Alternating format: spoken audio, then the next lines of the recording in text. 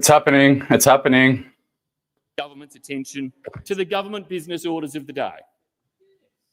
Up first is the Online Safety Social Media Minimum Age Bill. The Coalition will work with the government to pass that bill today. You can ditch your motion. It'll be the first item of business, and we will work with you consistent with Mr. Peter Dutton's promise to pass that bill. Everyone share it. We'll it's happening right now. Constructively through the other bills that are listed in the order of business today. We understand the urgency and the sensitivity of them, the aged care ones in relation to continuing our cooperation with the government on that, the sensitivity in relation to payment surcharges, and we would be willing to work in relation to the migration bills too. So we're willing to work with the government and we'll be cooperative, but we're not going to be taken on a ride. We're not going to be taken on a ride with this motion, which you can imagine. I can only assume that it's the ex-trade union types on the bench opposite who've thought, well, you know, what's worked for us in negotiations previously? I know, the old Ambit claim. Let's go in and ask for the world, and then we'll work back from there. Well, we're not falling Everyone for needs it. to share We're the not stream buying right into now. it.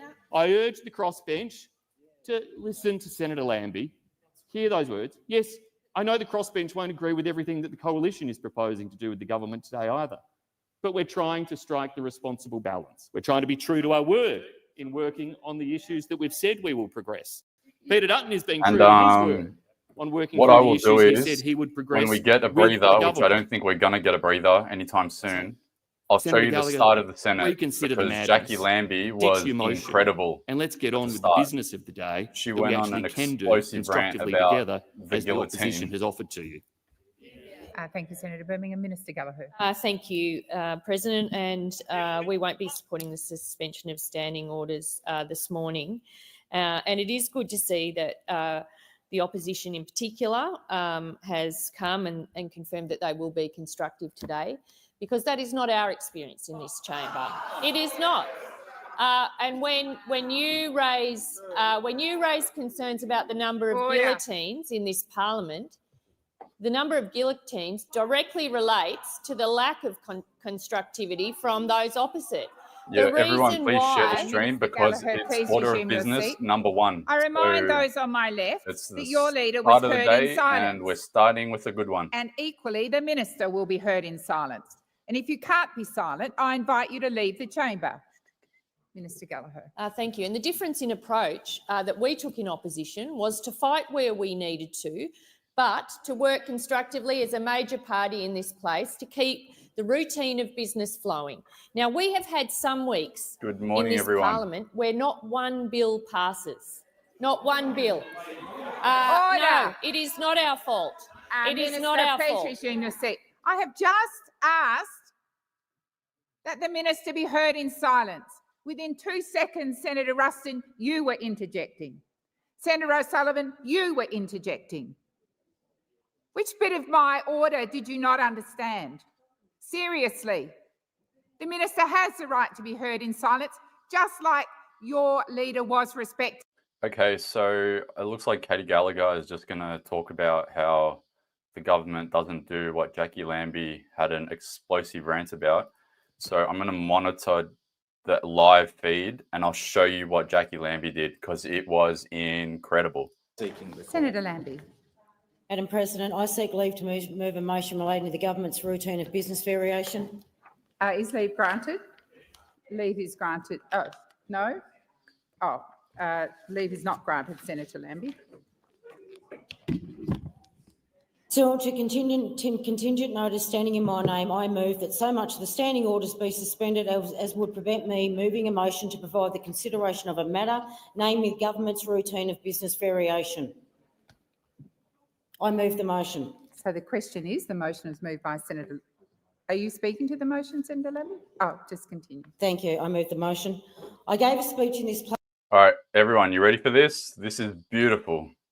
For all of her flaws, this is sensational work from Jackie Lambie. To the motion, Senator Lambie? Oh, just continue. Thank you. I move the motion. I gave a speech in this place just a few days ago on guillotines. I wanted to explain to Australians how this government likes to pack a lot of legislation together to avoid scrutiny, to avoid debate in this place, to avoid what the Senate is here to do. This government has had more guillotines in its first 3 years than what the coalition did in 9. Absolutely shameful. And then last night at 8:30 p.m, Labor sent all of us senators the mother of all guillotines. That's right, around 40 bills. 40 bills. So much for the right to switch off for our employees. Don't answer your phone. Ask them how they're going this morning, because they haven't slept. Ask them how their safety's going. You know it's a problem when the guillotine is 4 pages long, and these aren't small bills. There aren't tweaks to the legislation that we can call non-controversial. They are big and they are massive, and they include bills that are so undercooked, and that, putting it politely, they're raw to the bone. Bills like banning under 16-year-olds from social media. I thought this was a good idea. I think a lot of people out there thought it was a good idea until we looked at the detail, and let's be honest, there's no detail. There's bills on privacy, migration, money laundering, surveillance, the Veteran Harmonisation Bill for you veterans out there, and of course there is electoral reform bill. That's the one where the major parties want to spend more taxpayers' money on their own political slush fund, and who've got their snouts in the trough. To say that I am disappointed in this government is an understatement. It doesn't even cut it. The Albanese government came to this office promising transparency, promising a gentler parliament, promising the Australian people they would respect what we do in here. But instead of that, they have refused a record number of requests for documents. The Attorney-General has spent $400,000 of your taxpayers' money fighting for the right to shred documents. That's right, to shred documents. And when it comes to transparency and integrity in this government, it has been an epic failure. They have asked stakeholders to sign non-disclosure agreements before they discuss to show them their legislation. They refuse to tell Australians who the Prime Minister is meeting, even when the US President releases his own diary. That is shameful. They won't release the flight manifests, and they tell Australians when ministers are flying around on private jets on your taxpayers' money.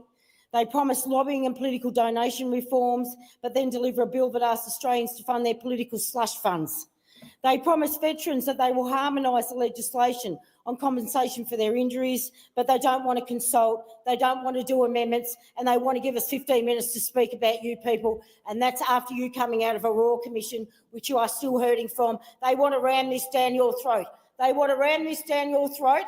3 pieces of legislation they wanted to bring in for a harmonisation bill without putting the National Commissioner back in charge before it moves anything. Before it moves anything, that was a recommendation from the Royal Commission. And instead of delivering whistleblower reforms, they keep using hundreds of thousands of taxpayers' dollars to prosecute them and lock them up. And now we have this mother of all guillotines. Last night, Minister Wong said all people in this place deserve a safe workplace. And just an hour later, they send a guillotine through like that. How is it safe for the employees in my office to go through 41 bills in a matter of about 12 hours? How is that safe? How is that safe? How bloody hypocritical. And what about the right to disconnect? Oh, do you hear that? Do you hear that through the chair, Senator Cash? Do you hear those ACTU, Sally McManus and Michelle O'Neill? Do you hear them standing up for our staff? Absolutely not. They're not up there. They've got Gabba tape all over them this morning. And it's not what the Australian people voted for. We were voted in to make legislation better. We have the right to put amendments up. We have the right to debate this. I told you guys. I told you. And the Australian people want you to get this right. This is not safe. It is dangerous. It is dangerous to shove bills down our throats. It is dangerous to shove bills down the Australians' throats without us probably going through and actually having a good look at it and putting it under the microscope. I was not voted in this place to give you a free pass to put through 40 bills in one day. And I sure as hell know the Tasmanian people do not want me to do that. So I'll tell you this, I'll remind you of something, and I'll table the document, is that in 2013, Rudd tried to put through nearly 50 bills on June the 26th. Guess what happened in September? Guess what happened? Guess who became the Prime Minister? Not Rudd, Tony Abbott. So why don't you keep playing your games in here? Thank you, Senator Lambie. So I'm going to go back to the live feed. And I think there's a division, but I think it's just division for standing orders.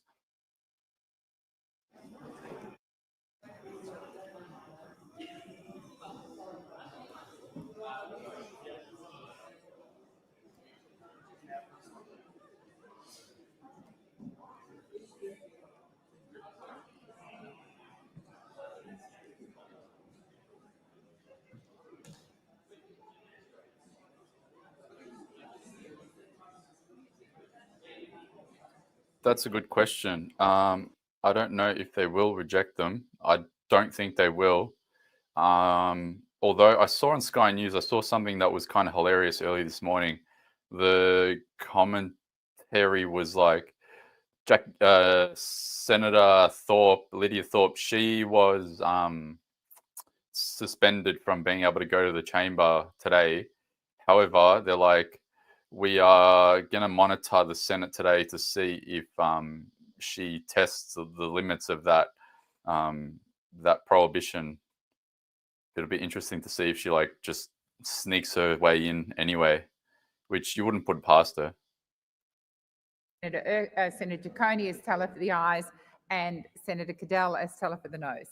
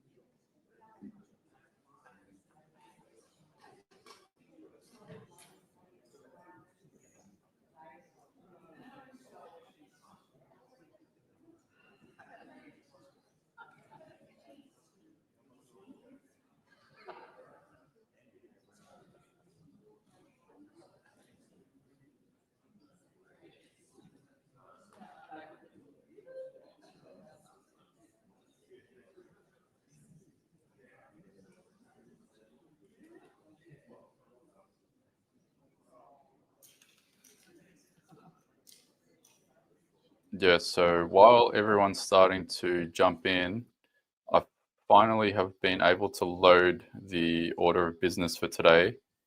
So this is today's order of business, and we are here. So I think it's Gallagher's motion at the moment. But the very first thing that they're going to debate on, which they're not going to debate on, is the social media minimum age bill. So everyone, please share the stream because it's first thing in the morning. They didn't give us any time.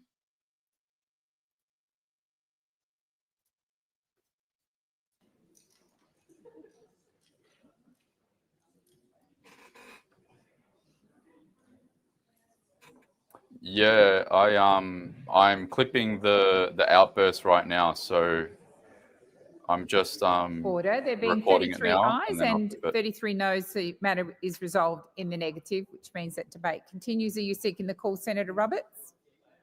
Senator Roberts. Thank you. Well, records are tumbling. The number of guillotines, Robespierre guillotine would have been needed sharpening by now.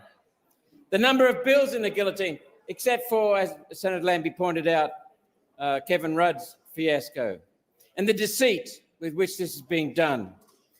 Records on cost of living, high. Standards of living, down. Energy prices, high.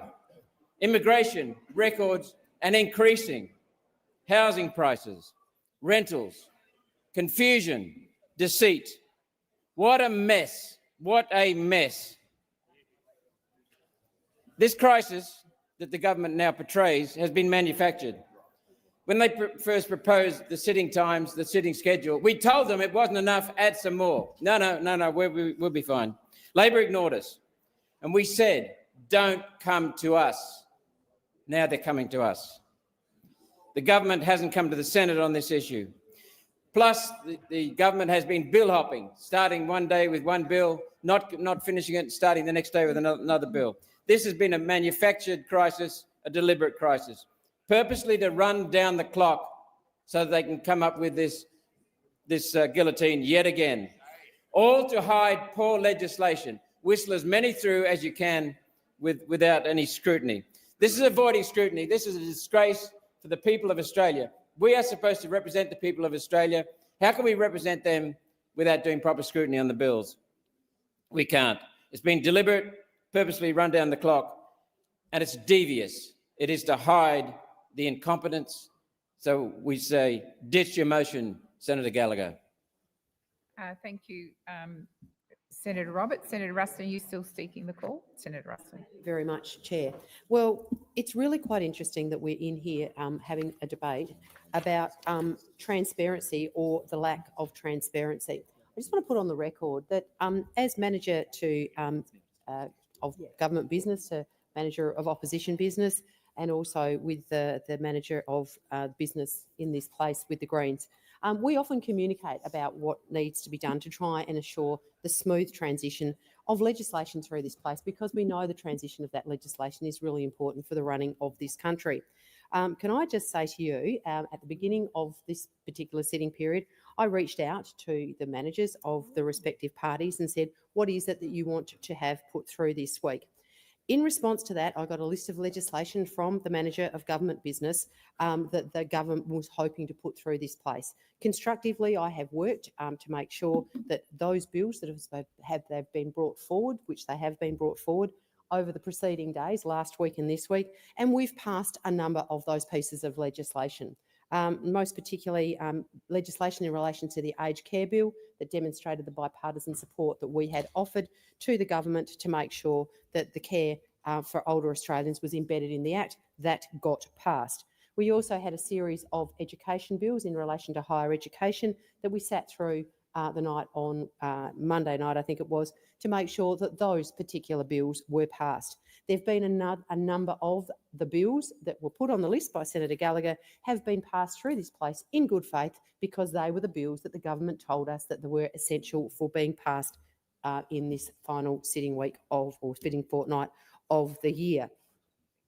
At no time has the government ever indicated that it wanted to push through 37 bills. And I draw to the attention of this place and those listening, the kind of bills that they are asking to shove through here. One of the bills actually relates to the Crown References Bill, actually relates to changing the terms in that bill from His Majesty or Her Majesty, which has been the case since this bill was first put into an action, to change that to now, instead of referring to His Majesty or Her Majesty, to referring to it as the Sovereign. So what we're seeing today is shoved through this place a bill that is so inconsequential in the middle of a cost of living crisis. Merely all it does is turns the term in relation to the Sovereign to a gender neutral term.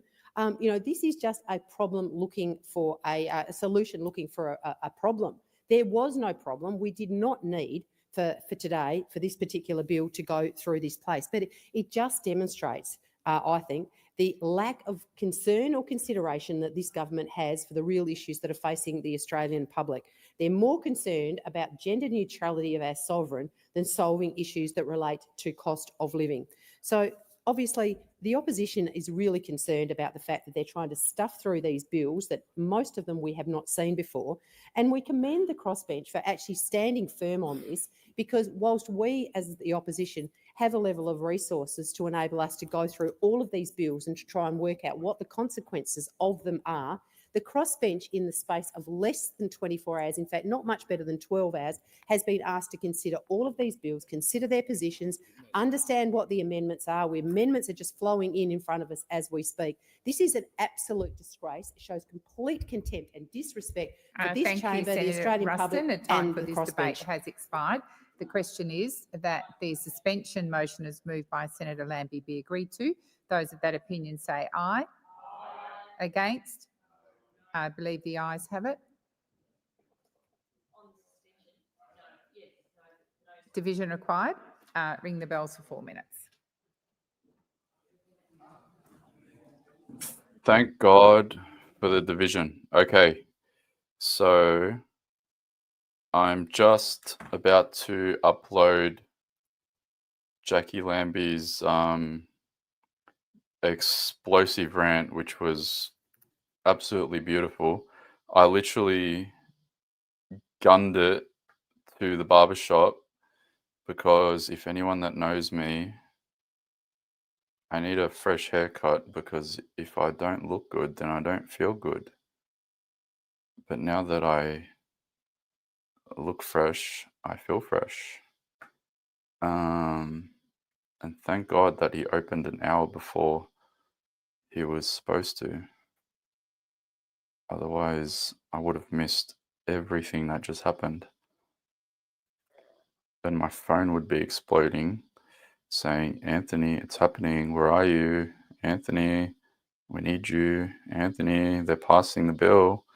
Anthony, Jackie Lambie just blew up in the Senate. What's wrong with my Canva?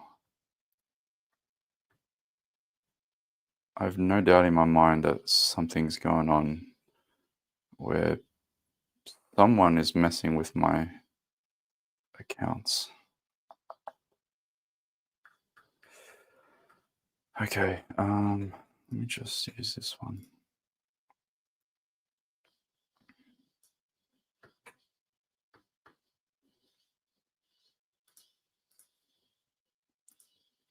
Open.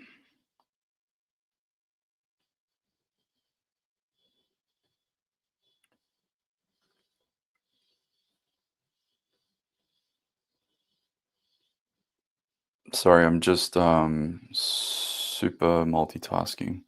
And I haven't had any coffee or anything yet. I'm just like not running on fumes. I actually had a pretty good sleep, but it's bloody hot though.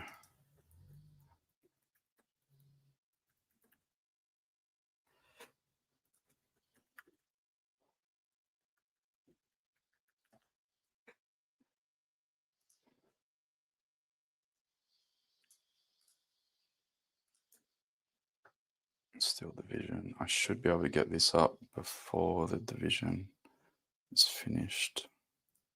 How's everyone going today? It's a beautiful day in Vietnam. I woke up this morning, the first thing that came into my head was Robin Williams screaming "Good morning Vietnam," the war cry in that film. In spite of the devastating loss of life that was going on, he kept everyone as mentally and emotionally relaxed as possible with his great theatrics over the radio waves. Senator Jackie Lambie goes on explosive rant about the rushed bills in Senate.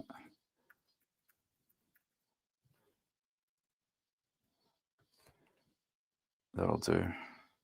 My brain hasn't started to mow and tick over just yet, so I'm coming up with just horrible captions. They'll get better as the day goes.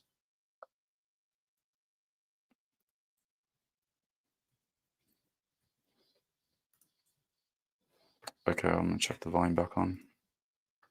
To the right of the chair, the nose to the left, I appoint Senator Goodell as teller for the ayes and Senator Ciccone as teller for the nose.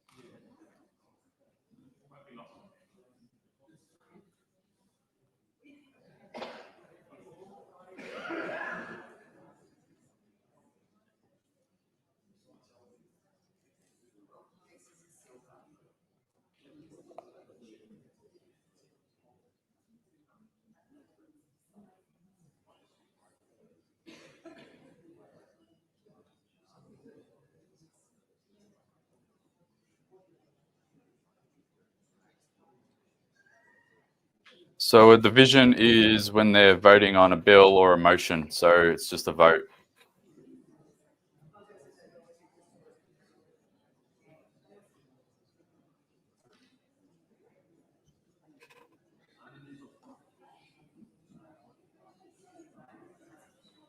So Amanda, buy me a coffee. I'll show you. So I had this account set up, but I never used it because I didn't think that anyone would be willing to chop me out. But I sincerely appreciate everyone's support because it's really helped over the last couple of weeks to be able to fund this operation and keep going. Because truth be told, it's all volunteer work. Order. There being 32 ayes and 33 noes, the matter is resolved in the negative. I call the clerk. Private Senators' Bills. Order of the day number 64, Criminal Code Amendment, Genocide, Crimes Against Humanity and War Crimes Bill 2024. What the hell is this? Resumption of second reading debate. I'm going to guess that's something to do with Faruqi. So either Faruqi or Lydia Thorpe, but Lydia Thorpe's not there. But anyway, if it's not a bill, that's the social media minimum age bill, and then probably the election one as well, the AEC one. Not too stressed. Anyway, what's Buy Me a Coffee? So it's a way that you can support me and Millie with what we do, with all of the information, the live streams, the content creating, the clipping, everything. So I'll just show you while I've got some time. So looks like a couple came through overnight, but I actually changed it this morning because it's the end of the sitting year. It's like the end of the sitting year. Whoops. It's like the end of the sitting year for me as well. So I changed it to Buy Me a Beer. So to celebrate the end of the parliamentary sitting year and hopefully the last day that I'll have to do a 10-hour live stream, at least for the time being, I thought I would change it to a beer. So yeah, if anyone wants to give us a shout for tonight, because I'm definitely going to have a drink tonight, there's a link in my bio on Twitter, and then there's a link, should be in the YouTube description as well. I don't know, I just rushed everything really quickly this morning. But yeah, if you guys want to give us a shout, that'd be awesome. Lisa bought 3 beers. It's so funny how it says that now. Thank you, Lisa. Thank you so much. And someone, wow, that's big. Let me just make sure nothing's happening in the Senate, because that's more important. I think it's okay. Let me refresh the live minutes.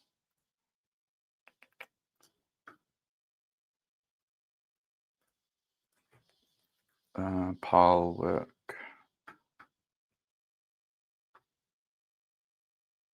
I think it's okay. I think it's that bill. It's something to do with Gaza.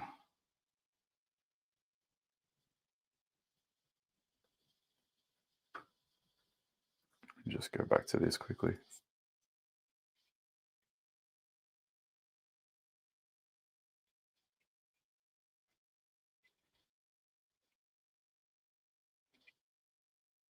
Yeah, it's okay. It's a private member's bill.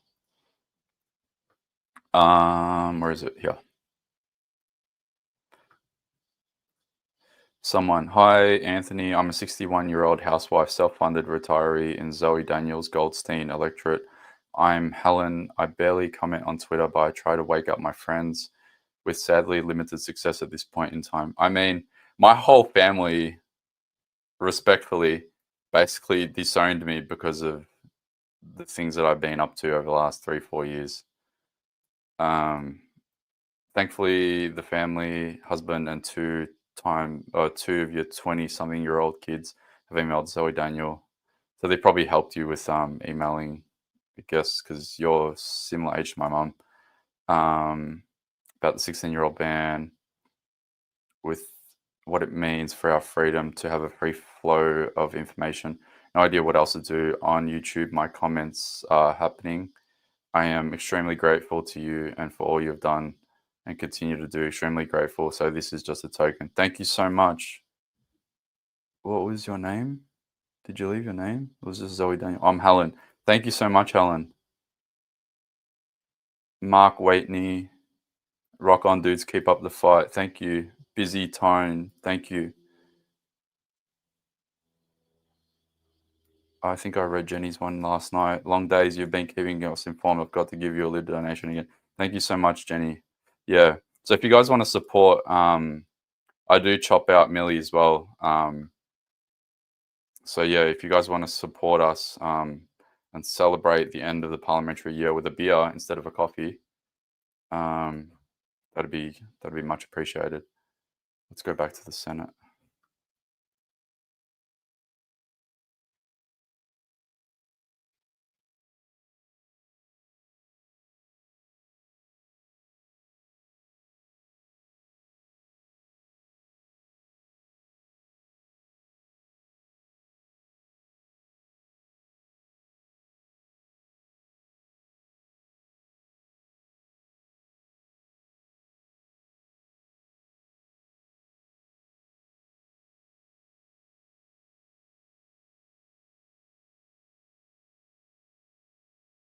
Who was that? Does anyone know who that was? Was that Lydia Thorpe? Did she sneak in?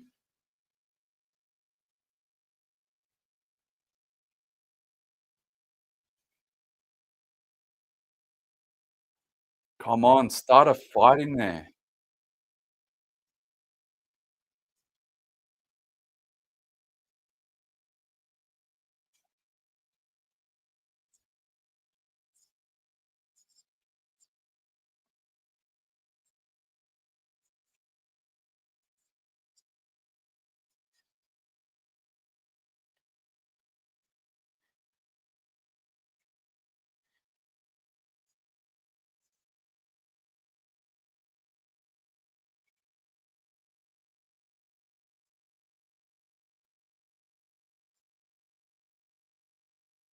I got completely distracted. I'm loading the video now. I'm just downloading it off Canva of Jackie Lambie's rant. So that'll be up everywhere in about 60 seconds.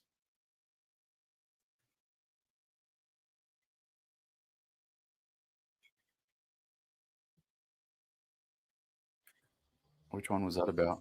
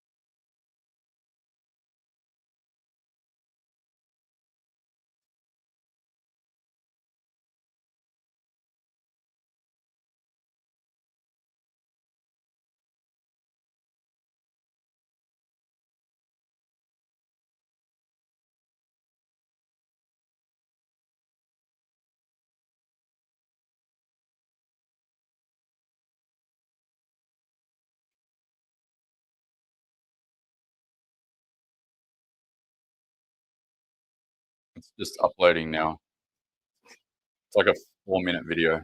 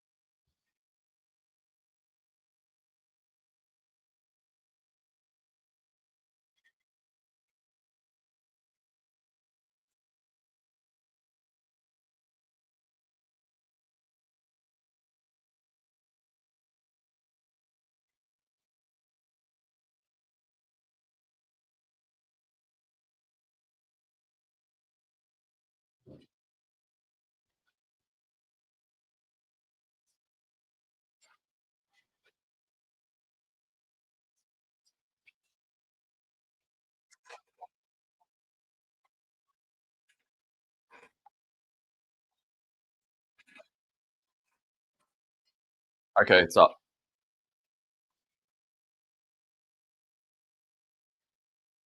Cool. Jackie Lambie video is up.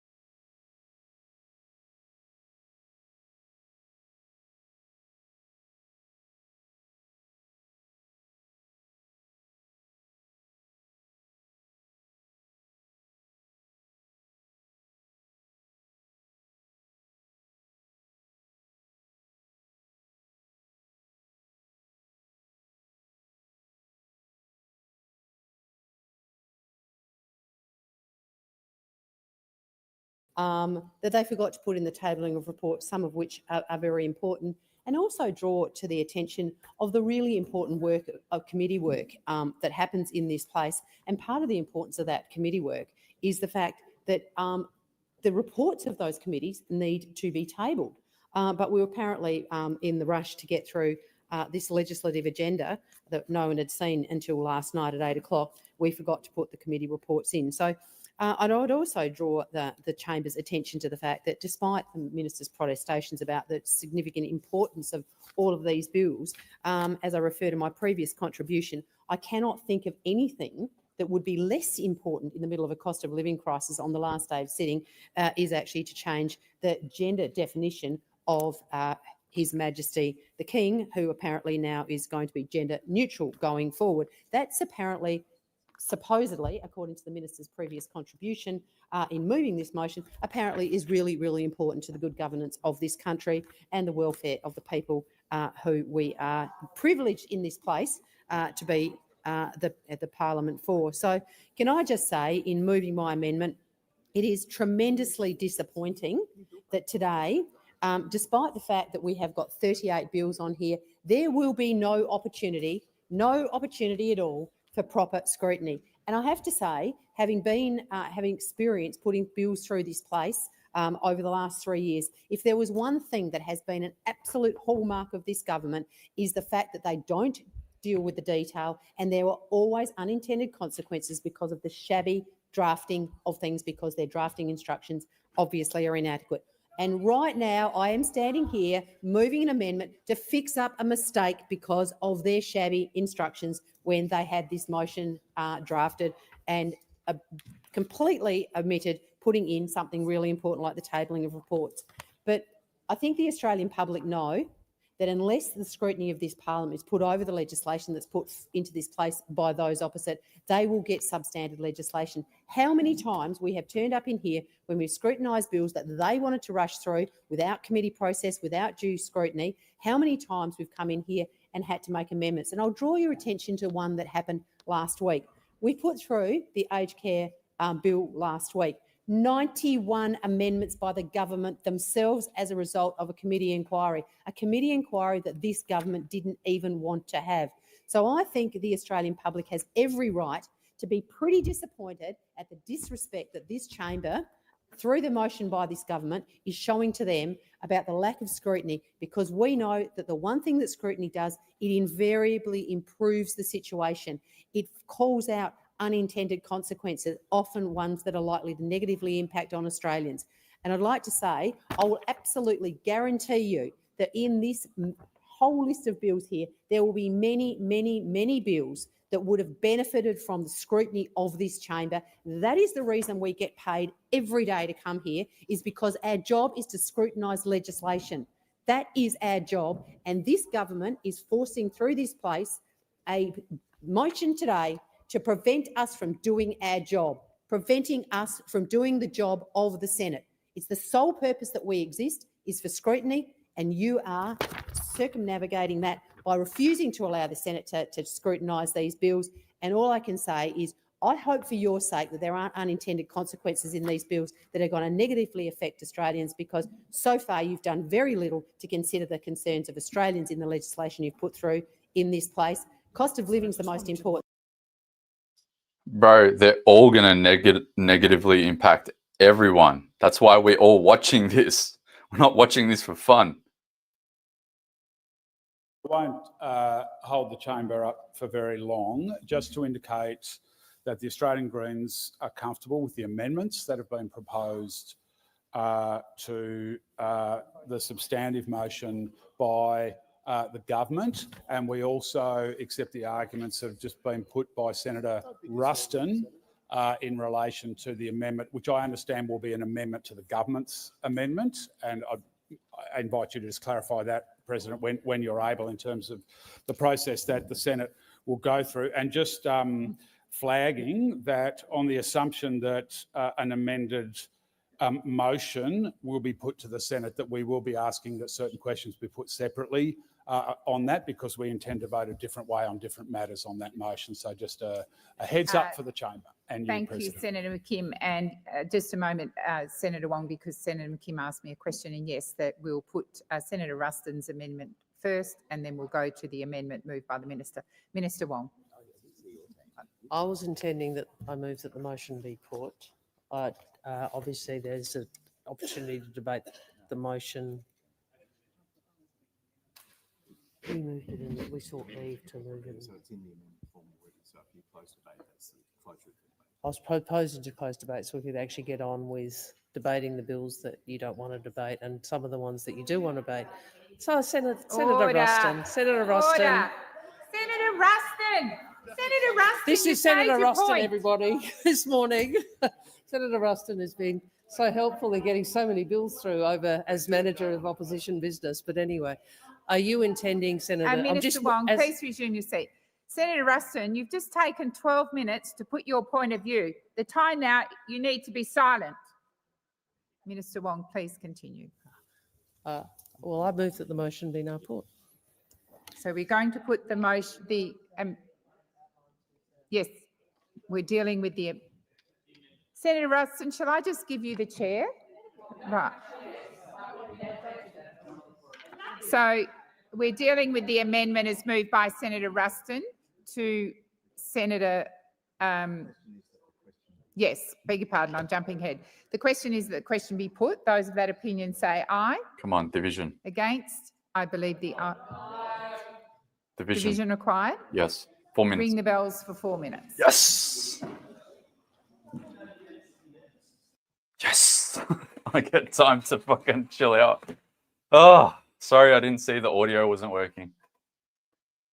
Probably going to have a lot of technical issues today, depending on how long this goes for.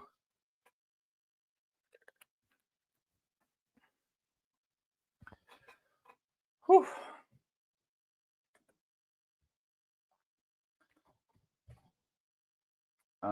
Let's just catch up on some comments.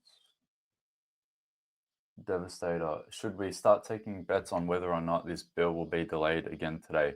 Well, it looks like everyone on the opposition or crossbench opposition side is like a bit upset about the forced nature of the guillotine of debate. So it'll be interesting if like things just get real messy. They're off to a great start, so I wouldn't completely write it off. But it looks like they've delayed it or canceled. Order, order. There are way too many people interjecting.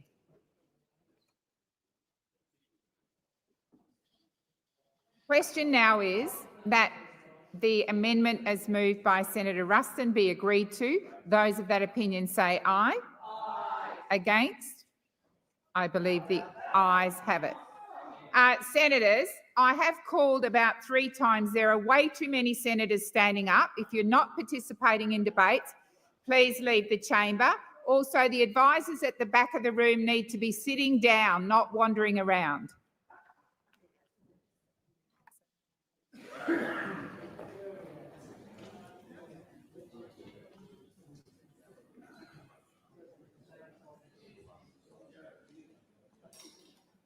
God damn, So look at those pants. The question now is that the motion is moved by Senator Gallagher be agreed to. Those of that opinion say aye.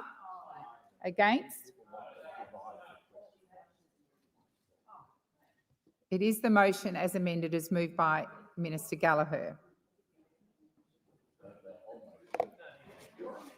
Minister Wong.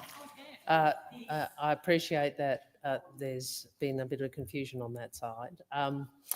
As I understand it, the opposition or the chamber gave Senator Gallagher leave to move the hours motion in amended form. Yes, that's correct. So that is what is before the chair. Yes, that's Senator correct. McKim has requested that that be voted on separately. You are now putting that. I don't know if there are other speakers on the hours motion. And then I assume that there will be a set of separate votes, given that different senators are voting different ways on different provisions. Yes. That's my So understanding. I put the question is now to I was just others. clarifying, Yes. President. Senator McKim.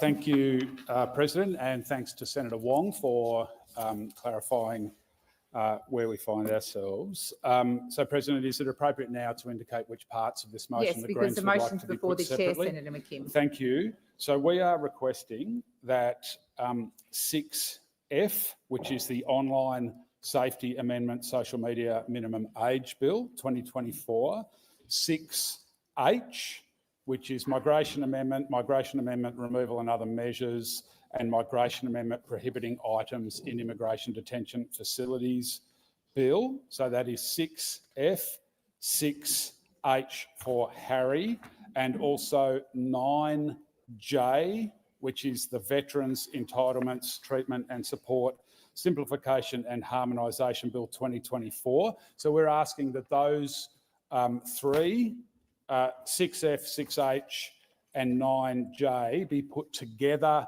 separately so that we can vote a different way to our position on the rest of the motion. Thank you, Senator McKim.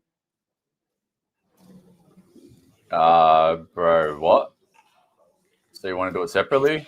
So the question is that the motion be agreed to in respect of those 3 paragraphs as outlined by Senator McKim, which is Put together separately, yeah. I don't know. 6H I don't even know what that means. and 9J.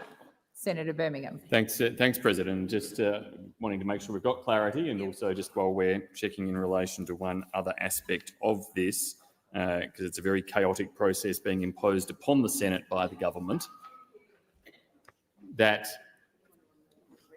the function of, or the result of Senator McKim's request is, of course, for those 3 bills to be put separately but together, and that obviously the intent of the Greens in making that request, given what's required in the standing orders, is presumably that they are voting one way on all of the rest of the motion in its totality and a different way on those three particular bills. Very well described. Thank you, Senator Birmingham. So I have put the question. I'm happy to put it again. So the question is that 6F, 6H and 9J be taken together and voted on. So those of that opinion say aye.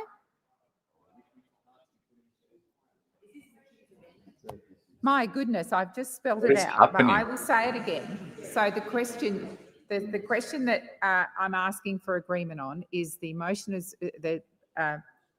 moved by Senator Kim, which is 6F, 6H, 9J be taken together and moved as one, which is exactly as you described, Senator Birmingham.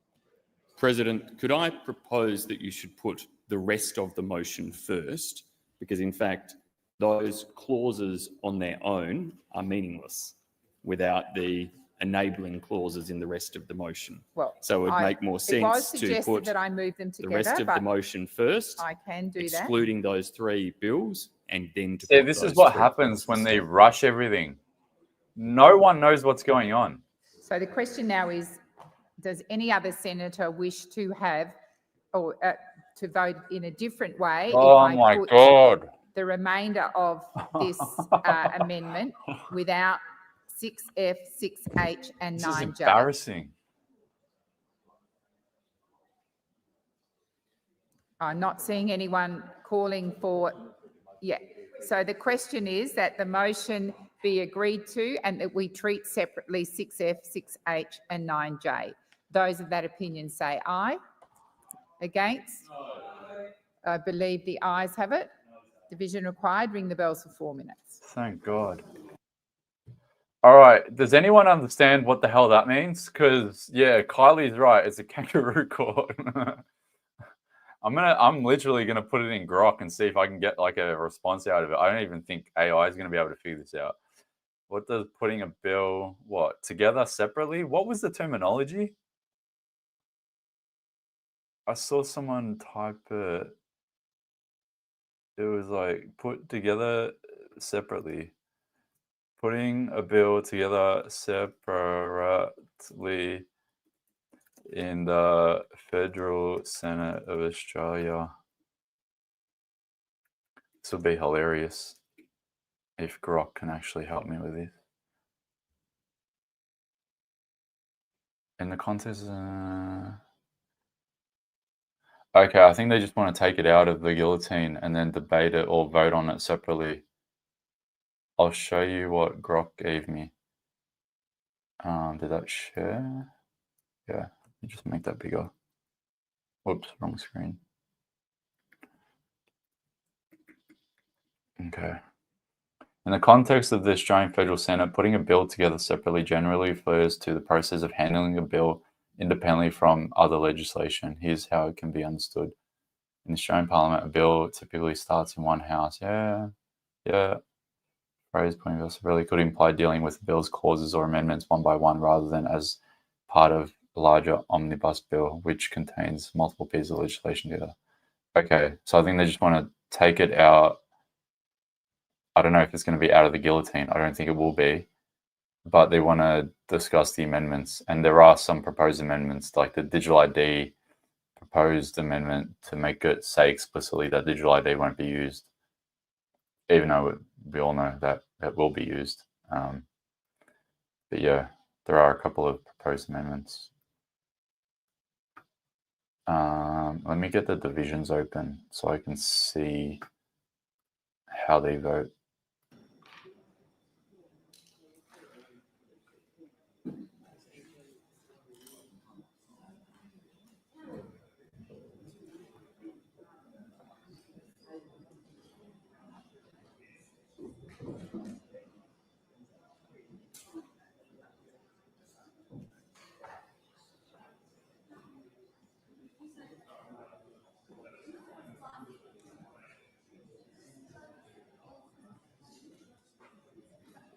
Yeah, I think you're right. Yeah, so that looks like what the explanation I just got out of Grok. And the Greens want it separated into 2 votes.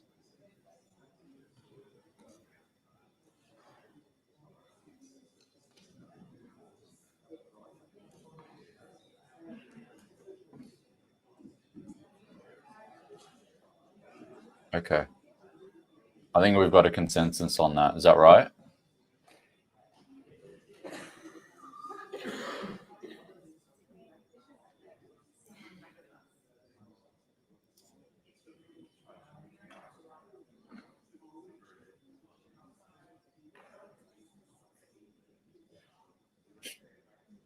Lost China.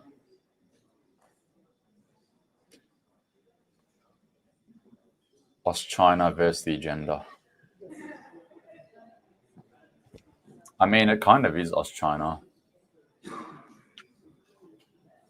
My mum is Chinese.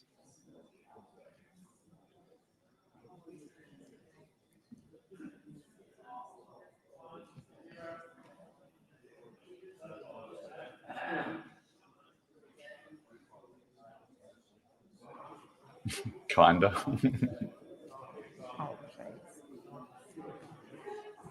That's a joke.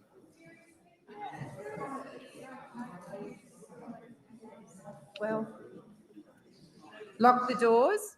So the question is that the amendment standing in the name of Senator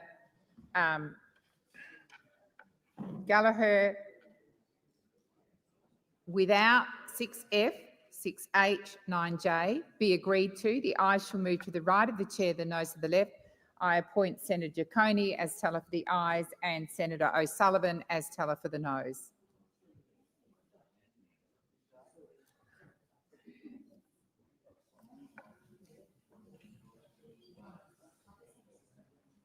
At Senator Hanson-Young.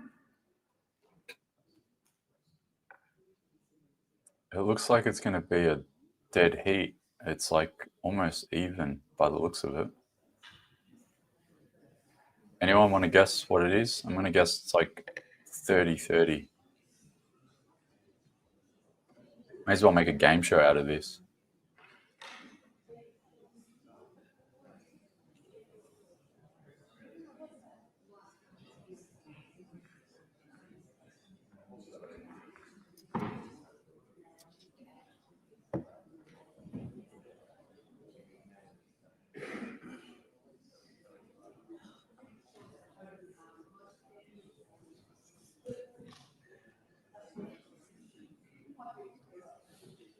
Yeah, so far the divisions have been very close.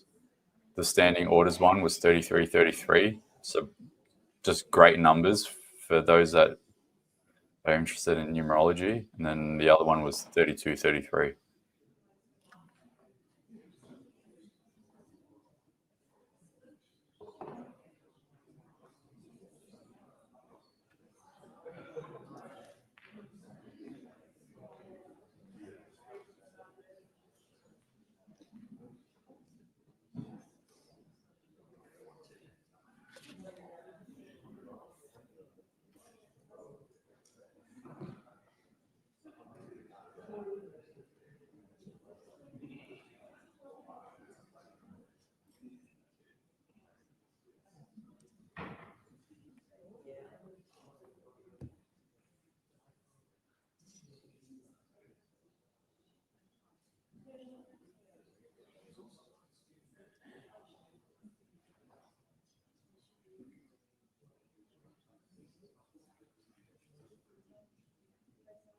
Order. There being 33 ayes and 34 noes, the matter is resolved in the negative.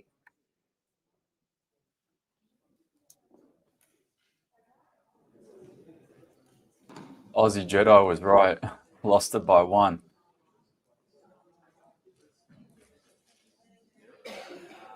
I am advised that as 6F, 6H and 9J don't have operative clauses to them, they are now redundant, and I call the clerk. Government business, order of the day number 1, online safety, social media. Oh, here we go. Bill 2024, second reading debate.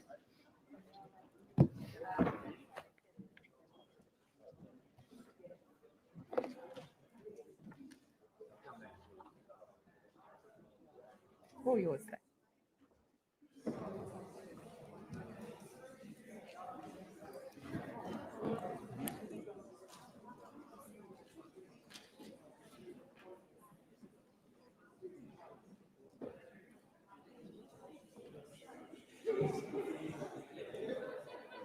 And I'll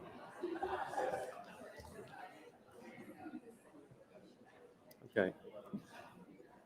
Order of Senators, for those of you who are not participating in this debate, could I ask that you leave the chamber quietly? If you are remaining in the chamber, please resume your seats and observe the proceedings in silence.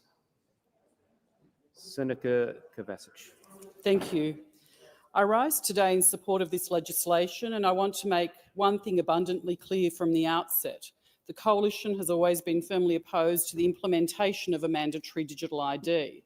There is rightfully widespread concern in the community about the security of personal data. With data breaches and leaks from major corporations dominating the news, it's entirely understandable that Australians are worried about the safety of their private information. But beyond the issues of data security, there is a much bigger concern at the heart of this debate, the growing dangers that social media poses for our children. And when it comes to the tech giants, platforms like Facebook, Snapchat, Instagram and TikTok, it's clear these mega corporations have shown time and time again that they have not prioritised our children's safety. I echo the very real concerns of many who reached out to me on this matter, and I want to be clear that I don't support any system, including a digital ID, that compromises the privacy and security of Australians. Such things should always be voluntary. Thanks to the efforts of the Coalition, the bill includes crucial safeguards that prevent social media companies from forcing anyone to hand over sensitive personal information or documentation. This bill is not about restricting individual freedoms or lecturing parents on how to raise their children. It's about giving parents the tools and support they need to protect their kids from the very real dangers that are online. The core focus of this legislation is simple. It demands that social media companies take reasonable steps to identify and remove underage users from their platforms. This is a responsibility these companies should have been fulfilling long ago, but for too long they have shirked these responsibilities in favour of profit. This is not a radical concept, it's a necessary one. Similar provisions are already in place in places like Florida, Utah and Louisiana, where social media companies are required to take reasonable steps to verify the ages of their users. These steps are overseen by regulators, ensuring that companies are held accountable for their actions. Under this legislation, failure to comply could result in fines of up to $50 million. Let's be clear, these companies have the capability to act. They can deploy their vast resources when they choose to do so. Take TikTok, for example. In 2023, TikTok removed 76 million underage accounts globally, including 1 million right here in Australia. So that's 76 million underage accounts globally they removed. And they did that of their own accord. And it wasn't too difficult, too complex, too hard, or anything like that. They just did it. They did this also without requiring digital IDs or any sensitive personal documentation. Instead, they used technology they already have. They used technology that they already use. The same technology that they can use to customise feeds and algorithms, which they do every single day. They use it to identify underage users. If TikTok can do this, so can other tech giants like Meta, which is valued at some $2 trillion. Imagine if there were a financial incentive to identify underage accounts. I expect we wouldn't have to wait too long to see some outcomes in that regard. Mark Zuckerberg and his billionaire peers have repeatedly demonstrated that they care more about money than they do about the safety and the mental health of our children. They have the ability to do this without compromising or changing any mechanisms of privacy that people have not already handed over when they open their own accounts voluntarily. This bill takes a big stick approach. It's the only way to get their attention and force them to make the changes that are so desperately needed. We must hold them to account, and this legislation does just that. Social media and the digital world is an ever-evolving tech behemoth, and it's long overdue for our laws to evolve with it. Ask any millennial what their online experiences were like 10 years ago, and compared to now, you'll see a massive shift, and it's not a good shift. It's not a positive one. Social media platforms for young people were once dominated by dedicated safe spaces for children. Sites like Club Penguin, where families felt confident that their kids were protected. But today, that landscape has changed dramatically. Studies show that just a single exposure to extremist, racist, misogynistic, or violent content can trigger algorithms that push even more harmful content to the viewer. Just one view, and then it can become part of your standard feed. So a child just needs to happen across it once, and then it'll keep coming. And we aren't talking about websites on the dark web. We aren't talking about obscure blogs on the depths of the internet. We are talking about content that is littered across TikTok, Instagram, and Facebook. TikTok, which was deliberately designed to be addictive. Think about that for a moment. Do we really want 13-year-old children being exposed to this kind of platform and content where their purpose was to make it addictive to our children? This should be unfathomable, yet here we are. The protection of children from the toxic elements of social media and the online space is one of the most urgent issues of our time. And this is not about telling parents how to care for their children. Parents are already doing everything that they can. But social media is one of the biggest problems discussed among parents across our country. I've spoken to countless parents who are literally crying out for help, telling me they need action to protect their children from the risks online. Polling from YouGov shows that 77% of parents support measures to safeguard children from the harmful effects of social media. Parents know the dangers these platforms pose for their children, and they want us to help them take action. They want us to help them protect their children. The data tells a harrowing story.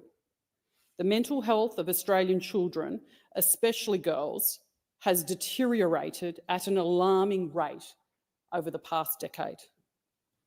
Hospitalisations for self-harm among girls aged 10 to 14 have increased by over 300% in that time. Young boys are targeted by sexual predators, with the AFP reporting hundreds of incidents this year alone. And these are those that, and what about those that go unreported, where the parents are unaware of the grooming and attempted grooming of their children? There need to be mechanisms in place to minimise this as much as humanly possible. We had a hearing on Monday, albeit a brief one, in relation to this matter, and I was deeply disturbed by some of the comments from one of the witnesses who suggested that there was an exaggeration as to the harms found online. I don't think there's an exaggeration. I think it's very real, and I think it's incredibly problematic. And I think if we continue to pretend that it's not happening, it will continue to get worse and worse unchecked. We have a responsibility and an accountability to protect these children. I read an article recently which talked about the challenge of putting this genie back into the bottle. We can't walk away from this just because it's hard. We can't walk away from it just because it's uncomfortable. And we can't walk away from it just because you know, some of the kids won't like it. And that's a reality. It's a shift and it's a change in what we have said is acceptable. But what we are saying here today is that we do not think it's acceptable for our children to be exposed to harms and predators online and for that to continue to occur under our watch. These statistics should be a wake-up call for all of us. Social media, which we looked to connect us, is instead contributing to a growing crisis in our children's mental health.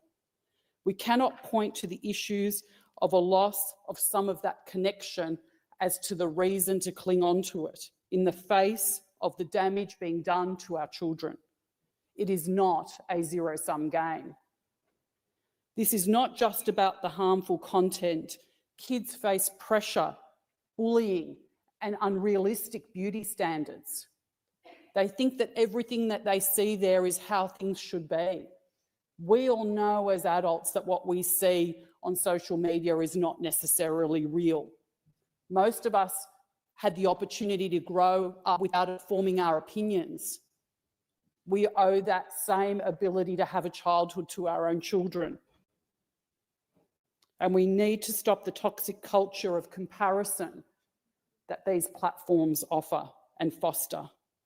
This bill seeks to address these issues head on and protect our children from the negative effects of social media. This legislation represents a major step forward in protecting the privacy and well-being of Australian families.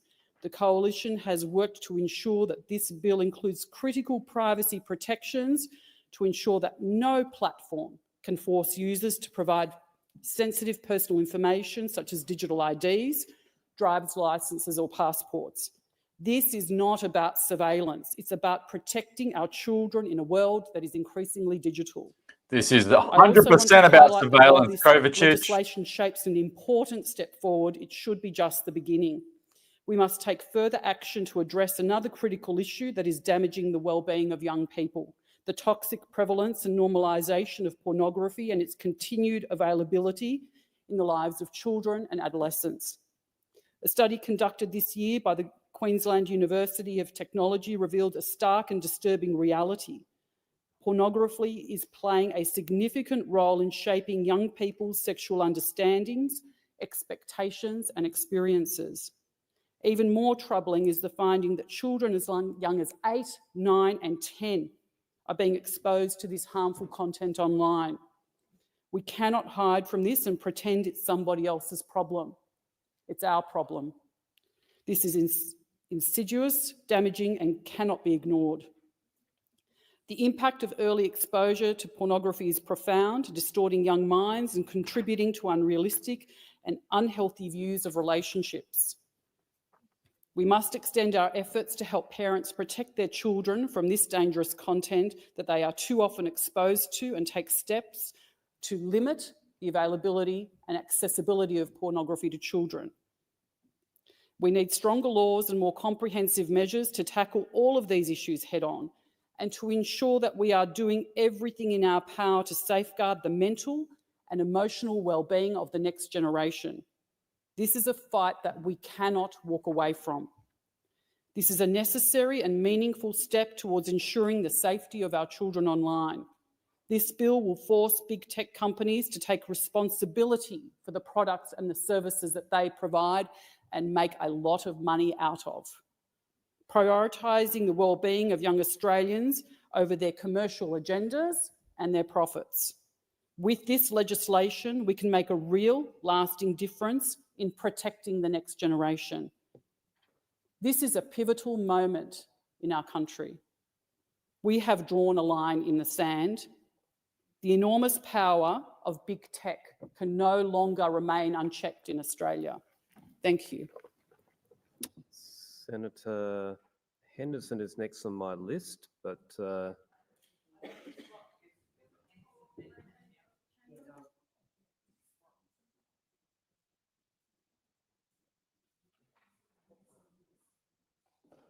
Hanson, we will rotate the call as per Standing Order 186. I'm glad for Standing Order 186. Thank you. Thank you, Mr. Acting Deputy President. Well, I rise in relation to this piece of legislation. And firstly, let me say what a disgrace it is that this bill only tabled in the House of Representatives last Thursday is now being has been railroaded and rushed through the process here across the parliament. Tabled in the House on Thursday, sent to a Senate inquiry that only sat for 3 hours on Monday. Submissions from stakeholders and interested parties were open for less than 24 hours on Friday. Talk about putting out the bins, taking out the rubbish. That's exactly how this whole bill has been treated by the major parties. And the reason that this bill is being rushed without scrutiny, without appropriate review, is because both the Leader of the Opposition, Mr Dutton, and the Prime Minister are worried that if people really knew about what the consequences of this piece of legislation mean, they wouldn't support it.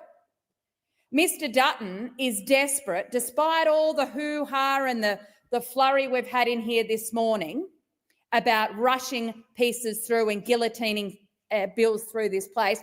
This is the one piece of legislation that the Liberal coalition, the Liberal and the National Party, want rammed through this place this week. This is the one thing, and every Australian voter and every Liberal Party and National Party voter should hear this. The Liberal Party, the one priority they have this week is to smash this piece of legislation through without review. Why? Because Mr Dutton doesn't want people to notice. Mr Dutton does not want people to notice that despite the huge concern, the wheels falling off on his own side, the fact he can't keep his own people in the tent, he wants it rammed through at a minute to midnight, Christmas Eve, the last day of the parliamentary year, because he doesn't want people to notice. I mean, this is the bloke who talks tough. This is the bloke who says, you know, I will be tough on this and I will be tough on this and I will say what needs to be said. He is hiding. He is hiding on this bill and he's rushing it through and he doesn't want people to notice. What a load of gutlessness from the Leader of the Opposition. But of course, it suits the government of the day as well, because despite expert after expert after expert, this bill will not keep children or young people safe. It won't. And I understand the best endeavours and intentions of people in this place and around the country who want to make social media safer for our children and our young people. We need to make social media safer for everybody, for women, for people of colour, for those who are isolated, for older Australians who feel totally unable to engage and understand how quickly this technology has happened.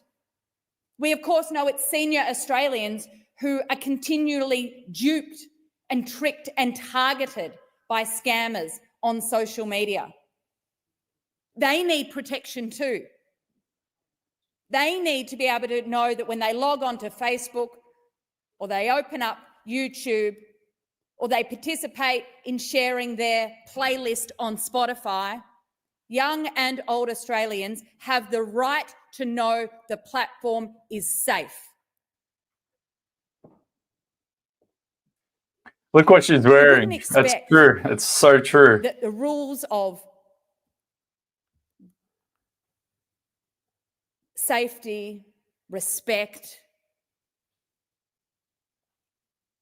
civil discourse are out the window in the car park at Coles. We don't think that just because something happens in the car park at Coles rather than the car park at Woolworths, that there is a different set of rules and standards and laws to be enforced. But here we have a situation where online and in social media, it's a free-for-all. So we do need to do something about making these platforms safer.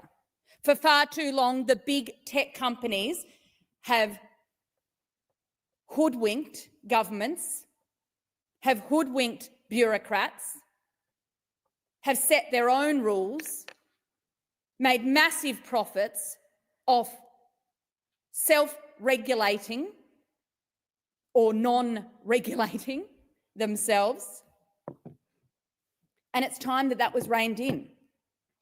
But that's not what this bill does. This bill gives a false sense of security. It gives the Prime Minister and the Leader of the Opposition a fig leaf to say they understand, they care about parents' concerns about children and young people online. But they're trying to fool Australian parents. They're trying to look like they're doing something while actually doing not much at all.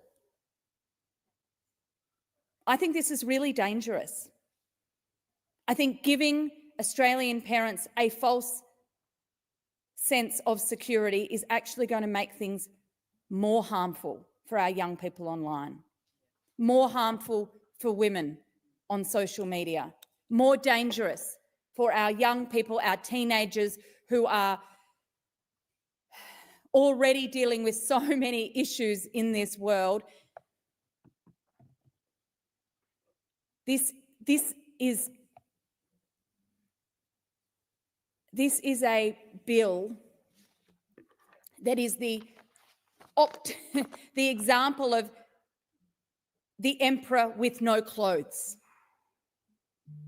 And Peter Dutton and Anthony Albanese, as the leaders of the two major parties who want to rush this through without scrutiny,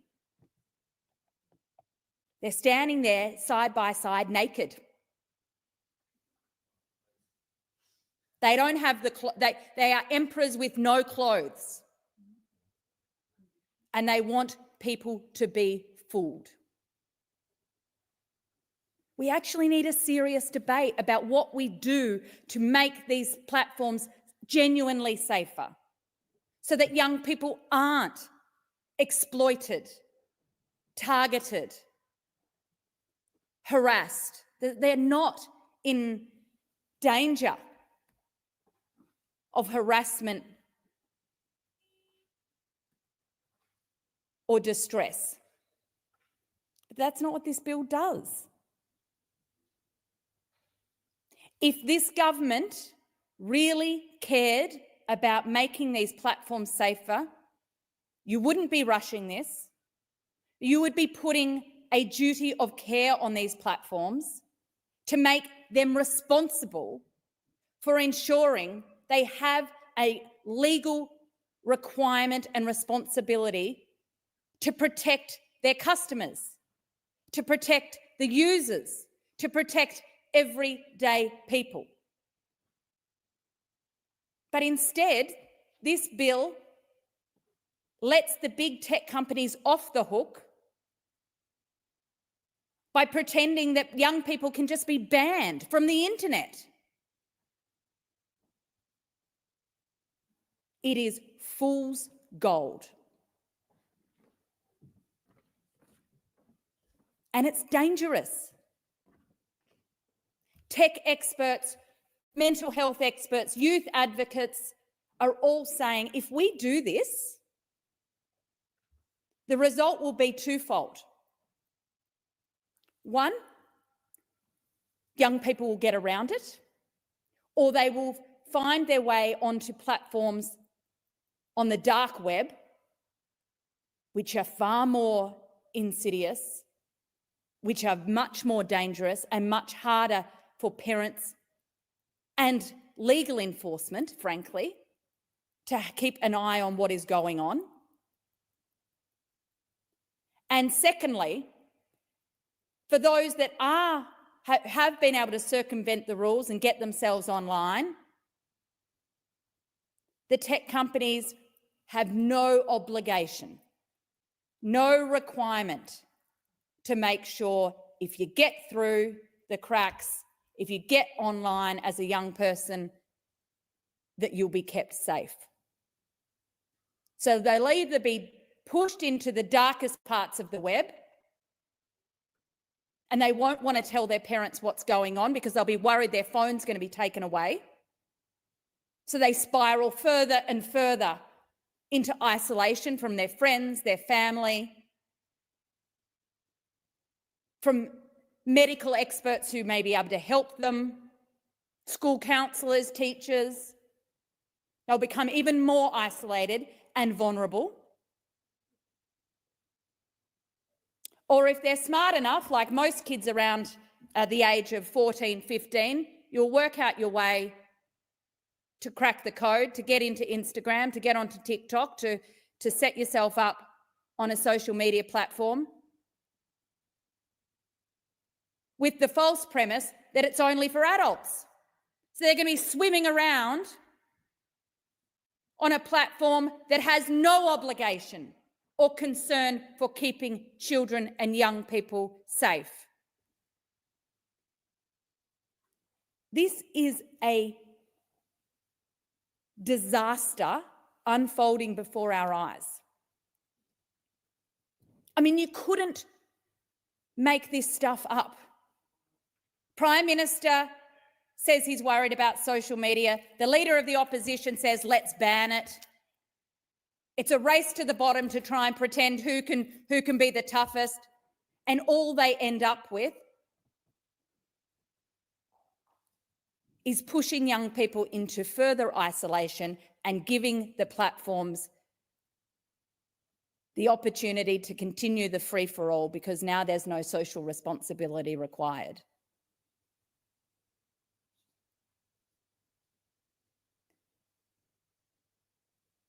There's been some promises made around regulating the platforms to make them safer, make them more responsible, stop them from profiteering off harmful content. But none of that is in this bill. The social media ban is the emperor with no clothes. Fool's gold. It's pretend. It's like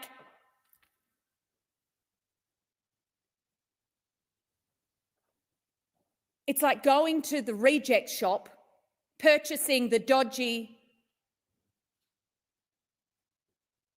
floaties, putting them on your kids and then saying, there you go, kids, jump in the deep end, see how you float. No parent would responsibly do that. And the Prime Minister and the Leader of the Opposition shouldn't make them do it.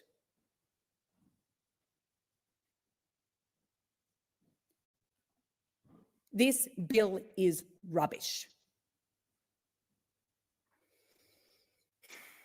And I'm angry about it because it doesn't actually meet the needs, the very serious needs of the concerns and the very real concerns that parents have.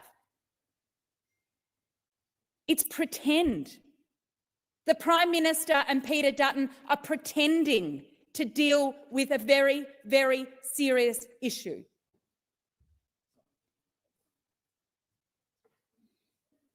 There's a reason they didn't want this to go through a proper Senate inquiry. There is a reason they don't want people talking about it. There's a reason this is being done at the last minute of this parliamentary session, and it's because they know it's a bad piece of legislation, that it won't do what they say it will do, but they don't want people to know about it.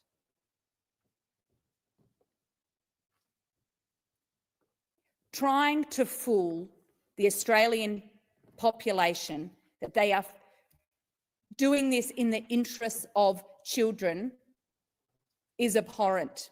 They're not. They're doing it in their own political interests. This is a political fix, not a social media fix. The ban is rubbish. Senator Hanson, just before I call you, Senator Henderson, Sorry, Senator Hanson-Young, I think you had a second reading amendment you wanted to. And I would ask that that be foreshadowed. Thank you. Could you just move that for us, Senator? I think my Hanson-Young? internet's just I a move little the bit second reading amendment in my name. unstable, Thank you. but it should be Senator okay. Henderson. So Thank you very much, Acting hopefully it Deputy President. kicks The up a bit. Coalition will be supporting this bill following its passage through the House yesterday. I am pleased to say that the Coalition has worked to strengthen the provisions of this bill. These are important changes which, in our view, have significantly strengthened the planned legislation in at least two areas. Firstly, in relation to privacy.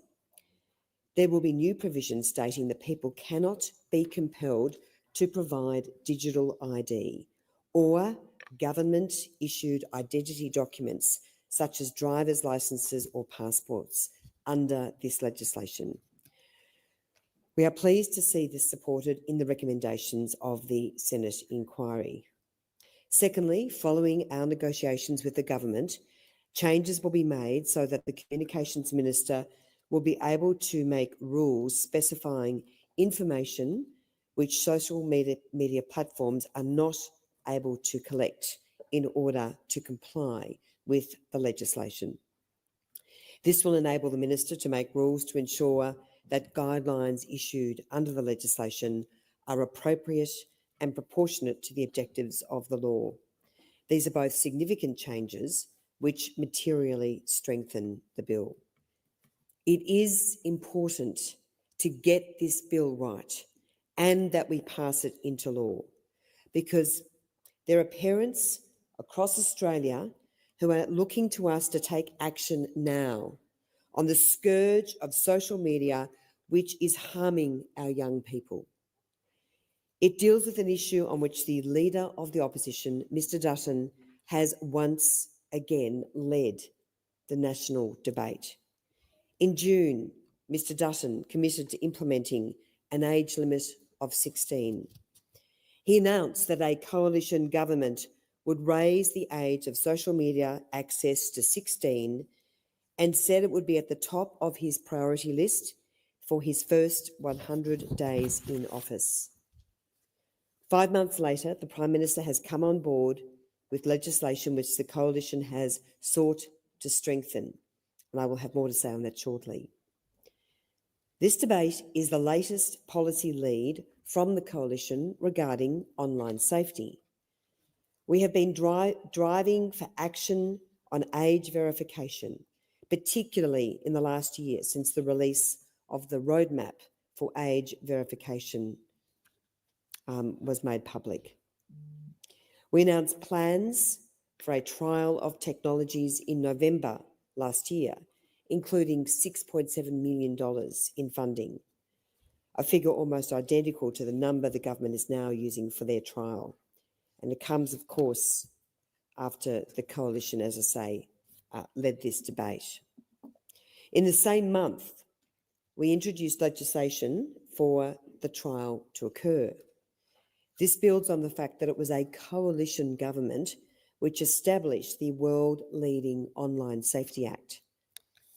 And so, a year after we sought to legislate action to strengthen efforts for online safety, here we are debating this bill.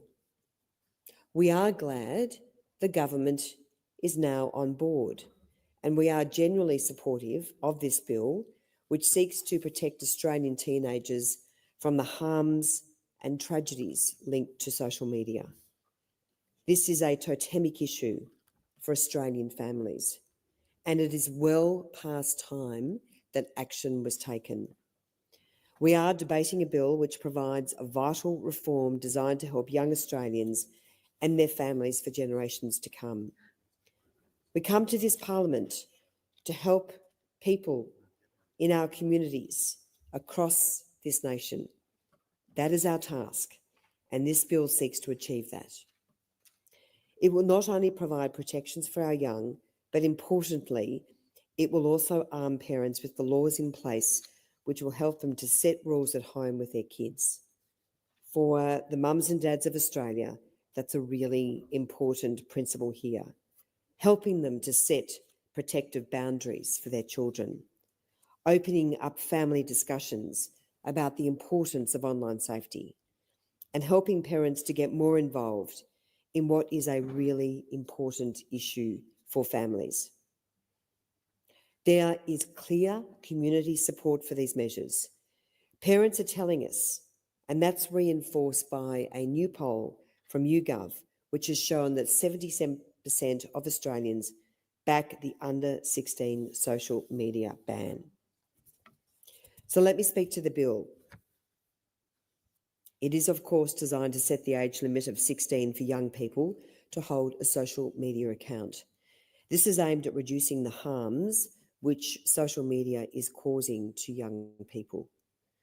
The bill provides for a new, broader definition of social media companies, age-restricted social media platforms, which will now capture Snapchat, as well as other major social media platforms such as TikTok, Facebook, Reddit, Instagram and X.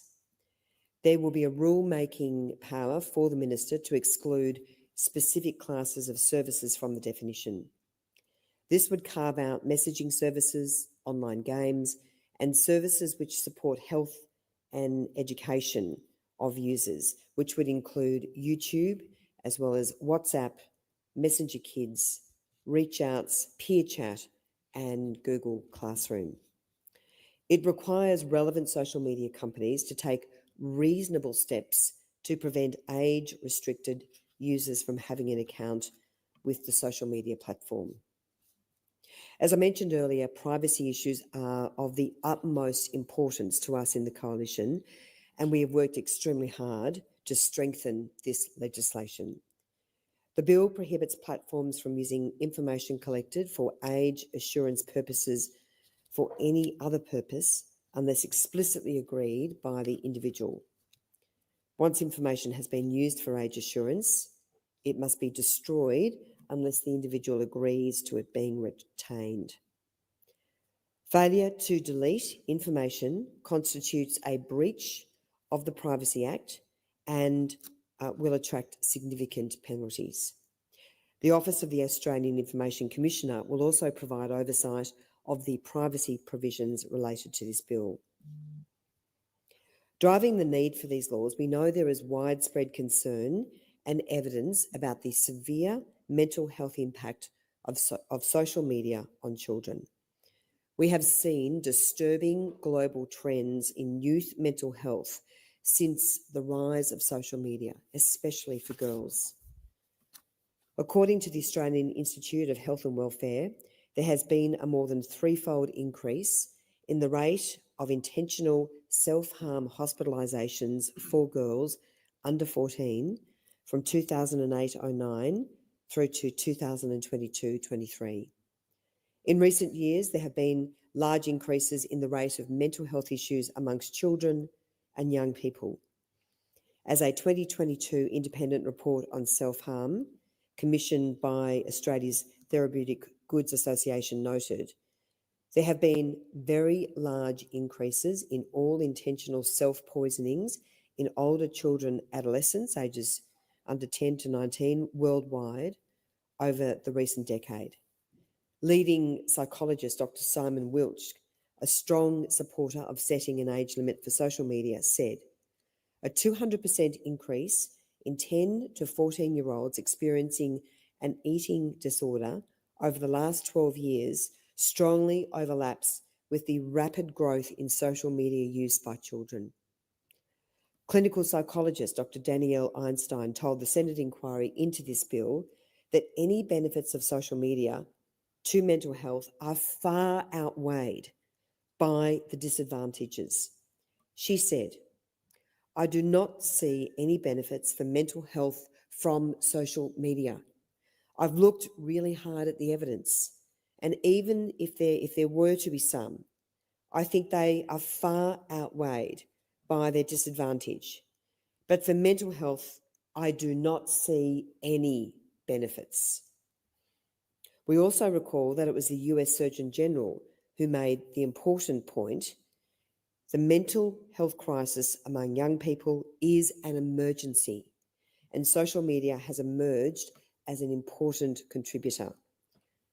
We simply cannot ignore such evidence. The harm being caused to young Australians has also been demonstrated in the tragic cases which we have seen in News Corp's Let Them Be Kids coverage. Families torn apart after their children fell foul to social media. And I would also like to pay credit to the work of the 36 Months Group, which has also secured nearly 128,000 signatures from people urging the age limit to be raised to 16. In recent weeks and months, I'm just going to quickly interrupt this bullshit because we all know it's bullshit.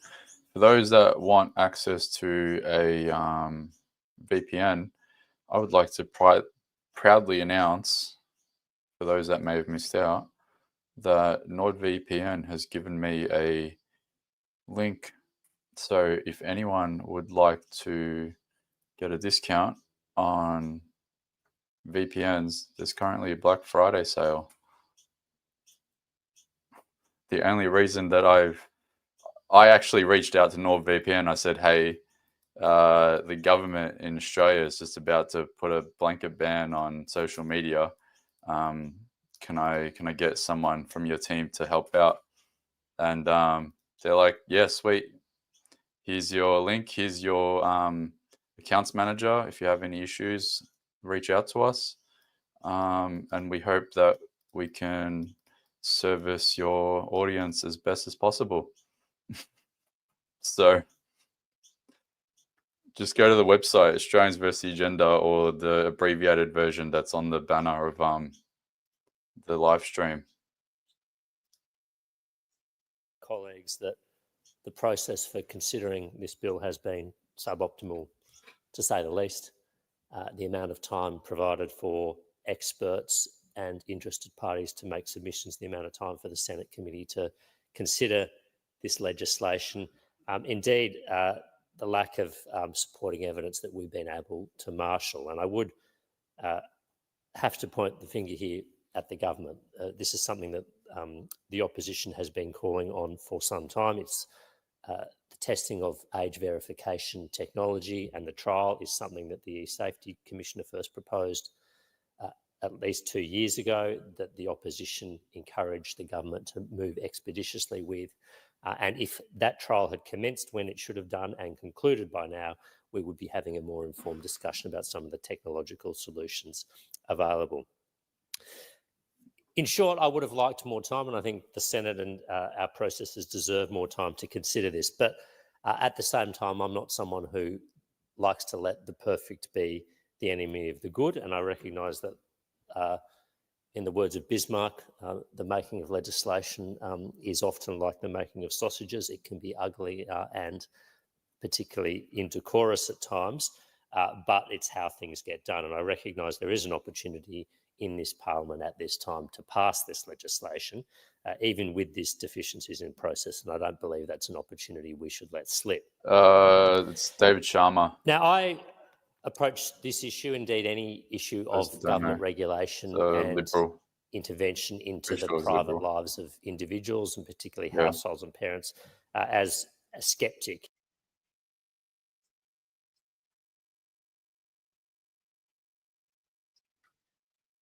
The freedom of children in this instance, and in some respects, remove or curtail the rights of parents and their own decisions about how they raise their children. And I respect those of my colleagues here and elsewhere who've made that point.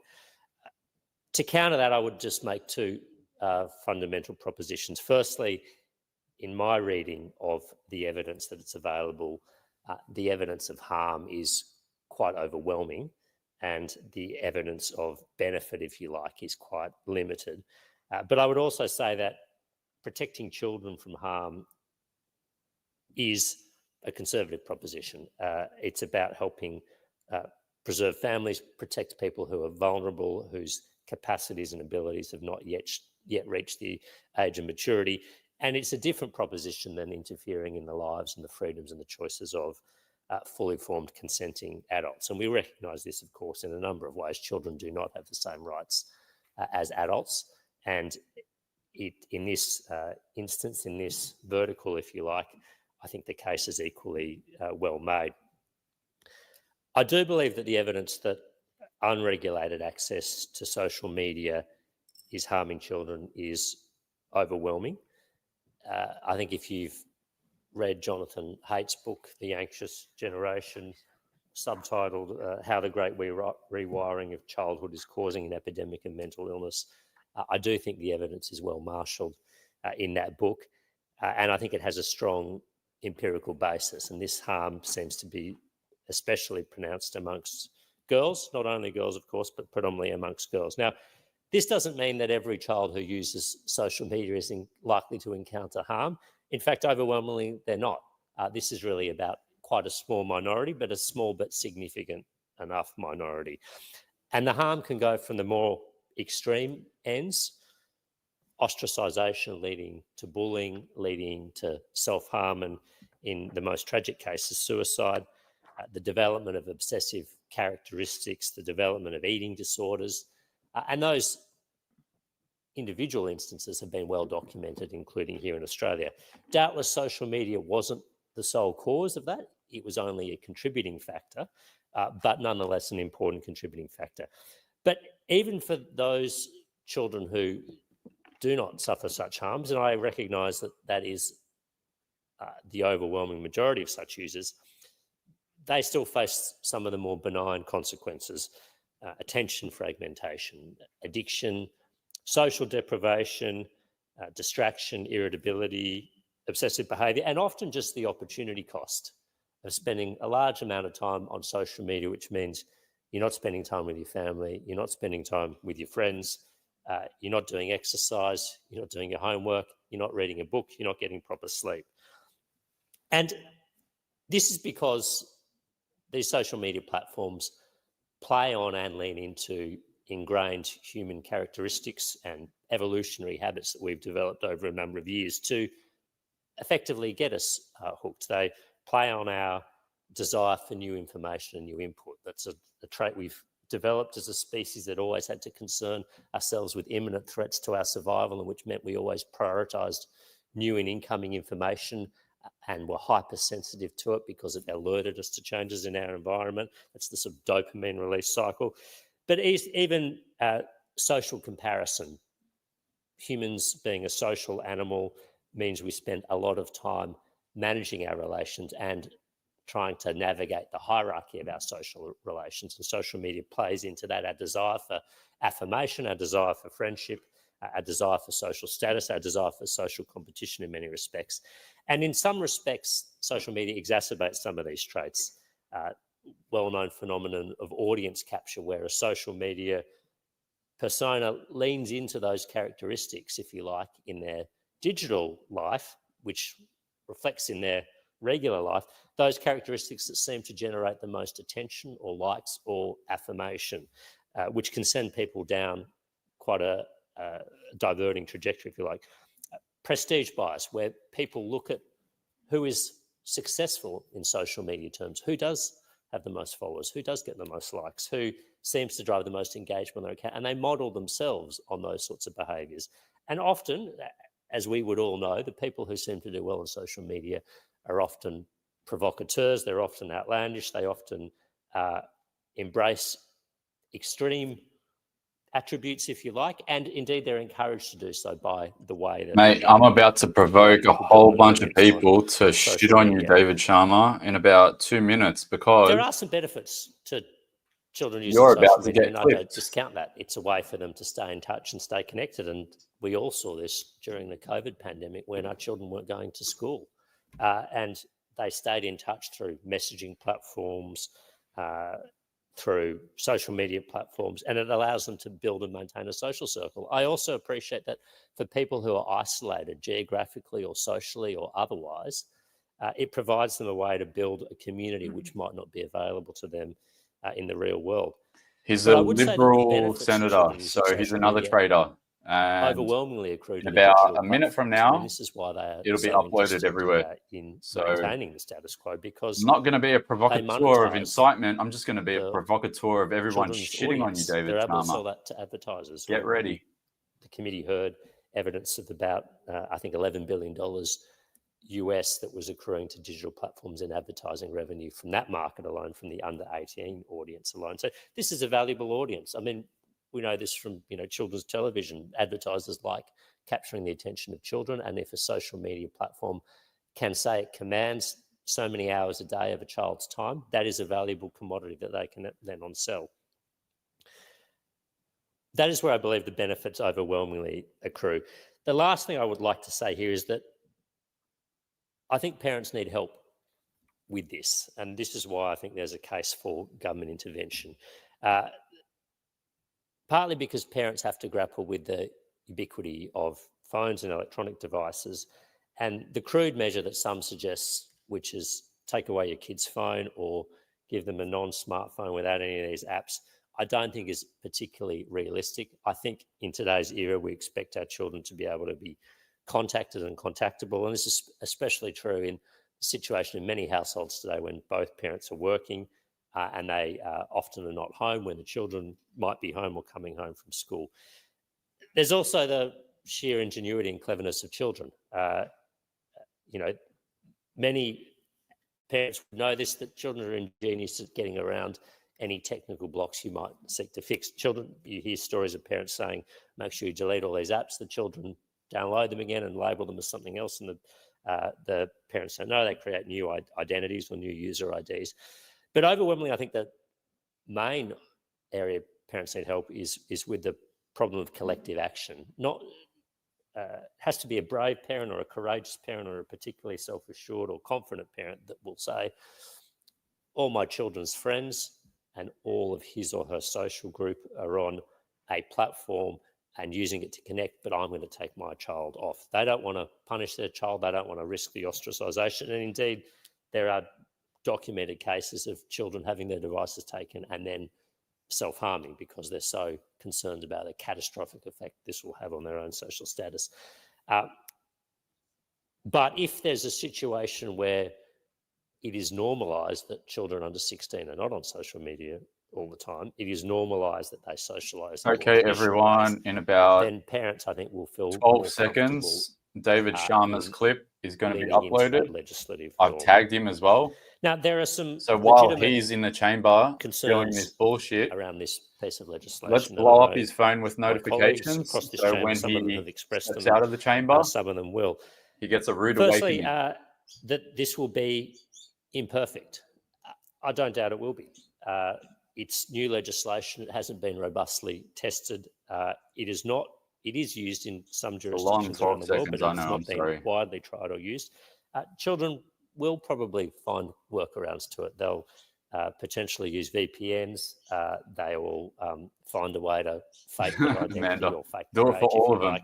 I'm literally going to go hammering they'll all of them. migrate to I other just need you platforms. guys to back me. That's all. I don't doubt that's true, but I think this is as much As about long as you guys introducing back some me on friction this, into the we can at process. least piss and them we off recognise this in lots of for the spheres entire of life duration when of government this seeks to regulate it. Even, as a homeowner, these debates. you never expect All right, your it's home up. will not be broken David into Sharma's entirely, up. but you're still going to put Let's go. deadbolts on the windows. Let's blow up his phone. And lock the doors and maybe security grill around your window, knowing that it won't be perfect protection against You're not burglary, going to but like it what will you make see, our David job a little Sharma. bit harder. Well, I think this legislation is really about introducing some friction into the process and perhaps tipping the normal point, if you like, between children being overwhelmingly online to being somewhat less overwhelmingly online.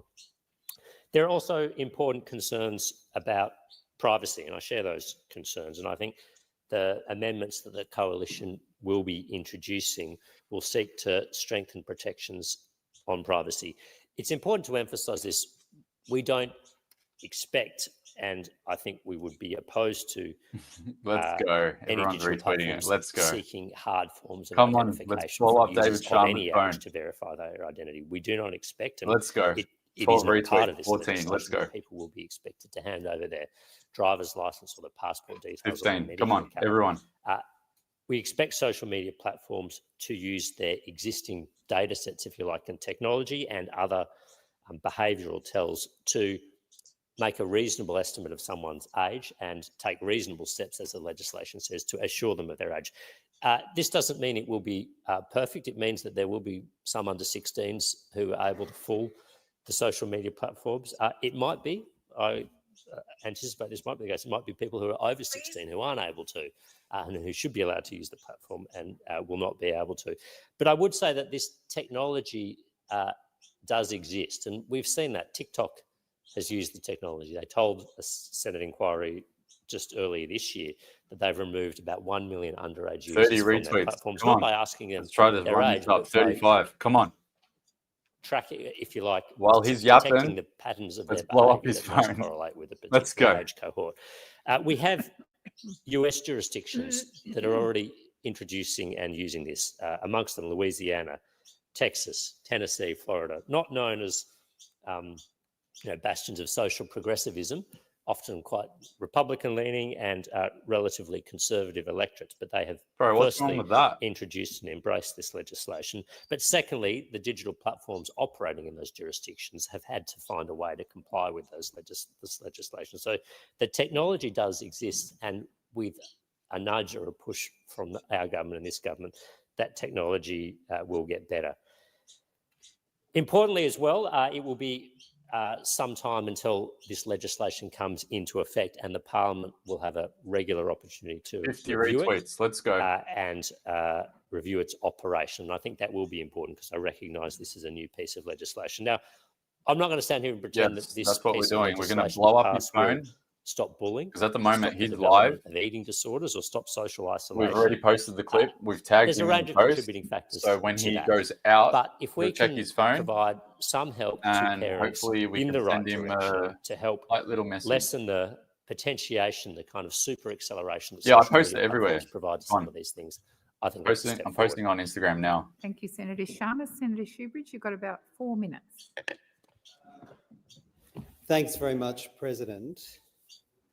I firstly want to associate myself with This will be the interesting. contribution from my colleague, Senator Hanson-Young.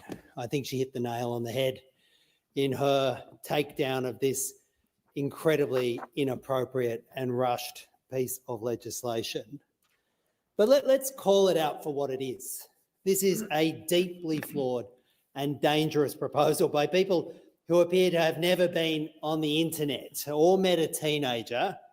It's a bill to appease Rupert Murdoch and the news stable, and whose implementation, if we ever get that far, will be a hot mess.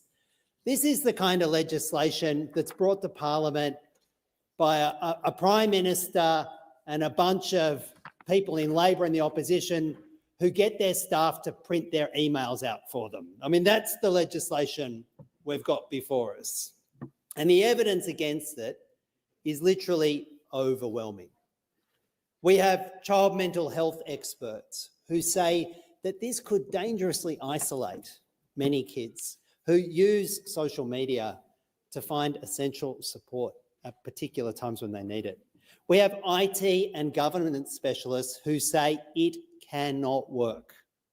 We have privacy advocates who are saying this will reach into everybody's privacy, everybody who engages in social media, not just kids, but adults. We have human rights organisations who are all, pretty much all, united in opposition everyone on to this YouTube, law. We I have just government posted the link agencies like the OAIC in the who comments. say I just don't pinned it. do this. It'll take you It's an to a link tree, and that extraordinarily link tree will broad show you alliance of links to people. all And of I the social can't accounts really that we got. recall So that should be such a kind of united that should help you with breadth that. of opposition to I'll post it legislation on Twitter as well. that Labor and the Coalition, Anthony Albanese and Peter Dutton, both whose names start with Mr., are joining together to ram through with a sham inquiry in the sort of last few hours of parliamentary sitting this year. And why are that group of people, the mental health experts, IT and government specialists, privacy advocates, human rights organisations. Why are they all joining together to oppose this legislation? Because this policy will hurt vulnerable young people the most, especially in regional communities and especially LGBTQI community, by cutting them off from the support that they need and the support that they can sometimes only get on social media. And to be clear, it has not worked anywhere in the world where these kinds of thought bubbles have grown and then popped. So why are we ramming it through with so little scrutiny here? And why does the Albanese Labor government suddenly want to work on absolutely everything? Thank you, with Senator Mr. Shoebridge. Peter The Dutton? time for this debate has concluded. You'll be in continuation. It being 11:15, are there any notices of motion to be given for another day? Senator O'Neill. Pursuant to notice given yesterday on behalf of the Standing Committee for the Scrutiny of Delegated Legislation, I withdraw business of the Senate Notice of Motion number 1 for 12 sitting days after today, proposing the disallowance of the Explosive Regulations 2024. Thank you, Senator O'Neill. Is there a report from the Selection of Bills Committee? Senator Urquhart. The 14th report of 2024 of the Selection of Bills Committee, and I seek leave to have the report incorporated in Hansard. Is leave granted? Leave is granted. Senator Urquhart. I move that the report be adopted. Senator Chisholm. I move the following amendment. At the end of the motion, add, and the Competition and Consumer Amendment, Australian Energy Regulator Separation Bill 2024, not be referred to committee. So the question is, Senator McKim. Thank you, President. I would like to move an amendment to Senator Chisholm's amendment. It's an amendment that's been circulated in my name, and that is that in respect of the Electoral Legislation Amendment, Electoral Reform Bill, the Electoral Legislation Amendment, Electoral Communications Bill, provisions that those bills be referred immediately to the Finance and Public Administration Legislation Committee for inquiry and report by the 3rd of February, and also in the same move to amend Senator David Chisholm's Sharma, amendment. we are on 87 retweets. Let's try to get those numbers up. Let's try to pump those numbers up while we've got some time.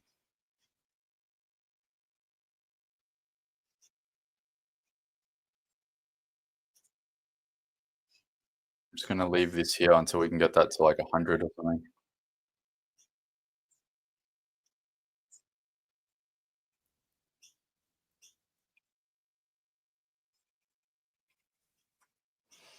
Let's go. Let's send a message to David Sharma.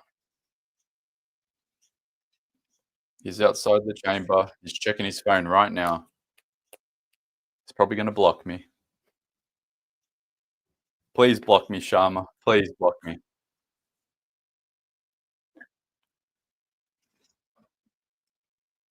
Come on, guys. 96. Let's go.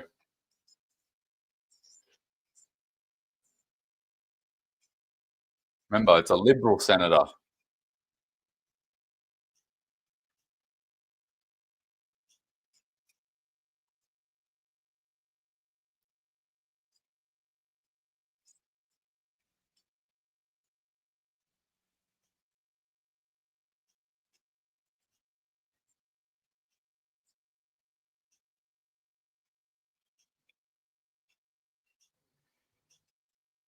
$100. Yes. Keep running it up. Let's go. Send a message to the Liberals. And people seeking asylum. And why did Labor oppose it? Together with the Greens, Okay, so it looks like in the interim, they have moved on to... The live minutes has been loading really, really slow the last couple of days. I feel like everyone's jumped on it all of a sudden.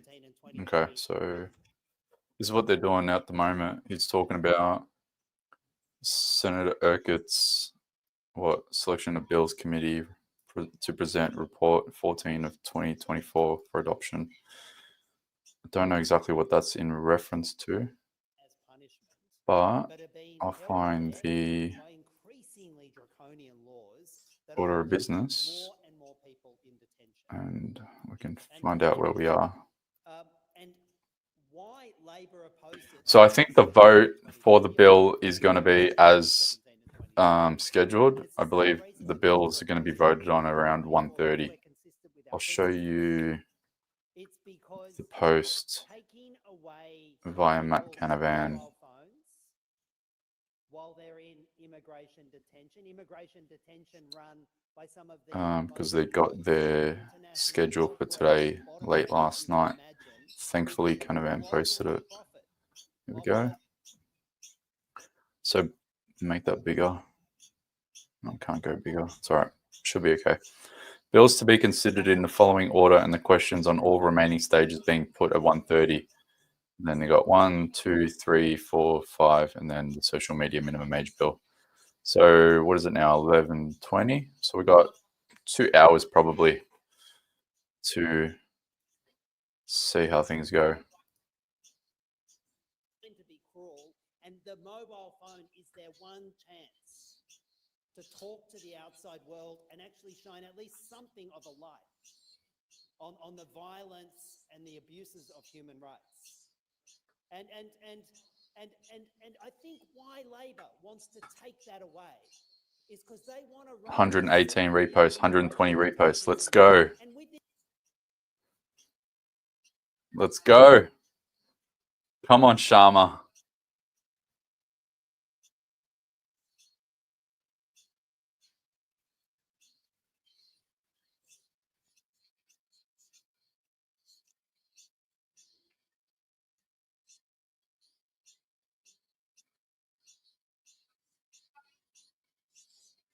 All good, Alana. We will still be here. We have until 1:30 by the looks of it. I don't trust them. I feel like they could either run it earlier or drag it out until much later tonight. So we're just going to have to be prepared. And the coalition were in power. The coalition must be looking at Minister Tony Burke. And His handle, I'll show you. This combination. It's I had to find it as well. It took me a second to find. It's at Dave Sharma. That one there.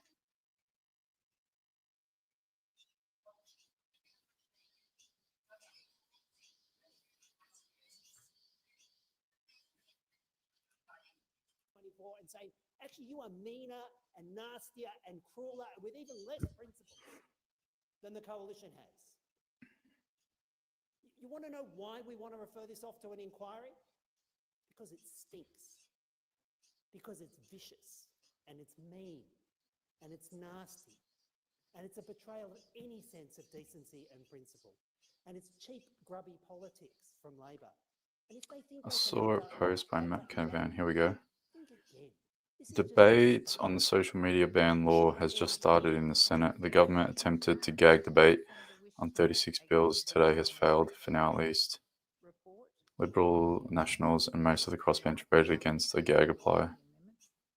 Blah, blah, blah, blah. Yeah. Senator Chisholm's amendment, beg your pardon, Senator McKim's amendment. So the question is that Senator McKim's amendment to the minister's amendment be agreed to. Those of that. No, you guys did really well. Against. I believe the noes have. I think the message has definitely been sent, but still definitely pump those numbers up. I think the biggest takeaway that I want from today, despite all of the circumstances, is that we take names, we bully them on their social accounts so we can send a message to them that we let them know that we are watching. And not only are we watching, we are sending the message while you are still busy mouthing off in there.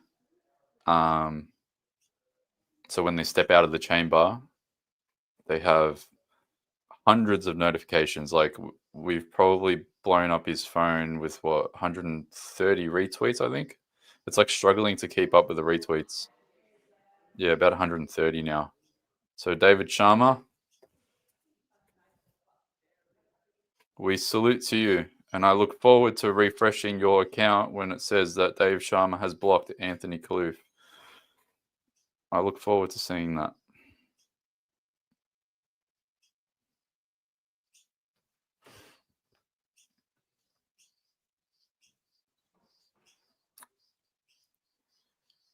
Where's the live minutes? See, look, this is what I'm getting sometimes. It's either a lot of people are on it right now, or there's just something wrong. Thank you.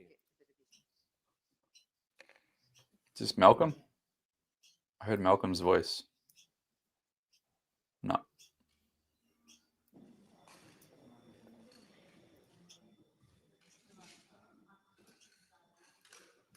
There we go.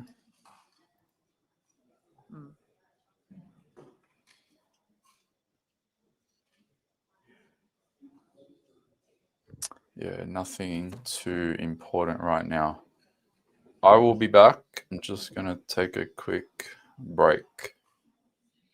But everyone, pump those numbers up.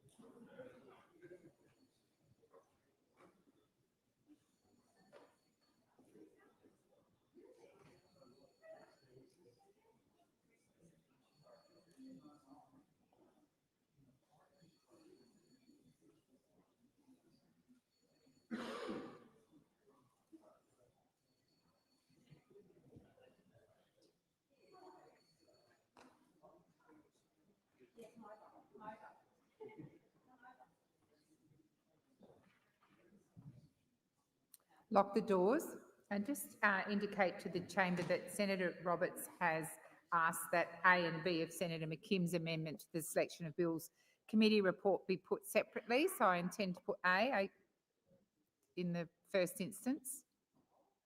So the question is that the amendment is moved by Senator McKim to the selection of bills committee report A be agreed to. The ayes shall move to the right of the chair, the noes to the left. I appoint Senator McKim as teller for the ayes and Senator Askew as teller for the noes. Yeah, no.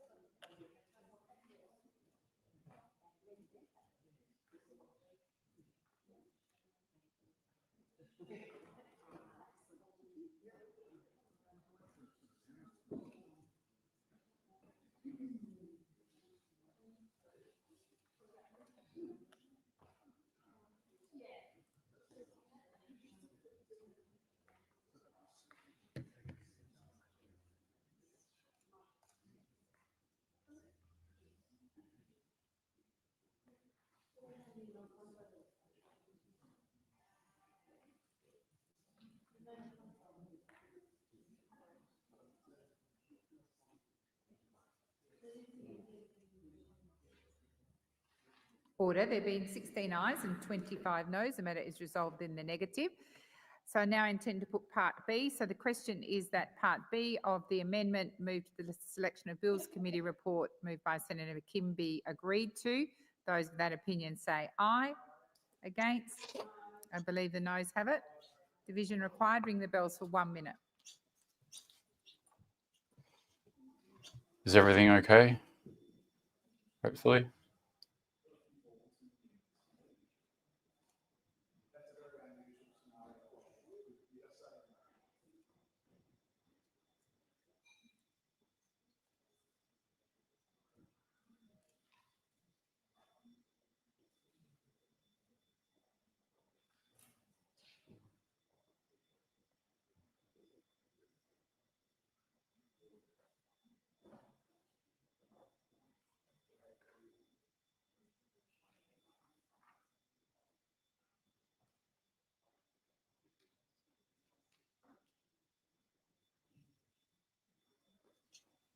This is not the online safety bill, so it's okay. This is not the online feedback. Sorry.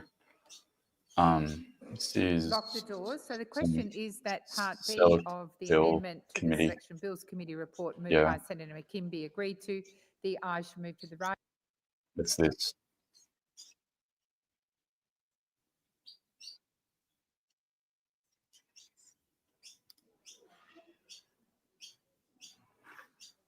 I'm watching it all, so I've got the live minutes, I've got the live feed of the Senate, I've got my Twitter feed, I've got the notice paper, and then I've just got my notes, so I just write some captions down whenever I put a post up.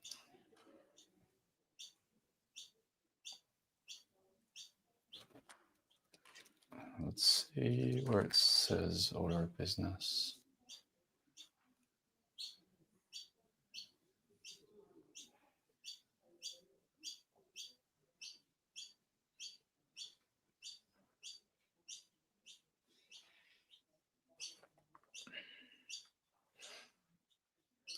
I'm gonna reach out to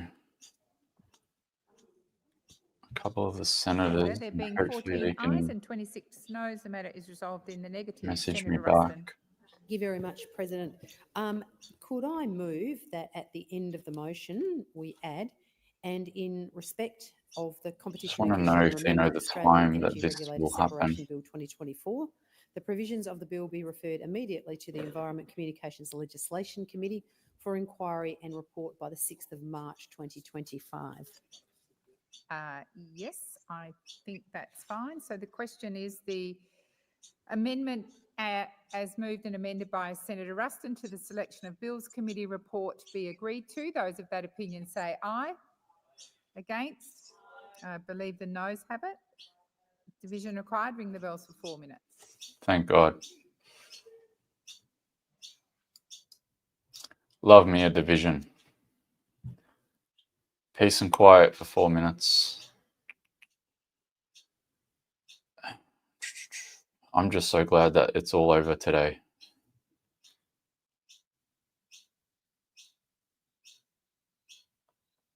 But fingers crossed, a miracle.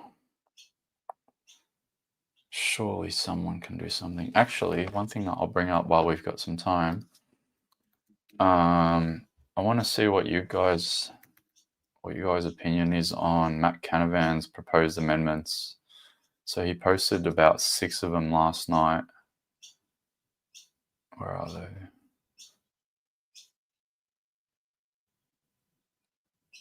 Here we go. All right, I'm just going to move this here so I can monitor the Senate. And then I'll share this. Make that a bit bigger. There we go. Okay. While I continue to oppose a vote on the online social media ban bill, I recognise that the bill has a high chance of passing, so I've drafted 6 amendments to try and make a rushed bill better. In short, these amendments: 1, ban any use of digital ID, give parents a role by allowing some children to have a social media account without parental approval, narrow the definition of social media by only covering up apps where 10% or more of kids are on the app for more than 2 hours a day. This will prevent innocuous apps like XYZ being covered. This is the Florida definition. Remove any loopholes that would allow social media companies to retain age verification material with the user's consent. Make the guidelines that outline how age verification will work disallowable by the Parliament. Effectively, either House of Parliament could then nullify them. That's what Millie said that should happen.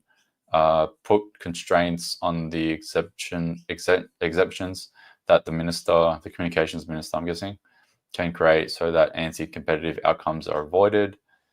And please note that I may not move these exact amendments depending on how they interact with other amendments moved by other senators, of course. Thanks for your input. So what are your thoughts? I guess can't do much if they're going to ram it through via bipartisan support. The only concern that I have is that Michelle Rowland said yesterday, and I have the clip, and this is so important to keep these clips. Michelle Rowland said that they're not going to consider anyone's amendments. I don't think they're going to listen to anyone. She doesn't want a bar of it.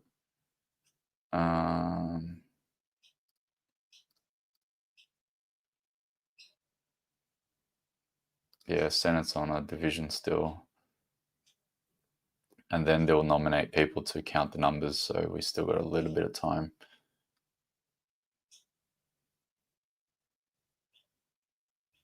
Here we go. It's a short clip. It's like 15 seconds, but just listen to what she said about the amendments at the last part of her speech. Okay, let's go.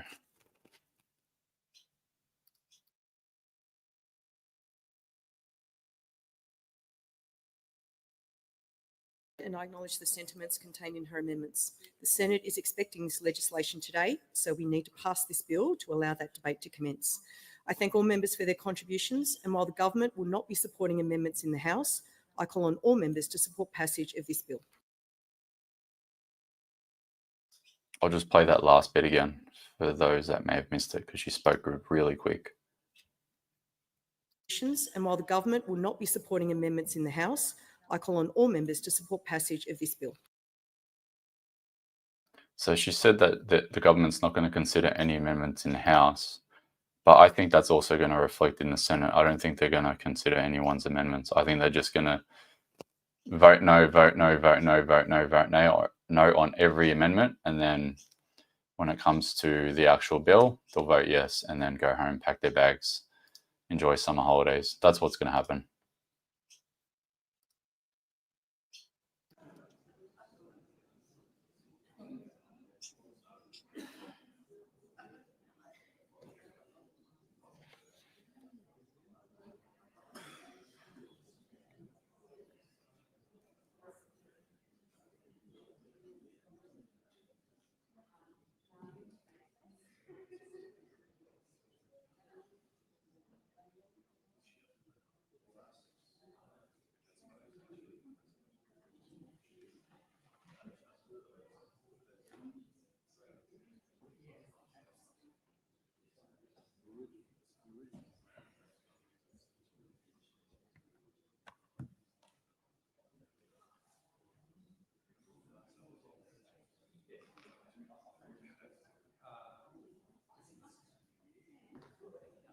There being 29 ayes and 29 noes, the matter is negated.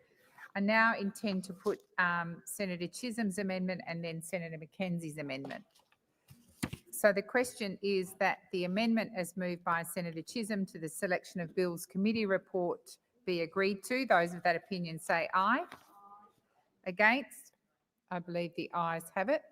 I'll now call Senator Mackenzie or Senator Ruston? On behalf of Senator Mackenzie, I move at the end of the motion add, and respect of the National Organic Standard Bill 2024, the bill be referred immediately to the Rural and Regional Affairs Transport Legislation Committee for inquiry and report by the 31st of January 2025.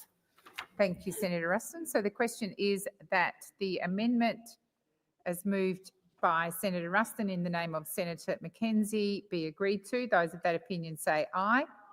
Against? I believe the ayes have it. So the question now is that the amended Selection of Bills Committee report be agreed to. Those of that opinion say aye. Against? I believe the ayes have it. I'll now proceed to the placing of business. Is it desired to postpone or rearrange the business? Senator Chisholm. I move that general business notice of motion number 730 be considered during general business today. So the question is that the motion is moved by Senator Chisholm be agreed to. Those of that opinion say aye. Against? I believe the ayes have it. I call the clerk. No postponement notifications have been lodged, but committees have lodged extension notifications as shown at item 8 on today's order of business. Thank you. If there is no objection, those committees' reports are authorised.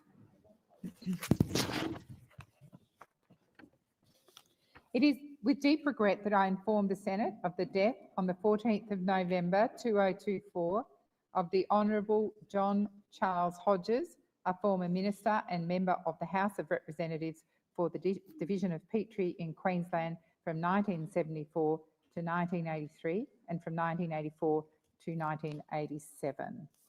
I understand that arrangements will Hey, be I made just to need to move a say motion something. of condolence. This is, yeah, they're definitely going to do this. Not only are they're going to rush this, they're giving them. You remember when you used to work? I used to work in security, and you go to your manager when things are quiet, and you go, "Hey, boss, can I get an early out?" Well, looks like they're all getting early out because usually they're there in the Senate till about 8 p.m. But they get to propose their end of day at 5:30 and then leave no later than 6 o'clock. So they're going to be on the beers very early today, much earlier than normal. Thank you. And I ask that government business notice of motion number 2 relating to estimates hearings for 2025 be taken as formal. Is there any objection to this motion being taken as formal? There being none, I call Senator Chisholm. I move the motion. So the question is that the motion is moved by Senator Chisholm be agreed to. Those of that opinion say aye. Against? I believe the ayes have it. I'll now move to general business 716, standing in the name of Senator David Pocock. Thank you, President. I withdraw general business motion number 716. Thank you, Senator David Pocock. I'll now move to 720, standing in the name of Senator Dean Smith.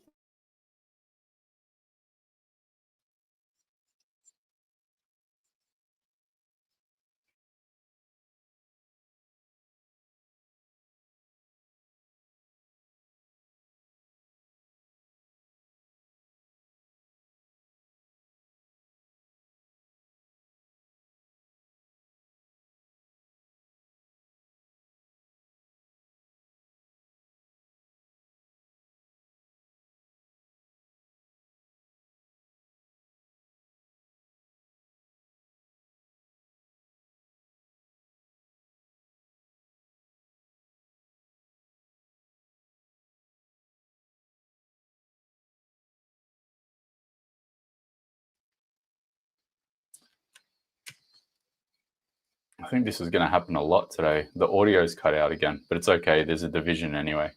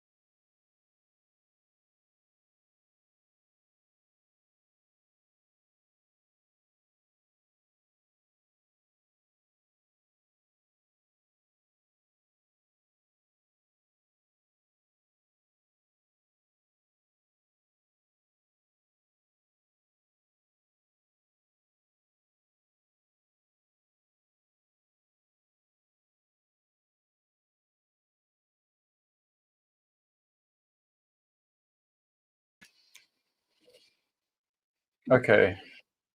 While we wait, I'll just go through some comments.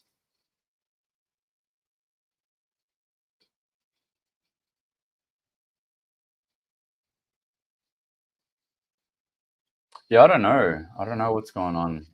Like it comes up here. It says that your browser audio is not working. It's come up. It's happened a few times now.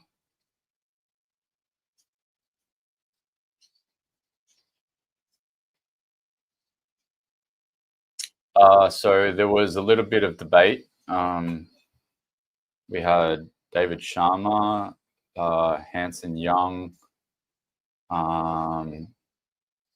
Who else?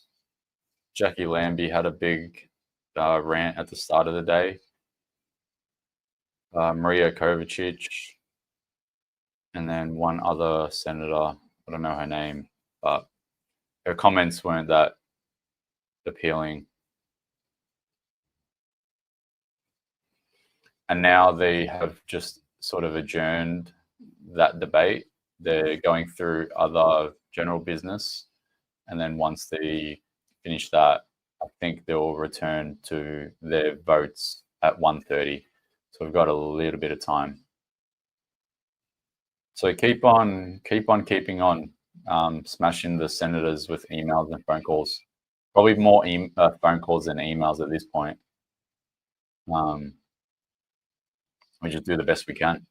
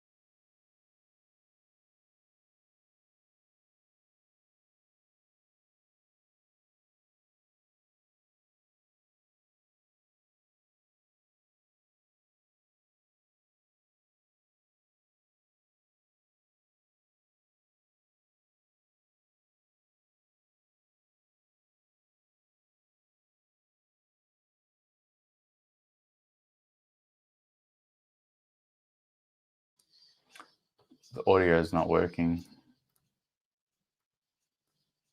Let me just. The audio is not working. Look, there's going to be feedback. Just going to refresh that window.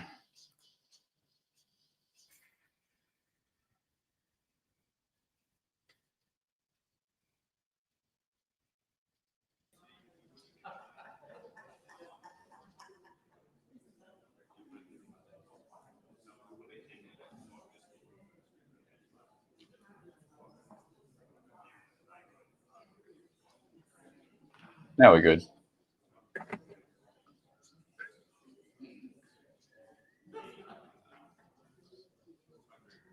Okay. At least we've got some time.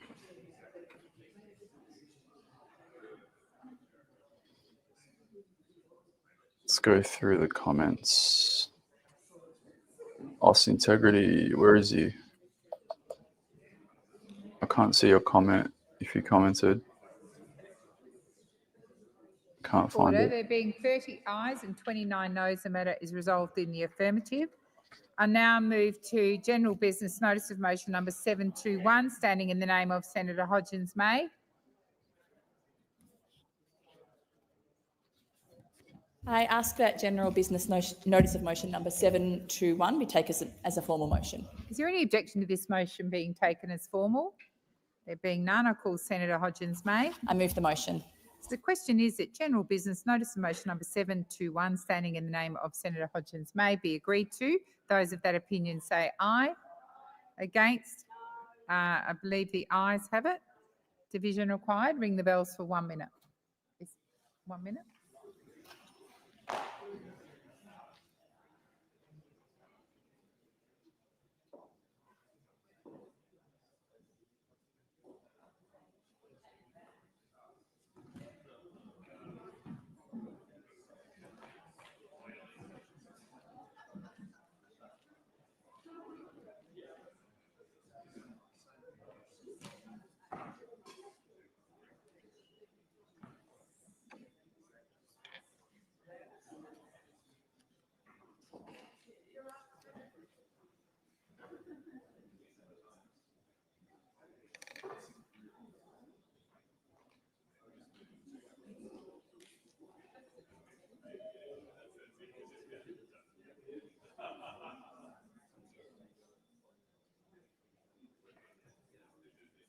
Okay, an update.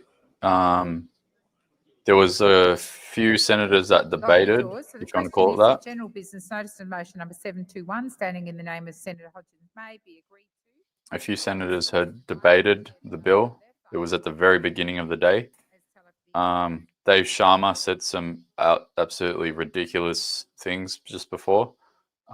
It's posted on my account. It's posted everywhere. So if you want to find it, it's on Twitter, YouTube, not YouTube, Twitter, Facebook, Instagram, everywhere. So Dave Sharma made some outlandish comments saying that he understands that there are concerns in the community, but I believe that we should not let the opportunity to pass the bill slip away. And then Hanson Young had a big rant talking about how Albo and Dutton are collabing together to try to ram this through without anyone knowing about it. Jackie Lambie had a massive rant at the start of the day, which has already hasn't gone viral, but it's definitely gone pretty damn far now, which is good because I think that rant needs to get into everyone's faces so people can see what the hell's happening right now. There's no better way to expose what's happening right now than with a nasty rant like that. They have adjourned debate until, I believe, 1:30. And then that's when the votes will happen. So the votes will probably fall around 1:30. But because they're going through, I think, 4 or 5 bills before it, it will probably be 2 o'clock maybe, unless they reorder some of it. And yeah, while we have little bits of time, we're just bothering all of the senators that say dumb stuff and blowing their phones up with notifications like Dave Sharma.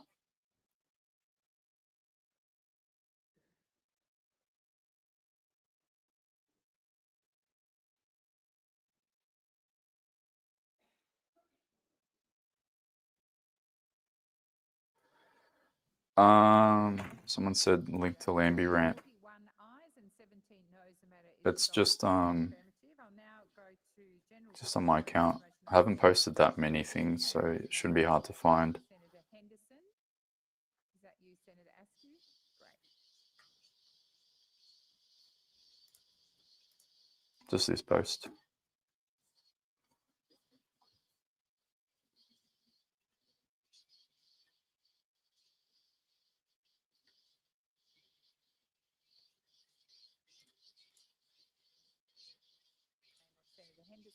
And moved by Senator Askew be agreed to. Those of that opinion say aye. Against? Believe the ayes have it. Division required. Ring the bells for 1 minute.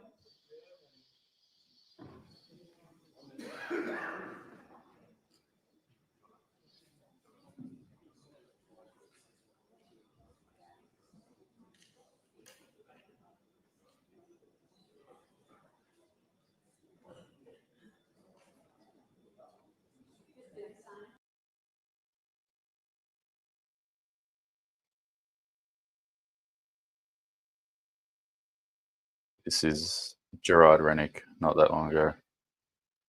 Today's order of business. Numerous bills are going to be rammed through without debate or scrutiny. Many of them significant, including the Social Media Minimum Age Bill and the Treasury Amendments Bill. I'd expected the Online Safety Bill to be debated, just like me, but it wasn't. So much for accountability and transparency. It's a very sad day for democracy in this country.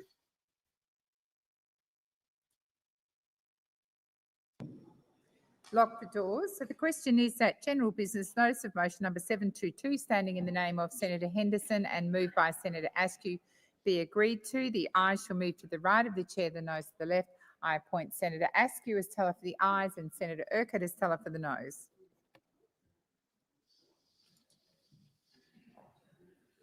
Yeah, 1:30. Yeah.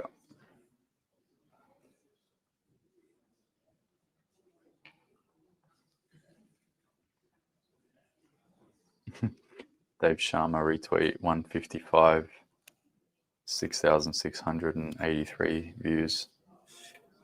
Let's check it out. Hopefully Dave Sharma enjoys his Twitter feed for the remainder of today.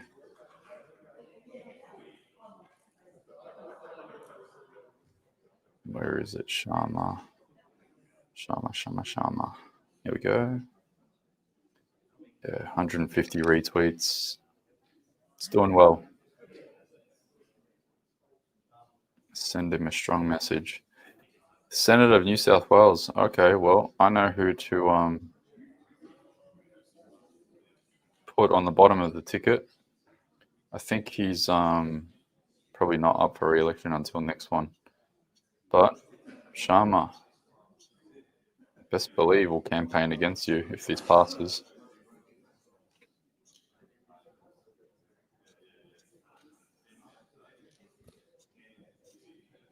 Order. There being 42 ayes and 17 noes, the matter is resolved in the affirmative. I'll now move to general business notice of motion number 723, standing in the name of Senator David Pocock. Thank you, President. I ask that general business notice of motion number 723 be taken as a formal motion. Is there any objection to this motion being taken as formal? There being none, I call Senator Pocock. Thank you. I move the motion. So the question is that general business notice of motion number 723, standing in the name of Senator David Pocock, be agreed to. Those of that opinion say aye. Against? The ayes have it. We'll now move to general business notice of motion number 724, standing in the name of Senators Thorpe and Payman.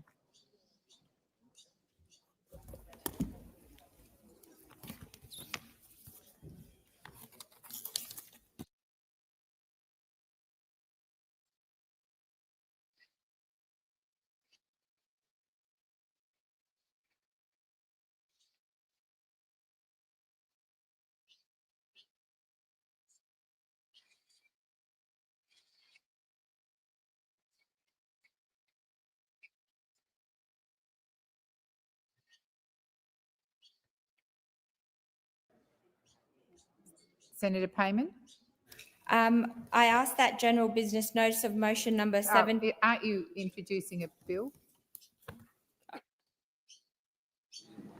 Have a DIT there to assist you? I present the bill and move that this bill may proceed without formalities and be now read a first time. So the question is that the motion is moved by Senator Payman be agreed to. Those of that opinion say aye. Against?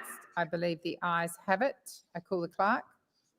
For an act to amend the law relating to the funding of illegal settlements and for related purposes. Senator Payman.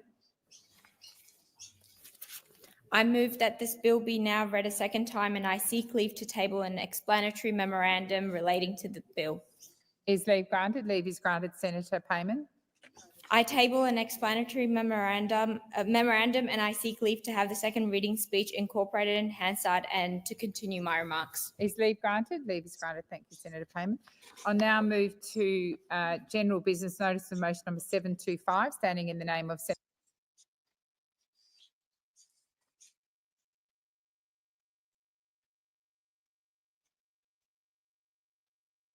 Is there any objection to this motion being taken as formal?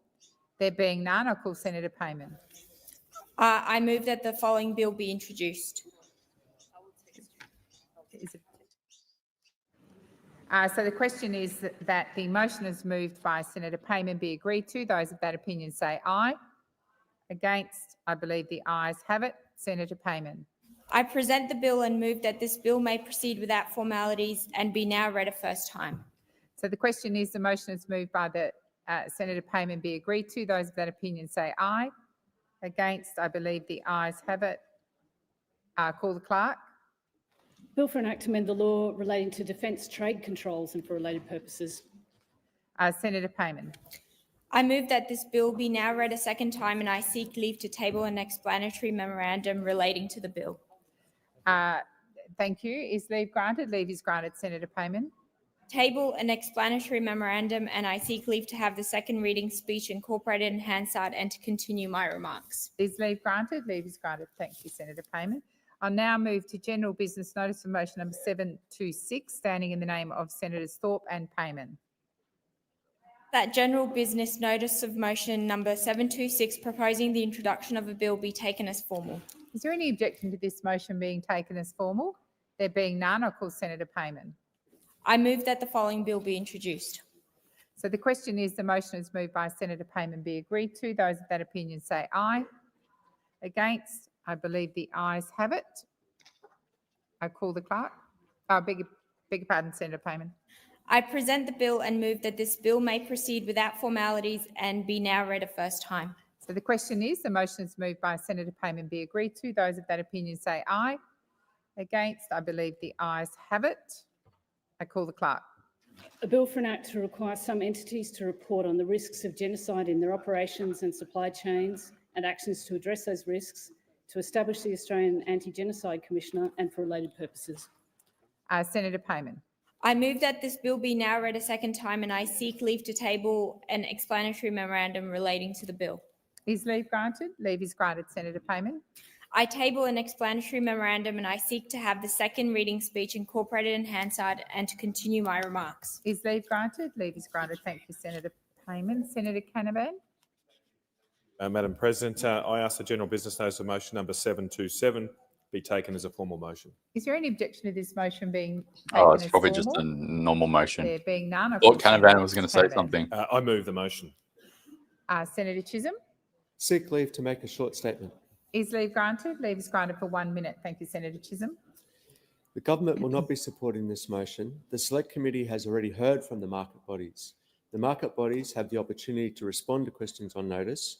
The bodies, especially AEMO, should be focused on their responsibility to maintain secure electricity and gas systems. Thank you, Senator Chisholm. So the question is that general business notice of motion number 727, standing in the name of Senator Canavan, be agreed to. Those of that opinion say aye.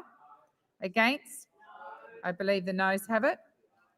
Division required. Ring the bells for 4 minutes. Yes. Thank goodness for divisions. What's everyone doing for their Christmas break? Because I'm probably just going to be doing more of this, trying to activate people into participating in political discourse so we can get all of these bastards out of their seat at the upcoming election. But outside of that, what are people doing?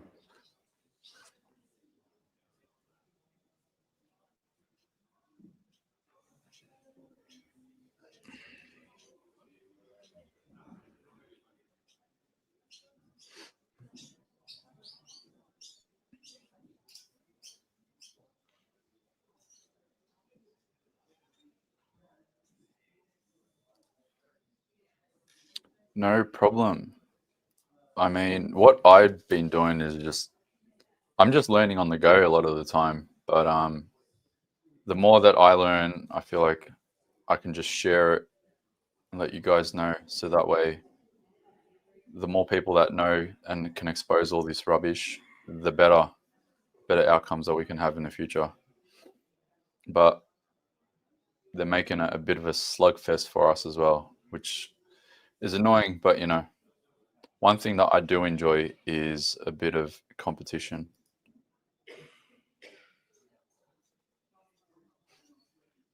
Digital duty of care is extremely alarming. Yeah, I can't wait to see what happens.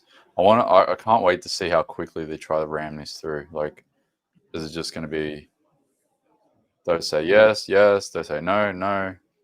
I think the ayes have it, and then bang, stamp. That's what I'm scared of. I'm scared that it doesn't even go to a division. Do you have birds? Nah, it's just the birds outside.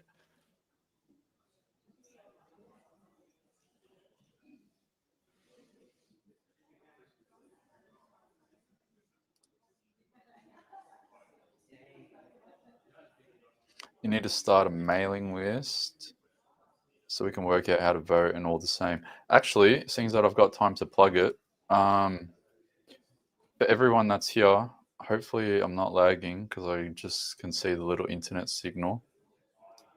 If you go to our website, just chuck your email in here and then sign up, and you'll join the email list. And then if anything happens, so like if our accounts get deleted, which my accounts get deleted all the time, or if I need to put a big blast out, or with the election coming up, if we need to try to activate some events in local areas to try to get people to attend, I can put a campaign out as well.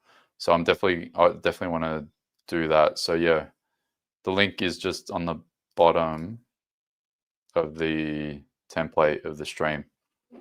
So just go to that website, chuck your email in, sign up, approve the sign up. You'll get an email that says, "Do you want to approve your registration?" And then I'll be pumping out a lot of campaigns in the near future.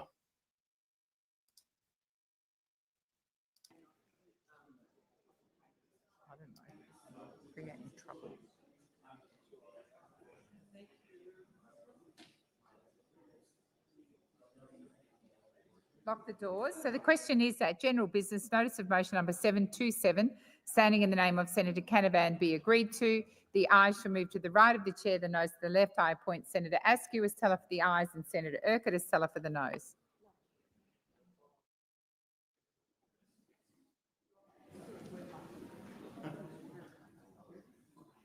And also, for the newbies, this is an article from last year. So one of the faces of Australia's anti-lockdown movement, who spent time in jail for inciting an illegal gathering during COVID, has been advertising on Facebook to try to whip up anger towards Daniel Andrews. Anthony Kaloof, who runs several conspiracy pages, began paying for Facebook ads. Blah blah blah blah blah. After the Australian Financial Review contacted Facebook about taking money from me for spreading COVID misinformation, the accounts were suspended. So my accounts have been suspended so many times: Instagram, Facebook, bloody all of them. And yeah, and then they write articles in the Financial Review about it just to brag about it. So yeah, join the email list if anything else. So might have to go Harry Potter mode sometime in the future.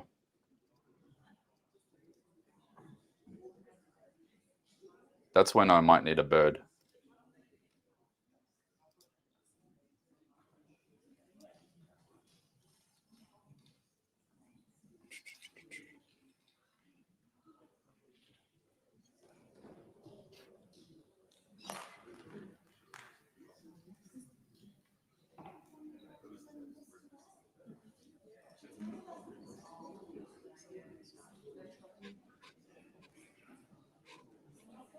Order. There being 33 ayes and 32 noes, the matter is resolved in the affirmative.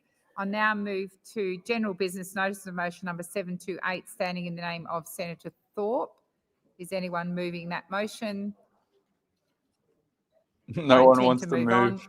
I now Lydia move Thorpe's to general motion. business notice of motion number 729, standing in the name of Senator McKim. Senator McKim. Thank you, President. I seek leave to amend notice of motion number 729 in the terms circulated in the chamber. Is leave granted? Leave is granted. Senator McKim. Thank you, President. I ask that general business notice of motion number 729 as amended be taken as a formal motion. Is there any objection to this motion being taken as formal? There being none, I call Senator McKim. Thanks, President. I move the motion. The question is that general business notice of motion number 729 as amended by Senator McKim be agreed to. Those of that opinion say aye. Against? I believe the ayes have it.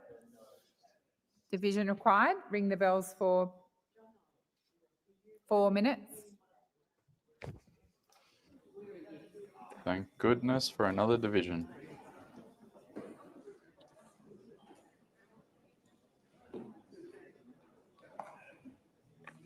For those that need the link, I'll post it in the comments to join email list.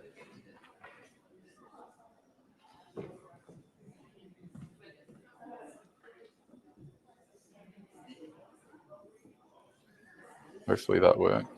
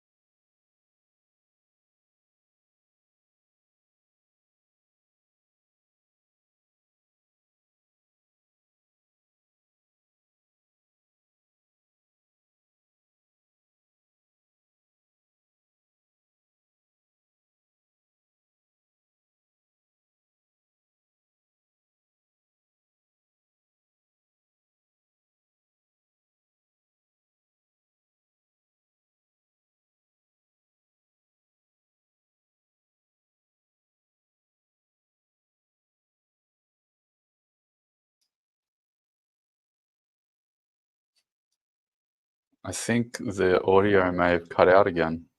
I'm just going to refresh my browser as many times as I need to. And if it means that I just got to keep on going out and then going back in, so be it.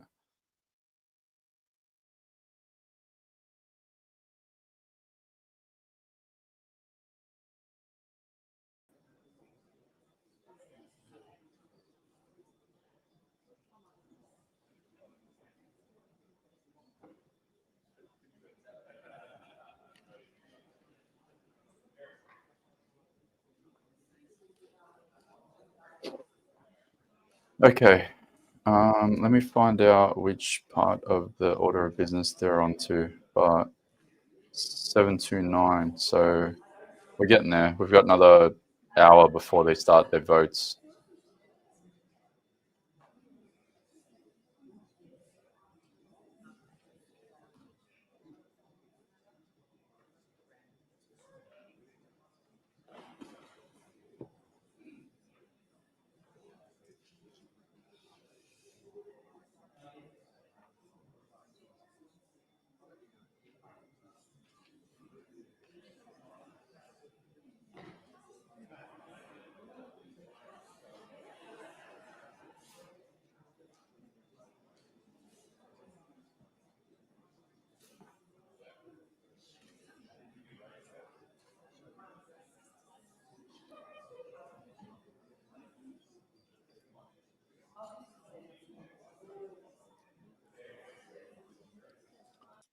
I'll go through the beer shout-outs while I've got some time.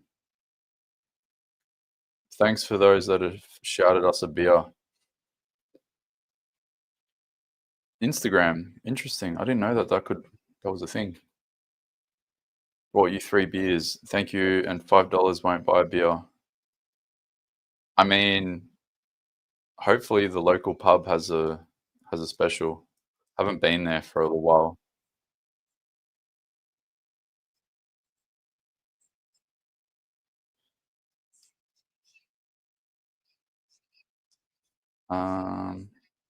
Someone bought you 5 beers. Keep up work. See you in the gulag. I've been in the gulag once.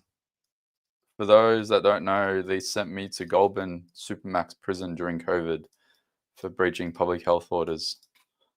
But yeah, I'll be there again. 100% I'll be there.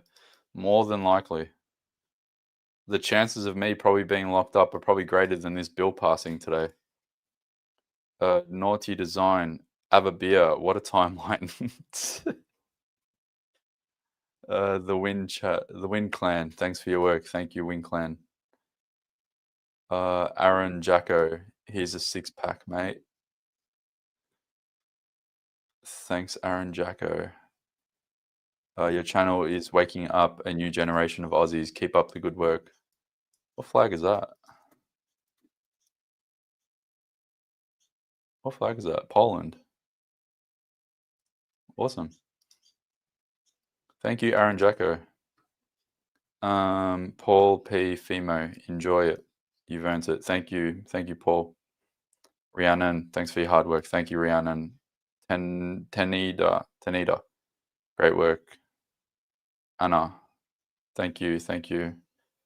That's it. Yeah, I've gone through those ones. Thanks so much, everyone. So if you want to shout us a beer, just the link in my bio on Twitter. And it's in the description of YouTube. But yeah, thank you. Thank you, everyone.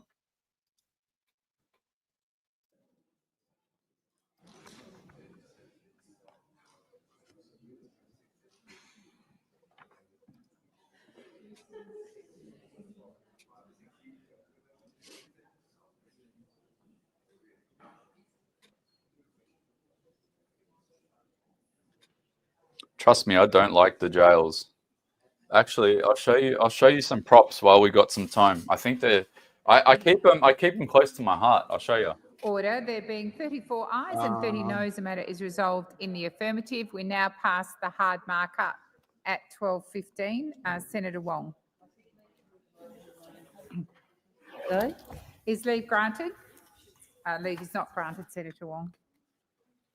Leave is not granted, Mr. Otis, I Wong. move that so much of standing orders be suspended as would prevent me moving a motion to provide for consideration of a matter, namely a motion to allow a motion relating to the routine of business for today to be moved and determined immediately, and I move that the question be now put.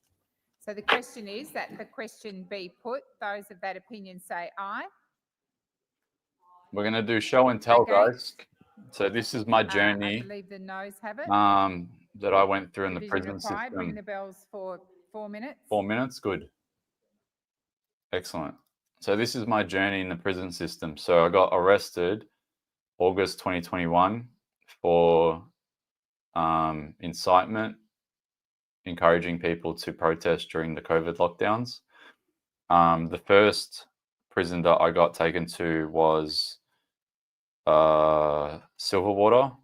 And then after that, and it's quite a journey that no one will ever believe, but this is proof. And then after Silverwater, so every 3 weeks I got moved until I made my way to Goulburn, because during COVID, they had to periodically move people. After that, I got moved to Long Bay, which is another really horrible jail. For those that may know, maybe those that are watching that have been there. I was in Long Bay. Then after that, I got taken to South Coast, which is actually a relatively nice jail. So if you ever go to jail, try to get locked up into South Coast, because at least it's a newer jail. This is my Silverwater one. I just found it. And then the grand finale, the Goulburn one. So yeah, I took a lick during COVID and I'm willing to take it again. Come at me, bro.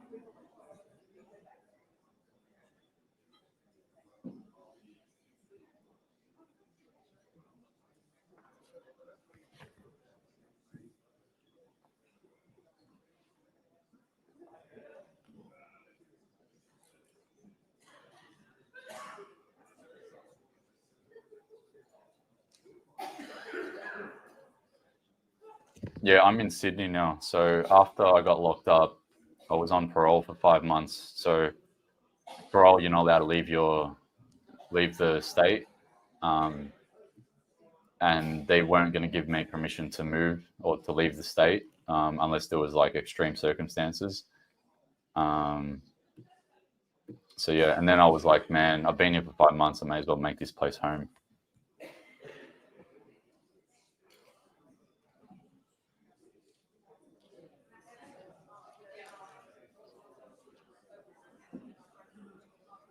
But yeah, I'm willing to go anywhere.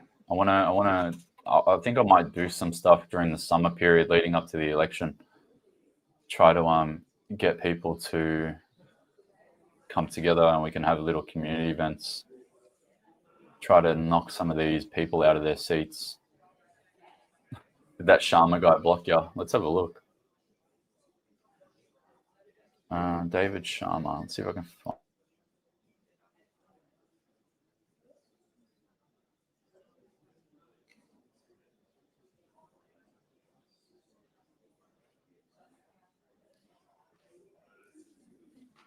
He hasn't blocked me just yet.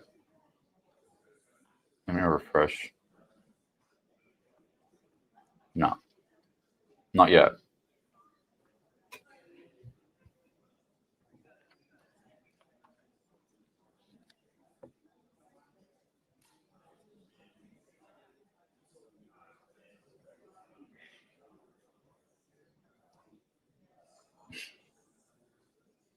Not a protest. I don't want to organize any more protests. Not for a while at least. Just like community events, get people together, educate everyone on the electoral system, and then figure out ways to knock all these Lock the senators. doors. So the question is that the question And be MP. put. The ayes shall move to the right of the chair, the noes to the left. I appoint Senator Grogan as teller for the ayes and Senator Cadell as teller for the noes.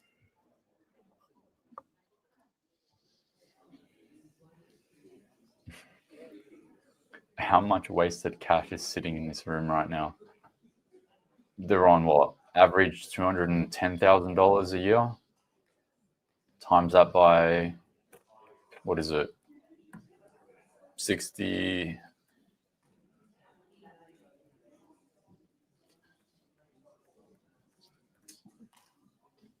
My brain's cooked. It's 76, yeah. 76 times 210,000. What? 160 million, give or take. Yeah, about 160 million just on senators. That's outrageous, man. Wow. Parole stuck in state, yeah.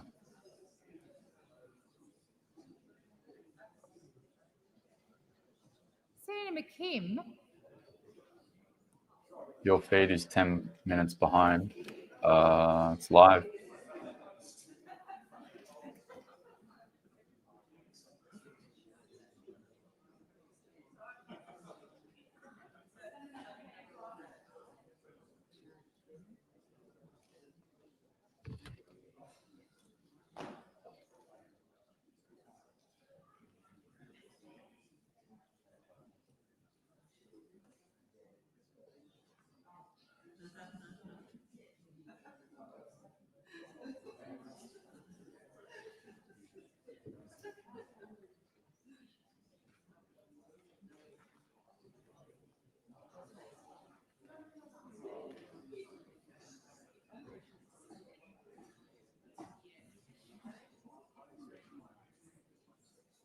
order. There being 34 ayes and 32 noes, the matter is resolved in the affirmative.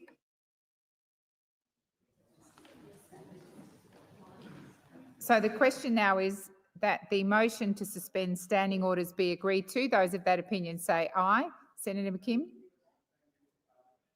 I wish to make a contribution on the question that is before the chair. I need to put the question, Senator McKim. It's already been put without debate. Okay. I'll put the question again. The question now is that the motion to suspend standing orders be agreed to. Those of that opinion say aye. Those against say no. The noes have it. I didn't have one single voice. I'm going to put it again. The question now is that the motion to suspend... Order! Order! The question now is that the motion... Order! Senator McKenzie. The question now is that the motion to suspend standing orders be agreed to. Those of that opinion say aye. Aye. Against? Aye. I believe the ayes have it. Division required. Ring the bells for 4 minutes. I beg your pardon, there's been no debate. Loves the division.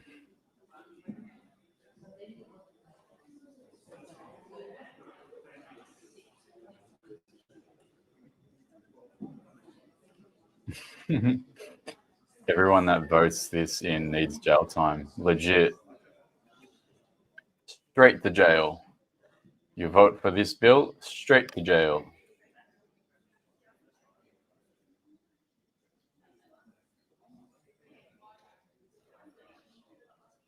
Which senators need encouragement? And if by encouragement you mean like a, I'll show ya. This is the best that I could do with the time that I had. But if you guys go back to the website where you joined the email list, same website. These are the coalition senators that are all up for re-election. These are the Labor senators that are up for re-election. And I encourage you to reach out to them and say that if they support the bill, you will actively campaign against their re-election chances. So yeah, same website. Threaten them with their jobs. I think a couple of them are retiring. I think Linda Reynolds is retiring, so don't worry about Linda. And I think there was another one that was retiring. But everybody else is up for grabs. Don't worry about the crossbench either. Just worry about the coalition Labor. We'll see what we can do.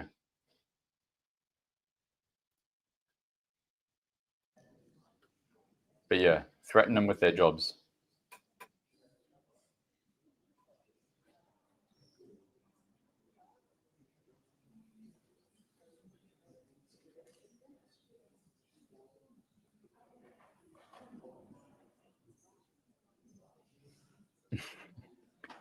Act like a toddler in Parliament, straight to jail. These votes are just for order of business, just random motions that I really don't know what they were about. Now they just want to suspend the standing orders to go back to normal business. What's the count? What do you reckon? I'm guessing, I'm still going to say 30-30. What do you reckon, guys? Let's see who can get it right. Order. There being 34 ayes and 32 noes, the matter is resolved in the affirmative. 34-32.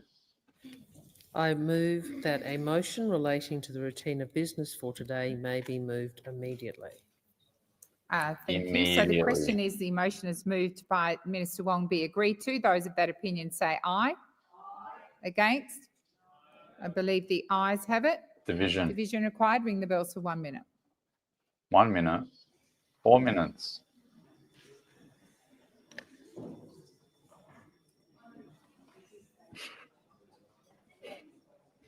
I swear to God, I'm gonna give myself alcohol poisoning tonight after going through this week, this month.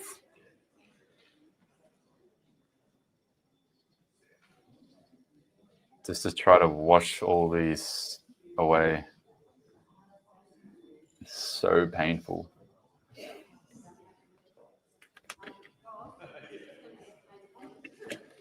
Hey, you know what? That's an actually good point. Imagine if they do run out of time, because they're only in the Senate until 6 p.m.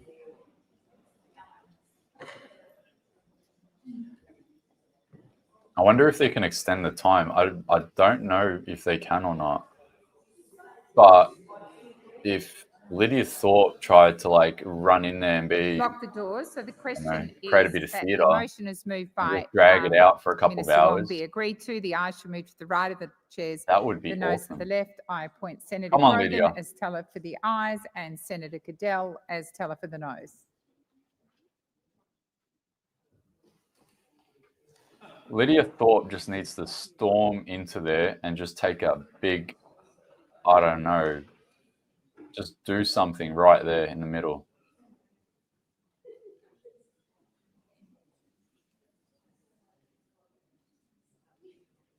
Come on, Lydia. You can do it. Do it for Australia.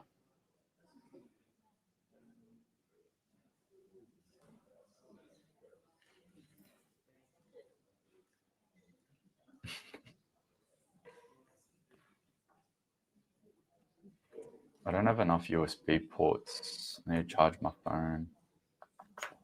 Oops.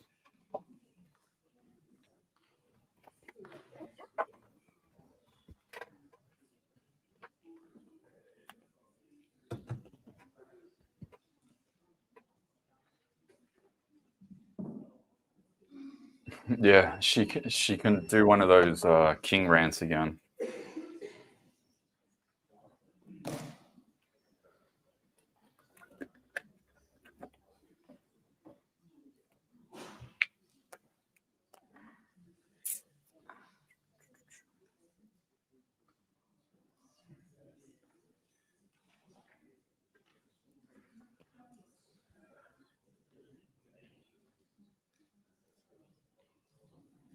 Order. There being 33 ayes and 31 noes, the matter is resolved in the affirmative. Minister Wong. I move the motion as circulated and note that I did not set up the procedure such that this was moved without amendment or debate, so there is ability to have both debate and amendments now. Senator Birmingham. Thanks, President. Well, here we have this government again, yet another attempt in terms of the chaotic approach to try to ram through legislation. And having been sent a pretty clear message by the crossbench this morning, who knows what deals have been done, who knows what undertakings have been given to actually get the government to a position where they're now still going to ram through a record number of bills, adding to their record tally, and a remarkable tally it is too. A government that has already in 3 years guillotined more bills than the previous government did in the previous 9 years is just adding to that tally. But the big question is, where is online safety? Where is the online safety bill? Why has that not featured in the government's guillotine list? Where are the migration bills? Why have they not featured in the government's guillotine list? Is this because the Greens' tail is wagging the government dog? Is that entirely what's happening here? The Greens are dictating the terms of what the government can or cannot legislate. A shocking sign of things to come if the voters get it wrong at the next election. A shocking sign of what could occur if the Greens are left to drive the government's agenda in the future. The opposition, as I said this morning, is clear about a willingness to constructively pass what would still be a significant amount of legislation today, and a significant amount of legislation even though we have limited time to debate it. But instead, the government has doubled down on this reckless approach, this contemptuous approach towards the Senate, and of course is piling through all of these other bills. So I do ask the government to give that clarity to the chamber. Where is online safety? Where is migration? What are your plans? Obviously, you've sliced and diced what you tried to put through this morning to go and get something with the Greens. Well, we want to see important things done, things the Prime Minister said were important, things the Prime Minister said should happen this week. And where are they? Why is the government walking away from allegedly its own priorities? And in many cases for these bills, things that are a long way short of actual government priorities. The President, this is for Senator Chisholm, Senator Farrell, in the absence of Senator Wong, to make clear what's the go? if the chamber signs up to this, what else is the chamber going to be asked to sign up for? So, for the crossbenchers who have been lobbied and cajoled and dealt whatever it is to get their vote in relation to this, they ought to know what's going to come next. Having said they're going to stand against guillotine of such proportion this morning, having said they stand against a guillotine of some of the things the coalition thinks should happen, is the government going to be honest with those crossbenchers? Yes. Or are they just going to see this motion pass and then, lo and behold, here's another alternate approach that gives the government all that it wants? Where's the honesty? Where's the decency? Where's the proper process? Where's the transparency? We don't know what deals have been struck. We don't know what's about to come next from the government. And of course, it's a government continuing to break all of the promises that it made to the Australian people. So, President, the invitation lies on the government. Make it clear for the crossbench. Be upfront and honest about them. What's coming next? Is this it? And online safety is dead and gone for this year? Or do you actually have plans to get the other things done? And if so, what are those plans? Let us all know. Thank you, Senator Birmingham.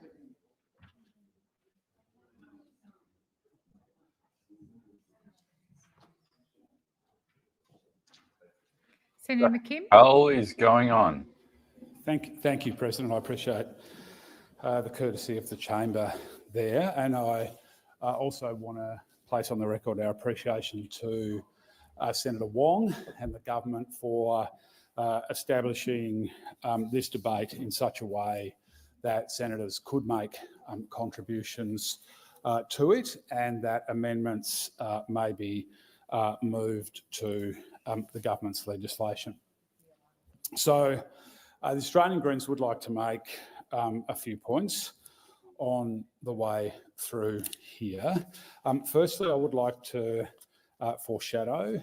I'm looking at the list. Don't worry, I got it. To this I'm looking at the list. Motion, and that will be an amendment that either just has been or shortly will be circulated to pull it up on his name, phone. and that is to include the Treasury Laws Amendment, Mergers and Acquisitions Reform Bill 2024 in the tranche of bills which this motion establishes in section D. Yeah, it's 724.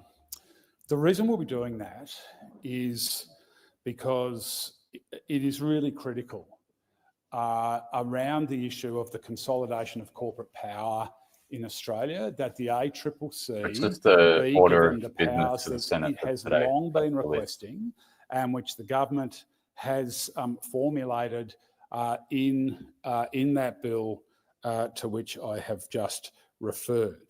It is critical for the reason that corporate power has been growing in Australia for decades now. We are seeing in many sectors of our economy a situation where big corporations are consolidating their market power. That means, of course, that competition in a range of sectors in our economy is less than it should be, and the losers there in terms of corporate, in terms of low levels of competition, the losers there, of course, are the consumers of Australia. And we see that nowhere more than in the supermarket sector, where the market dominance of Coles and Woolworths has crept ever higher over the last few decades, to where we find ourselves now, where those two giant supermarket corporations, who each make $1 billion plus a year in annual profits, now together make up over 2/3 of the food and grocery sector in Australia. That's why the Greens moved to establish the Senate Select Committee into supermarket prices, and we were very pleased that as a result of that political pressure and the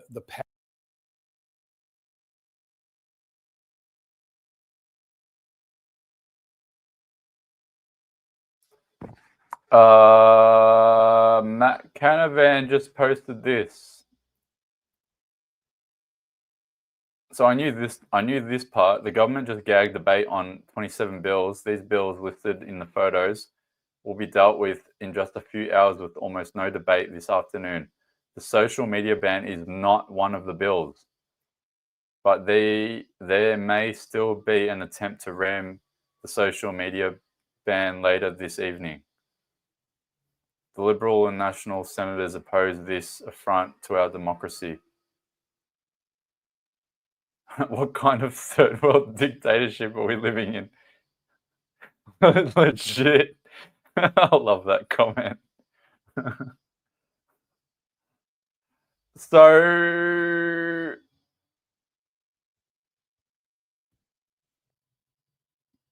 we're gonna hang out until 6 p.m. Are we winning, son?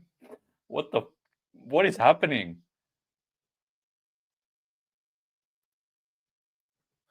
That's legit gonna be my comment.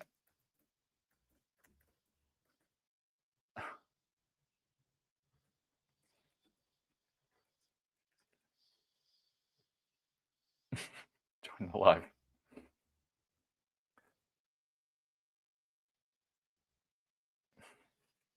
Anyway, back to the Senate. So they're holding me hostage until 6 p.m. again. I was hoping this gets voted on at 1:30. We'd be like, all right, we took our whack. We tried our best. I'll go have a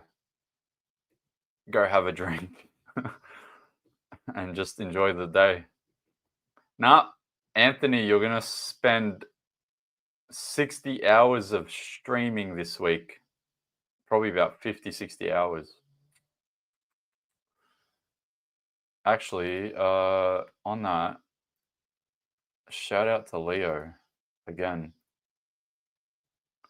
The social media ban is being dragged out until literally the last possible minute. I hope they listen to you, Leo. I hope they listen to you.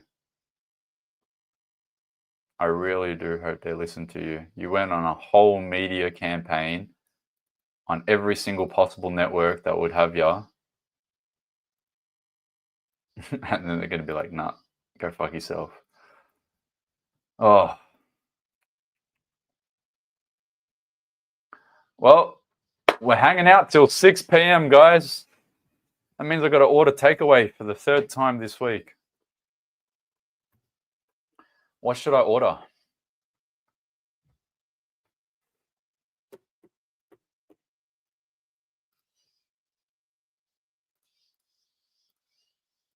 And if anyone wants to shout, the link in my bio on Twitter. I'm going to go order some food soon. Because now I'm going to hang out here for another 5 hours. God damn it. God damn it. I'm going to have to campaign against Labor. I think.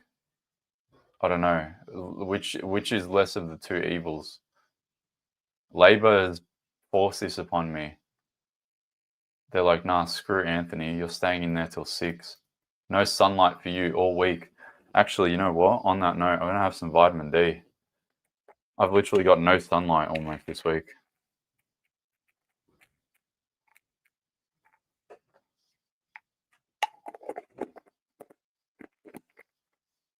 Unbelievable. Yeah, if anyone wants to shout us, link in bio. And if you want to leave a message, I'll read them out during the stream. God damn, that sucks. I've got to stay here all day again.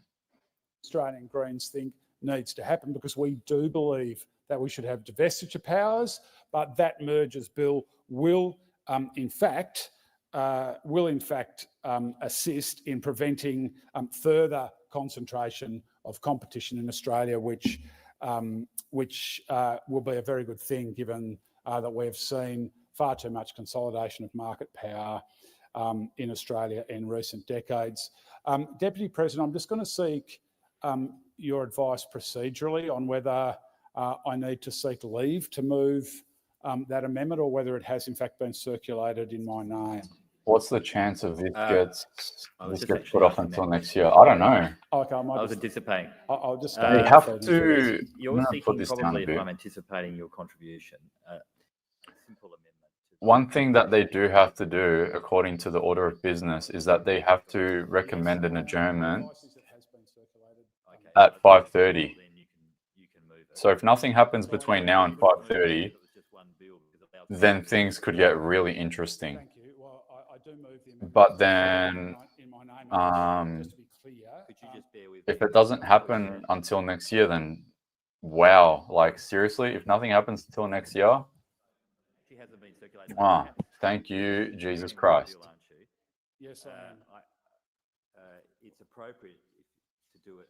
Anyway, back to the food recommendations, because that's more important. I move to add in section D of They're sitting tomorrow as well, I'm pretty sure. That's a good point.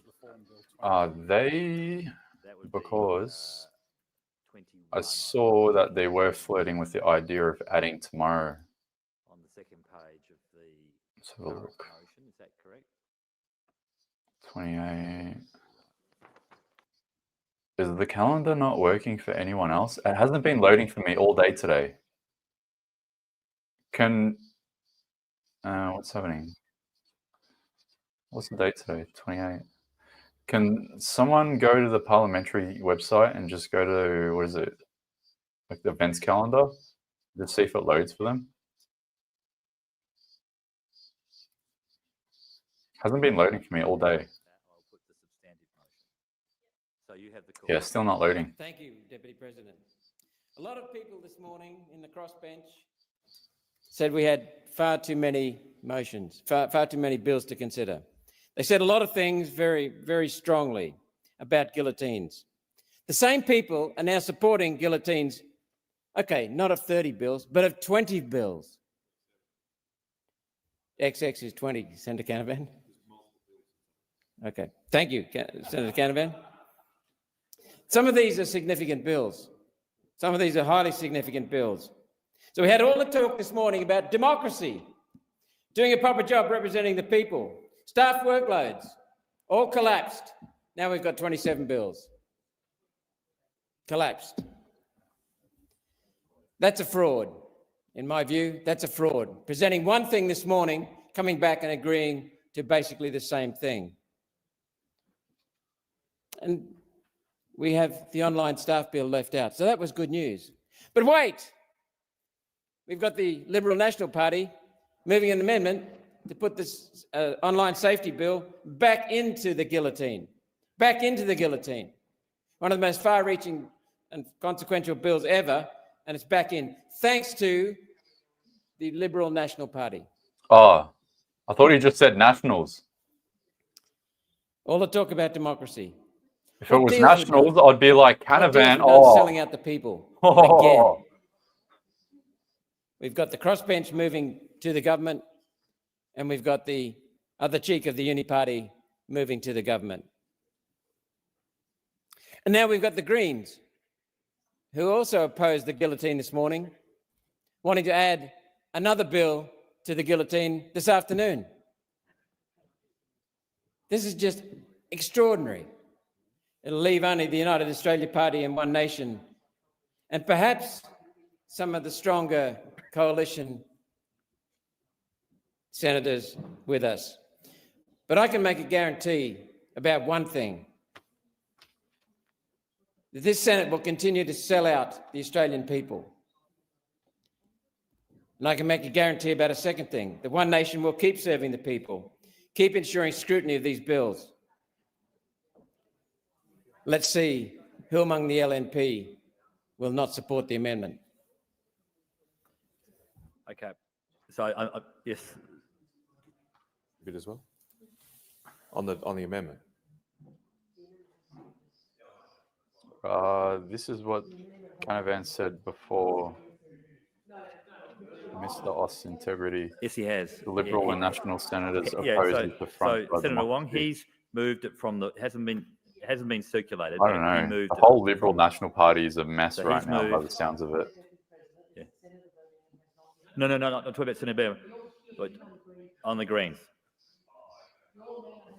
No, it's Senator Berman. Okay, back to the Senator Berman. There has been no. The only thing that's been moved is a substantive motion of Senator Wong's, which is an order of changing the order of business for the day, and Senator McKim has moved to include the Treasury Laws Amendment, Mergers and Acquisition Reform. There has been no amendments moved by any other member of the chamber. Thank you.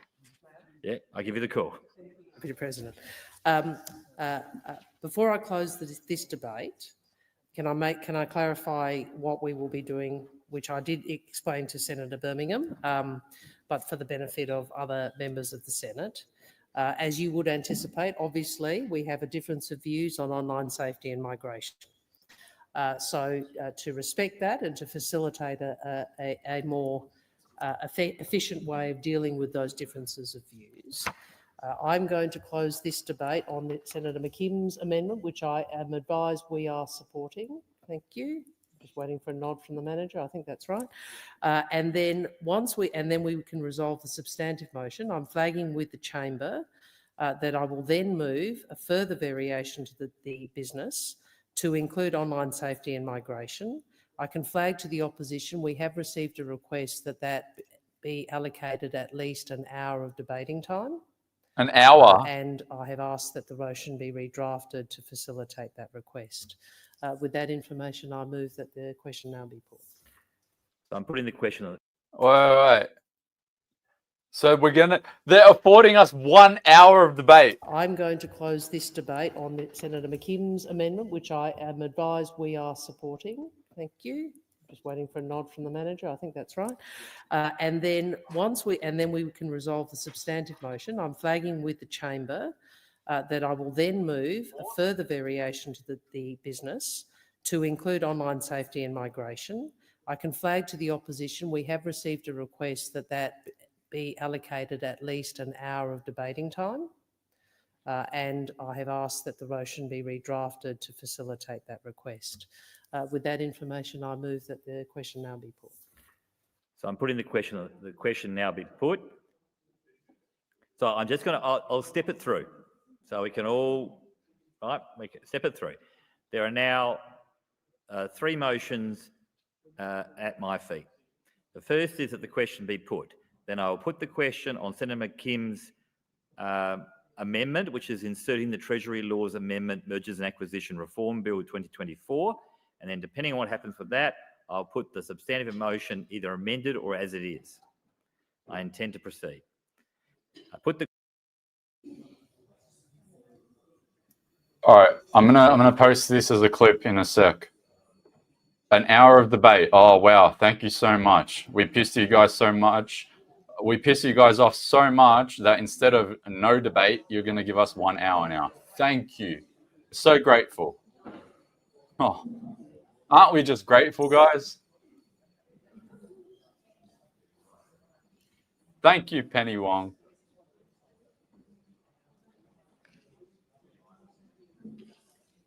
It loaded. They are sitting tomorrow also. Okay. I'll check on the calendar in a sec. Unless we have all libs and Nats cross, it will get up.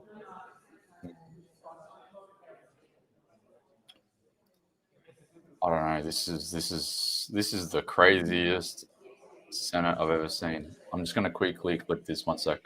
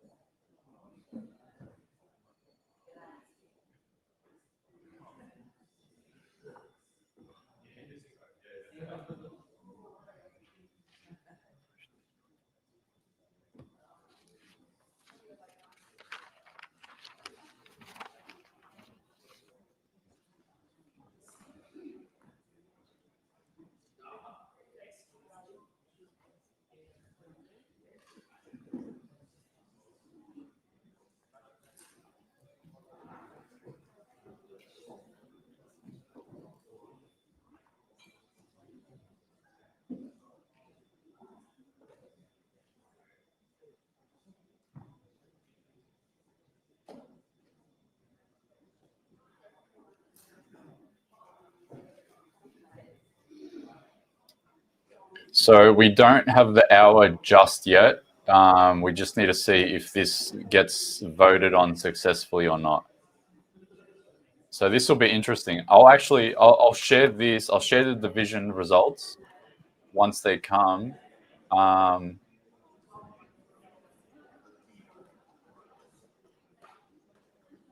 But yeah, this will be interesting.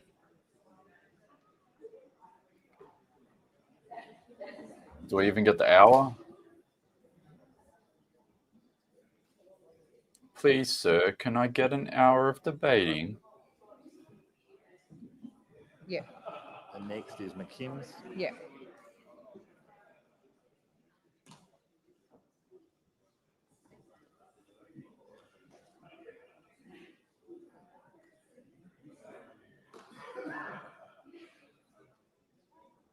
All right, I'm not going to post it just yet because we don't know whether it's confirmed or not, but we will know shortly.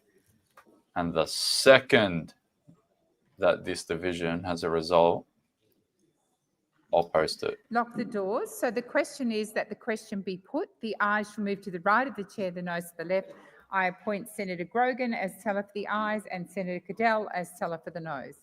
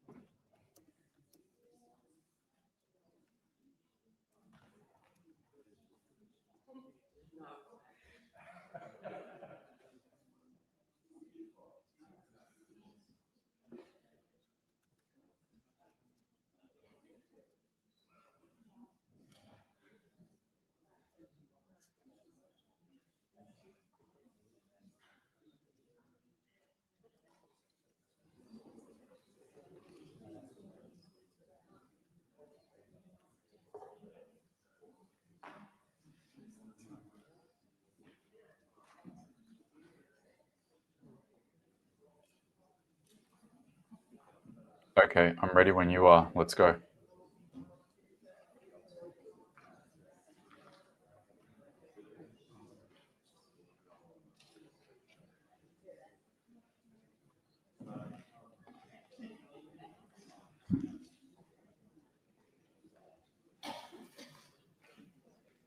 Look, if Penny Wong is the one that's reading the motion, then it's going to be a yes.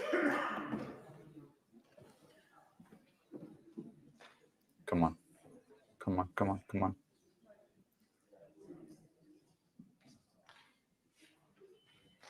Order. There being 35 ayes and 31 noes, the matter is resolved in the affirmative. I believe I'm putting Senator McKim's amendment. Yes. So Okay. the question is the amendment as moved by Senator McKim be agreed to. Those of that opinion say aye. Against? I'm going to put it again. So the question is that the motion is moved by Senator McKim.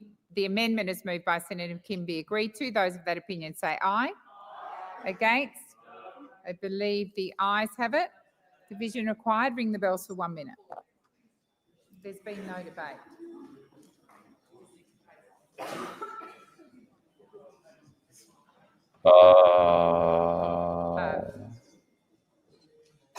Yep.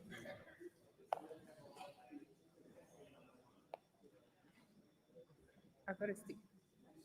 Then. No. It was no.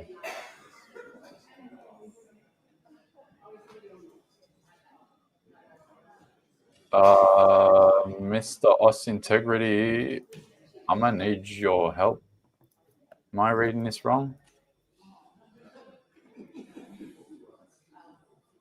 I'll send you the division in the DMs right now. Where's messages here? Am I reading this right? That's the division.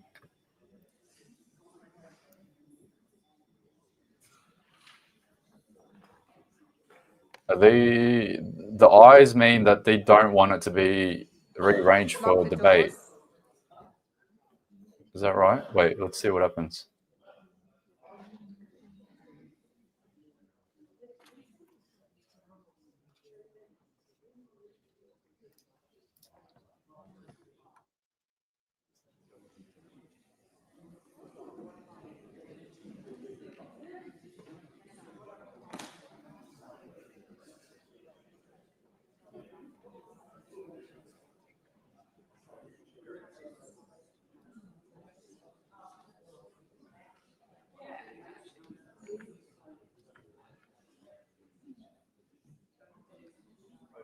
So the question is that the amendment is moved by Senator McKim be agreed to. The ayes shall move to the right of the chair, the noes to the left. I appoint Senator Grogan as teller for the ayes and Senator Goodell as teller for the noes.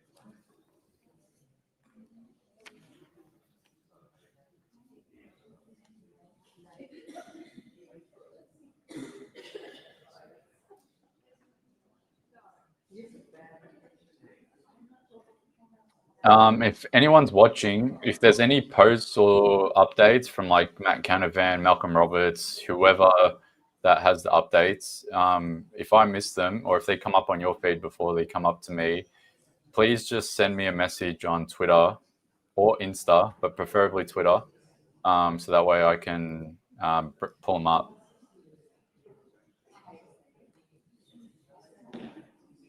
We've got a team effort. This is a real coalition going on. We've got a big team effort today.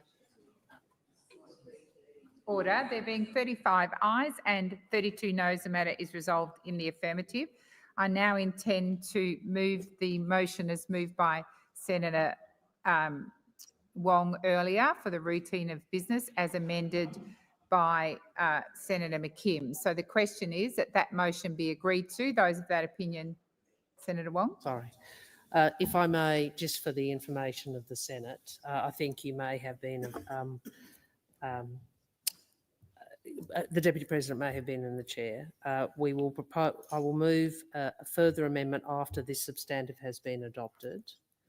And it may be, I think I have, the opposition will be supportive, but it may be that Senator Roberts and others may wish to speak and vote on it because you have a different view. And we may need, this is on online safety being included at the end, Senator Roberts. So I'm just conscious that there's no divisions from 1:30. So I'm flagging with the Senate that at that point we may need to move, that there be divisions after 1:30 if Senator Roberts or others wish to move it, wish to vote differently on that bill. You I know the son of a minister was bitch. seeking leave, and I'm assuming leave was given. Senator Roberts, So I seek leave to respond to Senator Wong. is leave granted? Leave is granted. We will be Senator Roberts. opposing. So we will seek divisions after 1:30. Thank you Okay. very much. So the question is that the motion moved in relation to routine of business by Senator Wong and amended by Senator McKim be agreed to. Those of that opinion say aye. Against? I believe the ayes have it. Division required. Ring the bells for 1 minute. I trust Malcolm Roberts. Everything that I don't understand, I'm just going to follow what Malcolm Roberts says. Okay, so he's going to pose it, obviously, and he wants to, what, have a divisions after 1:30. So I think that's probably going to be for amendments.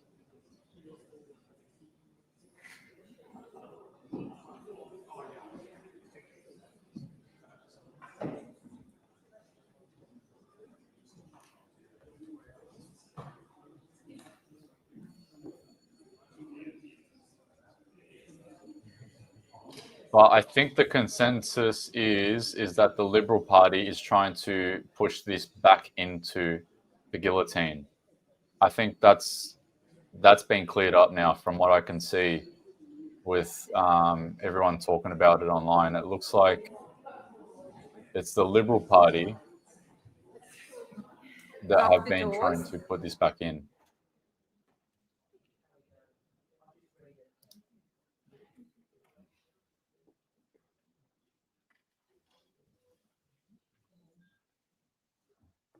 So the question is that the motion as moved by Minister Wong in relation to routine of business and amended by Senator McKim be agreed to. The ayes shall move to the right of the chair, the noes to the left. I appoint Senator Grogan as teller for the ayes and Senator Goodell as teller for the noes.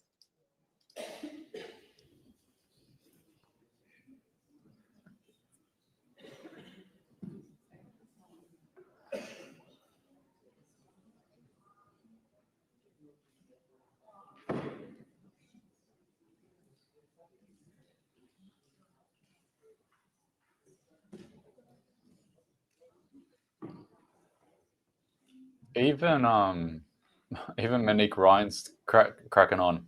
She's cracking on because she knows that she'll get goodwill out of it, but she put a post up calling out the Labor government for trying to rush all these bills today.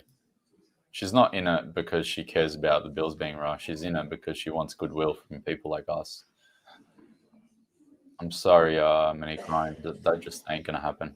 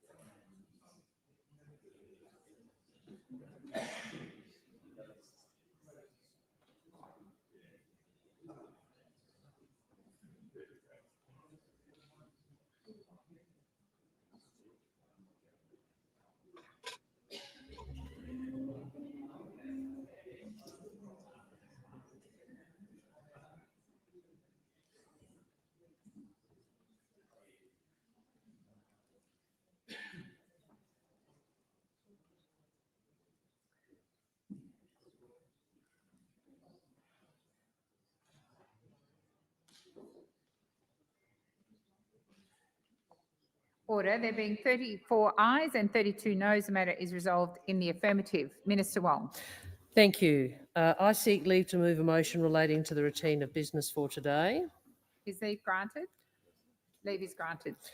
I move that the resolution agreed to earlier today, meaning the one we've just voted on, relating to hours of meeting and routine of business be amended as follows. At the end of paragraph D, add Migration Amendment Bill 2024, Migration Removal and Other Measures Bill 2024, Migration Amendment Prohibiting Items in Immigration Detention Facilities Bill 2024, and after paragraph E, insert, once consideration of bills listed in paragraph D has concluded, the routine of business be consideration of the Online Safety Amendment, Social Media Minimum Age Bill 2024, and the tabling of only of committee reports take place.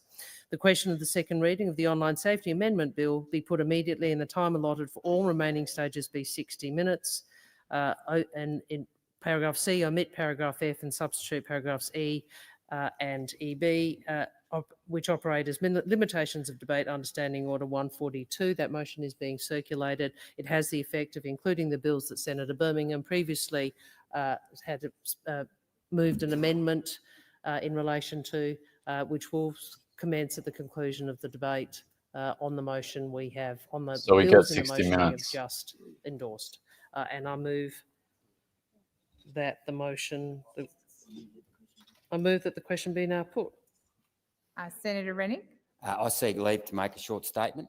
Come on. Leave is granted, One Senator minute. Rennick. I have to say I'm shocked at this by the Liberal Party. Either you believe in guillotines or you don't. You can't pick and choose what sort of guillotines you want. And Order. this Online Order. Safety Act requires greater scrutiny.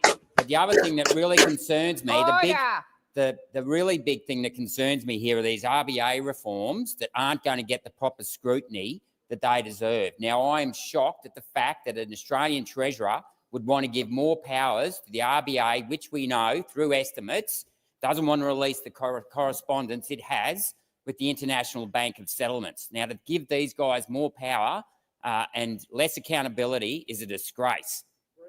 Yesterday, we saw a senator attacked here because she may have allegiance to another country. Well, let me tell you, the International Bank of Settlements have caused more wars and hardship than the Taliban have ever done. And it's an absolute disgrace that this bill is going to pass without proper scrutiny. Thank you, Senator Rennick. Senator Canavan. Thank you. I seek leave to make a short statement. Is No leave longer than 1 minute. granted?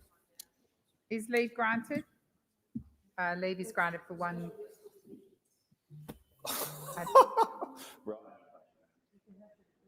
So the question is that the amendment as moved by Senator Wong to the hours motion that we've just agreed to be agreed to. Those of that opinion say aye.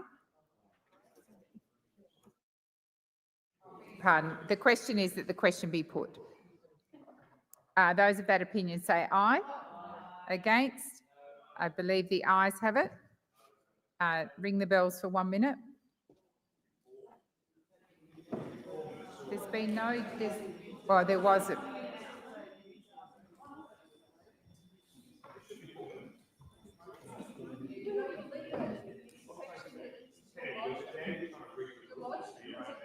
order. Senators Wong and Canavan. Senator Canavan. So, Madam President, under clear the rules of this chamber, this should be 4-minute division. We've had a number of statements between the last division. Why is it not for 4 minutes? Senator Canavan, I have checked with the whips and they were comfortable with 1 minute. That is always my process. I check with the whips.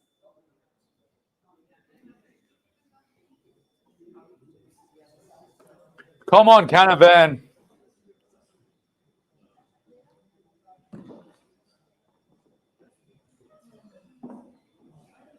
Lock the doors.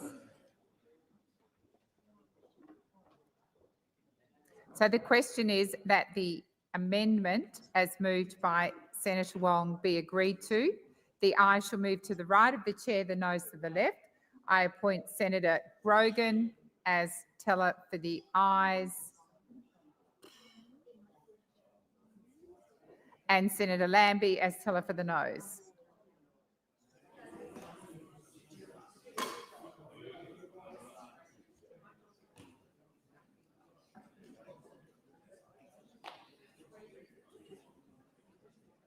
Oh, someone do something. Come on.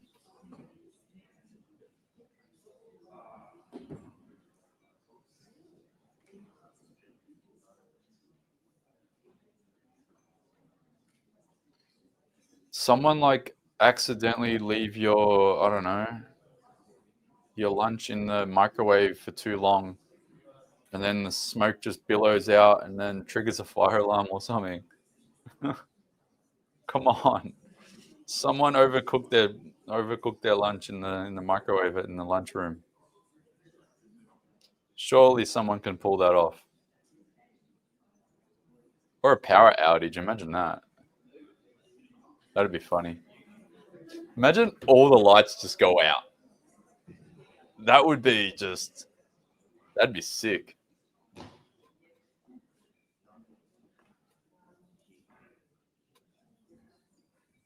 Yeah, someone burned their toast. Come on.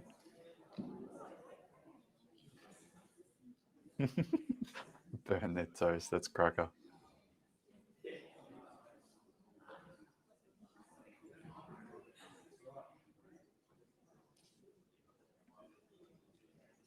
There's a power outage and then the lights come back on and then Undertaker rocks up. Now I've definitely lost my mind.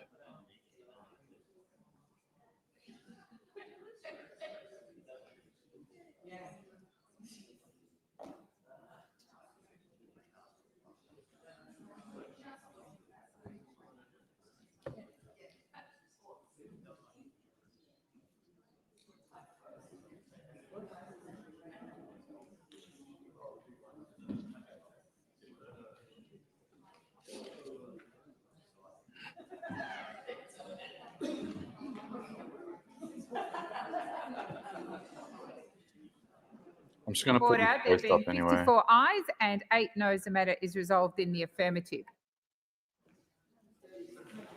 So the question is that the motion be agreed to. Those of that opinion say aye. Against? I believe the ayes have it. Division required. Ring the bells for 1 minute.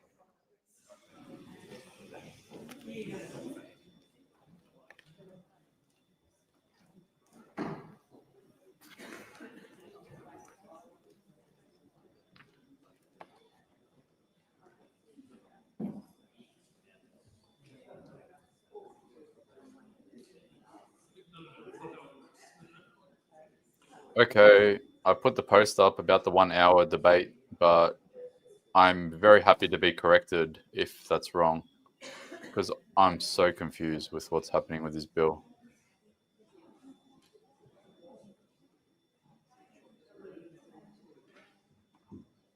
Not only that, one thing that we do know for a fact is that Gerard Rennick is not putting his own posts up on Twitter, unless he's got his phone on him, of course. Because he just posted like 2 minutes ago, and he's in the chamber. Lock the doors. So the question is, the motion is moved by Senator Wong be agreed to. The ayes shall move to the right of the chair, the noes to the left. I appoint Senator Grogan as teller for the ayes and Senator McKim as teller for the noes.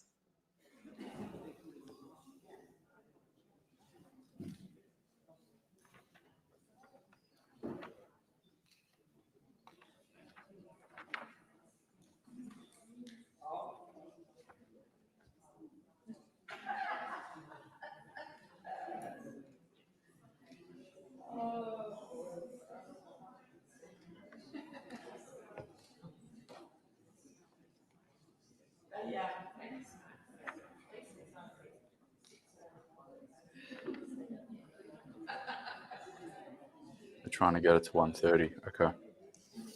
This is going to be interesting. 1:30 is in 10 minutes. I'm so anxious.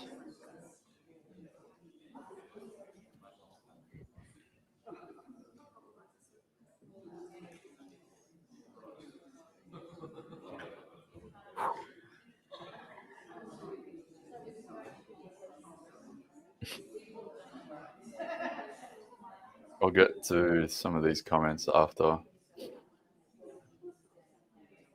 I missed all the food comments. I need to go back quite a bit to find them.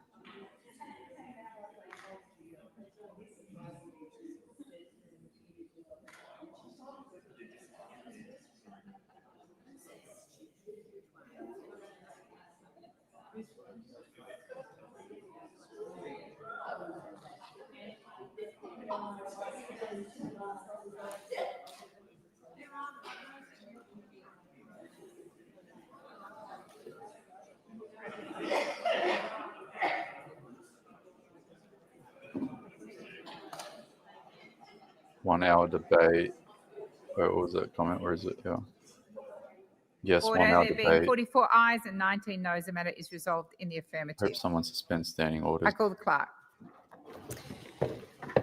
Pursuant to order just agreed to, government business order of the day, anti-money laundering and counter-terrorism finance amendment bill 2024, resumption of second reading debate. Okay, I'm just going to bring that down. Senator Cash. Thank you. And the bad news So- for all Australian small businesses, all 90. They're dragging it out. When Is that this right? bill goes through today, if the Greens support it, is that they are about to be whacked, courtesy of the Albanese Labor government, with $13.9 billion in regulatory costs. That's right, as if small businesses in Australia are not already doing it tough. But the arrogance of this government, the contempt with which they treat small business is well and truly on display with this bill. They don't care about the fact that they are currently presiding over the highest number of business insolvencies on record. I mean, governments like to create records, but I would have thought putting people out of business, which means putting Australians out of work, is not a record that a government should be proud of.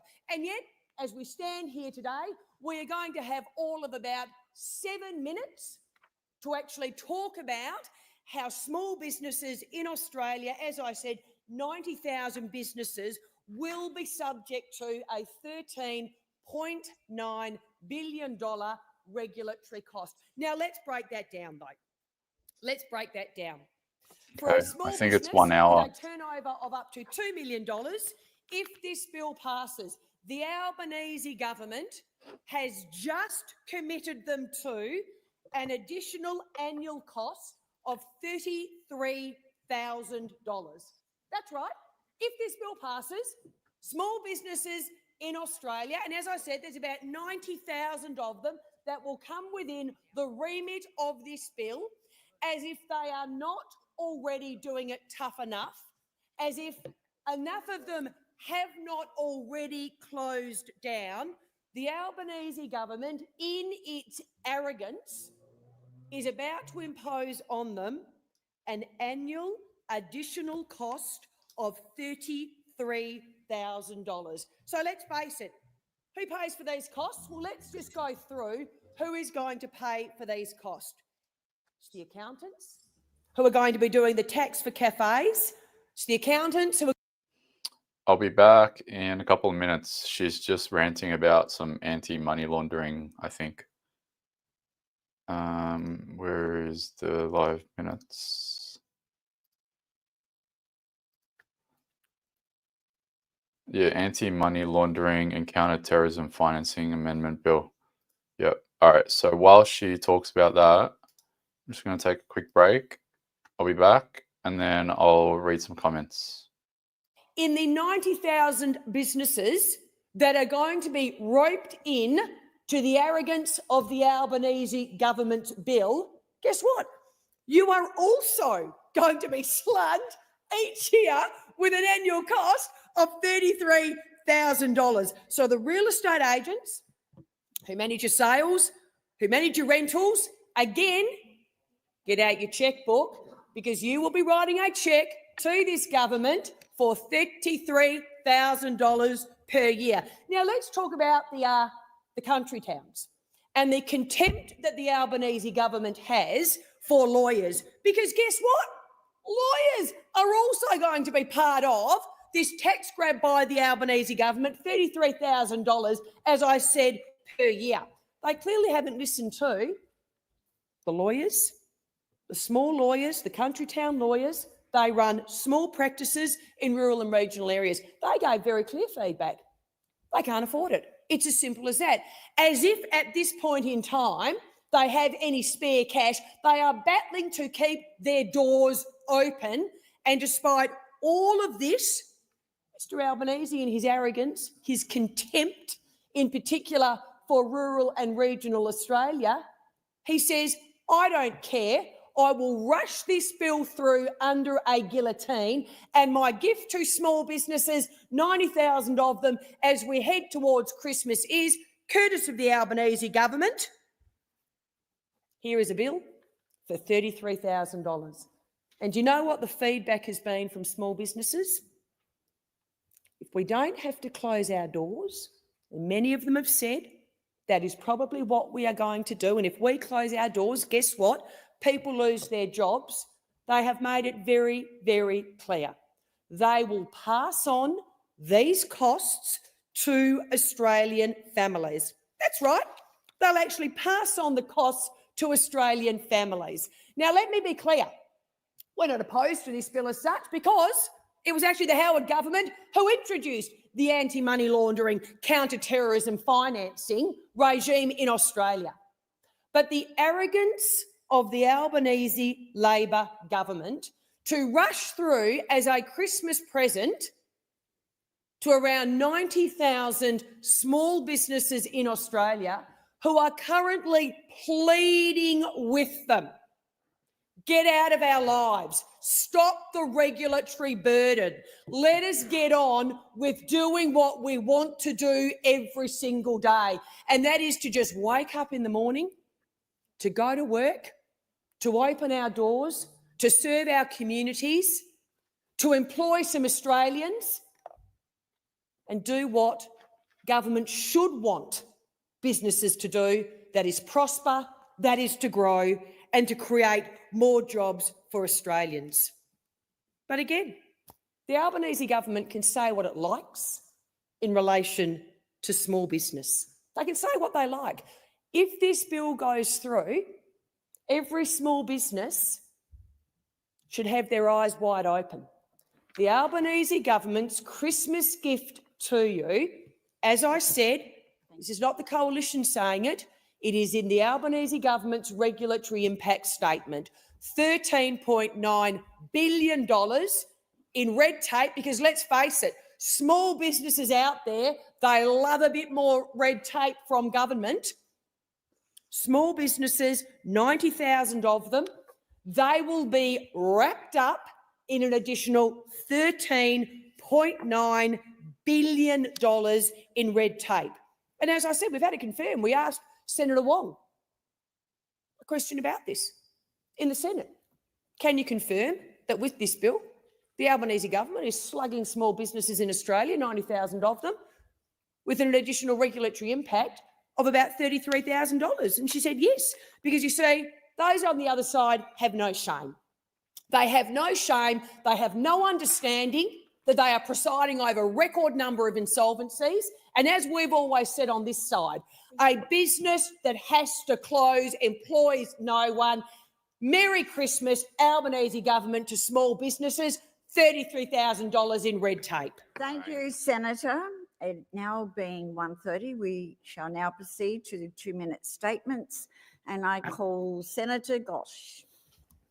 Thank you. I rise to speak on the impact of algorithm-driven rostering practices on Australian workers and to emphasise the importance of the global Make Amazon Pay campaign and the work of the SDA 2-minute in statement, Australia. so it's okay. We've got The Make time. Amazon Pay campaign calls for fairer practices. So it looks like that they respect the have balance shuffled between the order of operational business. needs of Amazon and the welfare And and dignity of workers in Australia. In the Australian got some retail and time. warehousing sectors, rostering is increasingly done by algorithms and apps. These platforms are used to improve efficiency and are also claimed to improve fairness and equity in staff rostering. Yet the reality for workers who are Yeah, it's rostered on for 1:30. work using these apps and algorithms is often far from ideal. The experience of workers is that the systems Amazon puts into place lead to inconsistent and unpredictable work schedules, underemployment and financial insecurity, as well as increased stress levels. 2-minute statements. Okay, Automated cool. We're rosters good. can All also right, have I'm a just going to put disruptive this up impact on the on lives of employees, all the other making pages that it I'm in. difficult for them to plan childcare And or balance then work with family I'll go responsibilities through and some commitments. questions and comments. In my first and speech in this then I'll place, I grab lunch spoke as of the well, need to or foster an breakfast, actually. Australia that allows people to play active and engaged roles in community life and in family life. The predictability of hours of work is essential to that goal. There are economic and household impacts as well.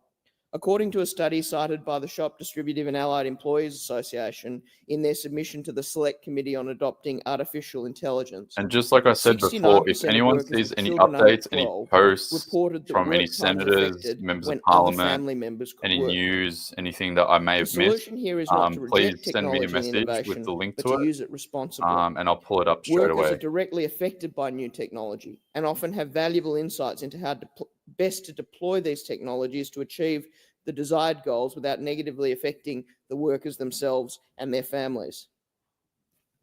Thank you, Senator Shoebridge. Thanks, Acting Deputy. As we're here today, David McBride, who told the truth about war crimes in Afghanistan, is in jail. And he's in jail and was attacked by this government. He was attacked by this government because he called out the lack of accountability for the leadership in the ADF for the war crimes that happened in Afghanistan. And he has been utterly vindicated in the oversight report by Dr. Vivian Tom, who fundamentally disagreed with the Brereton report conclusion that the leadership of the ADF should get off scot-free for any responsibility for the war crimes in Afghanistan. And when you go back and you read that Brereton report, and you realise that at the time he was held senior office in the reserves for the ADF, and he decided to give all of his senior mates a get out of jail free card in that report, it starts to make things fall in place, because that's who the Labor government, with the support of the coalition, decided to put in charge of the National Anti-Corruption Commission. And since then, we have seen Dr. Vivian Tom's report land and the oversight report come and smash the conclusion of Brereton and 100% support what David McBride said. And I'll quote briefly from Vivian Tom's report. The panel did not agree with the Brereton inquiry's view that some accountability and responsibility could not fall on the most senior officers, and it suggested the issue should be the subject of further consideration. What has the government done with that? Bury the report. And when you read Vivian Tom's report, she points out the failure of defence leadership to see the intelligence, surveillance and reconnaissance reports, the lack of having ethical leadership, the fact that there was no curiosity from the senior leadership.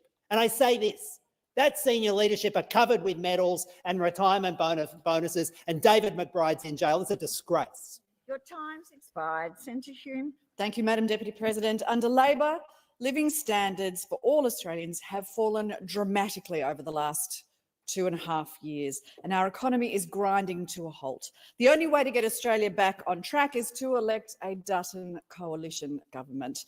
And someone I'd like to see as part of that government is Nathan Conroy, our Liberal candidate for Dunkley and a true champion of his community.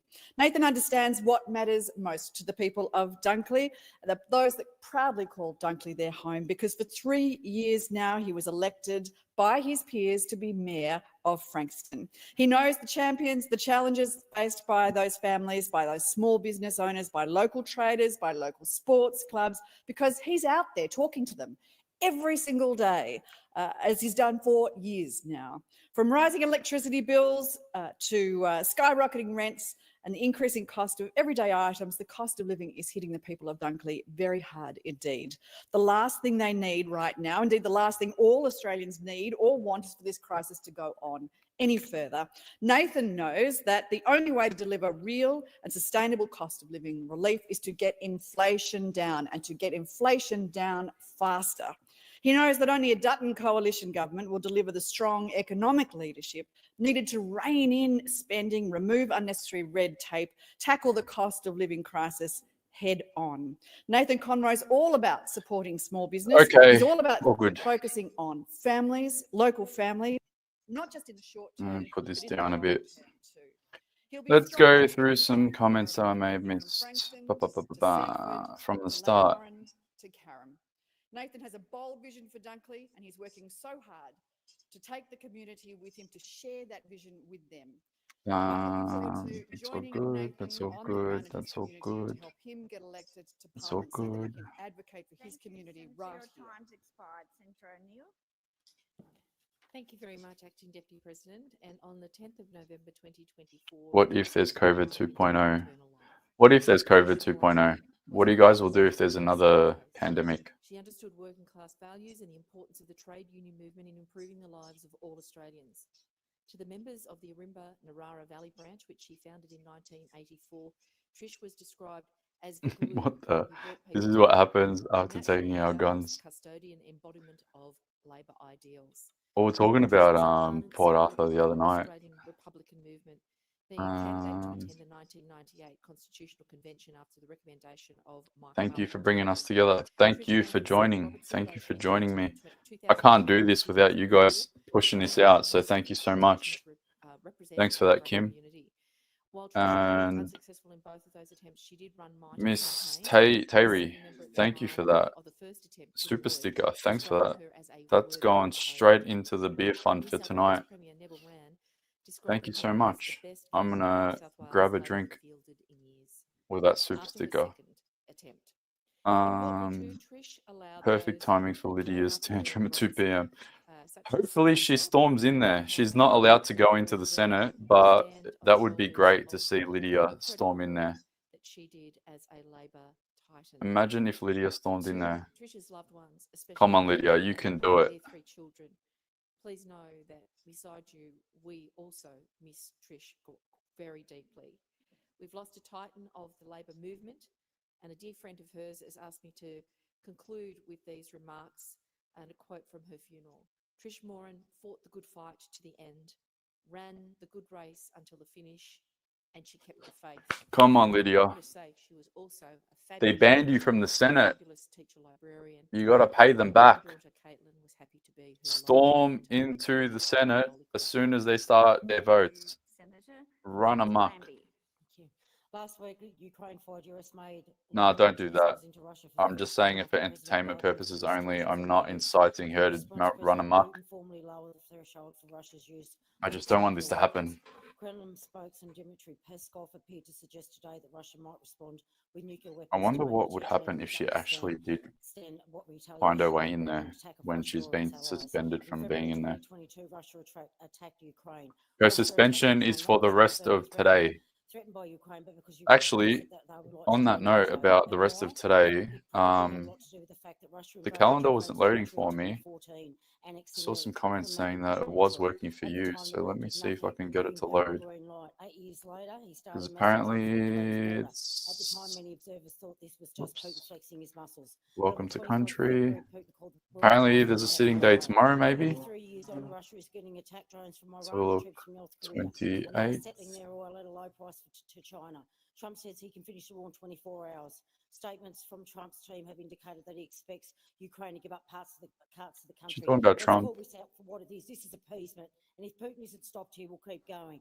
As US Secretary of Defense Lord Austin has said, Putin will not stop Nah. Ukraine. And President Zelensky has warned that Lithuania, Lazensky. Latvia, Estonia, Moldova, She said and Belarus. Lazensky. Poland is spending billions of dollars shoring up its defences, has taken 1.6 Yeah, million she's speaking Ukrainian really soldiers. On fast. Tuesday, It's the not sped Polish up, Foreign it's Minister live. Kurski said that the biggest European Union country There's only is joint issuing committee international hearings financial tomorrow. aid to Ukraine in case There's the US no withdraws Senate support. or Recent news House. that Biden's Today's the White last House has day. given Ukraine a green light to use US supplied long-range missiles to strike targets inside Russia. Zelensky welcomed the move, calling it a response in language that Putin understands. He's spot on. Appeasement doesn't work with bullies. Look what happened in the run-up with in World War II. Any talk of peace that involves Ukraine giving up territory is a peace. It's appeasement. Thank you, It's Senator appeasement. Lambie. Your time's expired. Senator McGrath. Thank you. Merry Christmas, everyone. Each year, my Christmas card features a country church from a small town in Queensland. And this year, it is the In-June Churches Together, which is in In-June. And on the back of the card, this is my message to everybody. Christmas is a time to give thanks, to rest and to reflect. And whether you pray to God or gods or to none, let us all give thanks that we live in Australia. As Ukraine fights for her freedom and war grows in the Holy Land, we do pray for peace. We give thanks that in In-June, the Anglican, Catholic and Uniting Churches showed the way by coming together as In-June Churches Together. Originally known as St. Peter's, it is a simple church built of cypress pine in 1925. Inside, it was unlined with a simple altar and stools for seating. In-June Churches Together is proof that churches not be grand, for us to pray, to think, and to give thanks. Let the story of this church and the uniting of different denominations in a small country town guide us. And may the new year bring better days. Senator Chisholm. Thanks, Acting Deputy President. As Australians gear up for Black Friday sales tomorrow and look You know what forward to I hate receiving this time of packages over year? the coming weeks, When it's important to remember people Australian start track wishing record you a and Merry make Christmas that really that early, looks to benefit the and then most it from becomes a today's sale, prolonged that company being Amazon. wish of Merry Amazon Christmas, like staunchly on Boxing anti-union Day, and and then constantly denied those workers few days from leading finding up a to the new collective year. voice wherever they And can. then even worse than Behind that cheap prices and ease of is online when shopping people hides the start wishing reality you a of Happy New Year, multi-billion-dollar company and then appalling they record start wishing on you a Happy worker New safety, Year. It's like pay and working January conditions, particularly 30th, their operations and then it's around like the world. February. The company has formed when it comes to It's worker like, exploitation, bro, surveillance, and leave me alone. creating a workplace culture that clearly That values awkward profits moment, over people. it's coming. They It's do coming this for by hiring everyone. warehouse staff as casuals, and through labour hire avenues, they then impose punishing productivity targets and workplace surveillance. Amazon's workers have voiced their concerns that almost every move they're making, every union agreement they're trying to have, and even every bathroom break where Amazon workers are trying to take are being monitored and noted by management. Our government's recent reforms to protect gig workers, labour hire workers and casuals are crucial to preventing exploitation of those workers here in Australia. To no one's surprise, the Liberals and Nationals voted against these reforms. From Black Friday tomorrow to Cyber Monday this coming week, workers, trade unions, anti-poverty and Imagine garment having a workers' 2-minute rights groups speech and others across and the you just world wasted are on talking uniting about with one Cyber goal Monday in sales mind, and to make Amazon pay. all this To crap. pay its workers fairly for the work they do and respect their right to join a union. Because while This it's guy's clear making online retail 250 giants grand a like year and he's Amazon talking are about reshaping Cyber how we Monday shop, sales. we can't allow them to reshape how we uphold workers' rights in this country. Thank you, Senator. Senator Pocock David. Thank you, Acting Deputy President. As the parliamentary year and potentially the parliamentary term wraps up, I wanted to say what an incredible privilege it is to be in this place representing a community I love. And as this could be the last sitting day of this term, it could also be my last speech. And I just wanted to thank a bunch of people. All of us know that none of us could be in this place and do what we do without the support of our family and loved ones. And so I wanted to thank my wife Emma for her support. I wanted to thank my team again. I think most senators would agree that without your team, you're not going to survive long in this place. You're an incredible team, and I've loved working over the last 3 years with you. To the volunteers who come into the office every day, thank you for your commitment and your support to help serve people in the ACT. To all the various stakeholders and experts who've contributed to decisions about amendments and policy over the last 2 years, thank you so much. And to Canberrans who gave me this opportunity, put their trust in me to represent them as one of their senators, thank you very much. It's something I do not take lightly and has been a privilege. Every time I come in here to vote, I'm very conscious of the fact that I'm voting on behalf of people in the ACT. And so as we head into an election, elections should be about priorities of communities. And I look forward to continuing to consult with people in the ACT about what they want on the agenda into the election. It's great to see the Parliament finally this week dealing with housing, cost of living. This is what I'm hearing people want addressed, and no doubt that will be a big part of the election. So thank you very much. Thank you, Acting Deputy President. Well, today is the last day of parliamentary sitting for this year, and we had so many opportunities this week to get meaningful reforms through this place.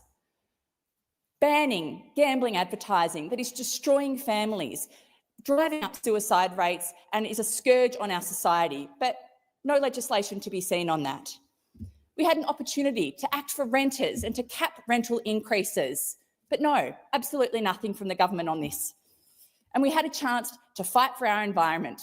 We have got a progressive crossbench and a Labor government who said that they would act on climate and who said they would act on the environmental crisis, but no nature laws. Nothing to see here.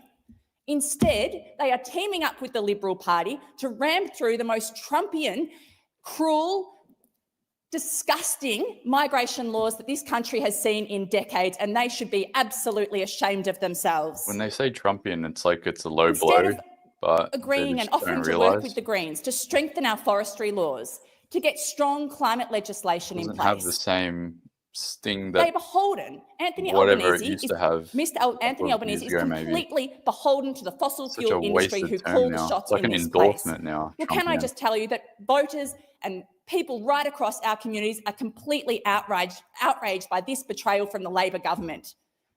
The Labor government was elected on lie after lie after lie.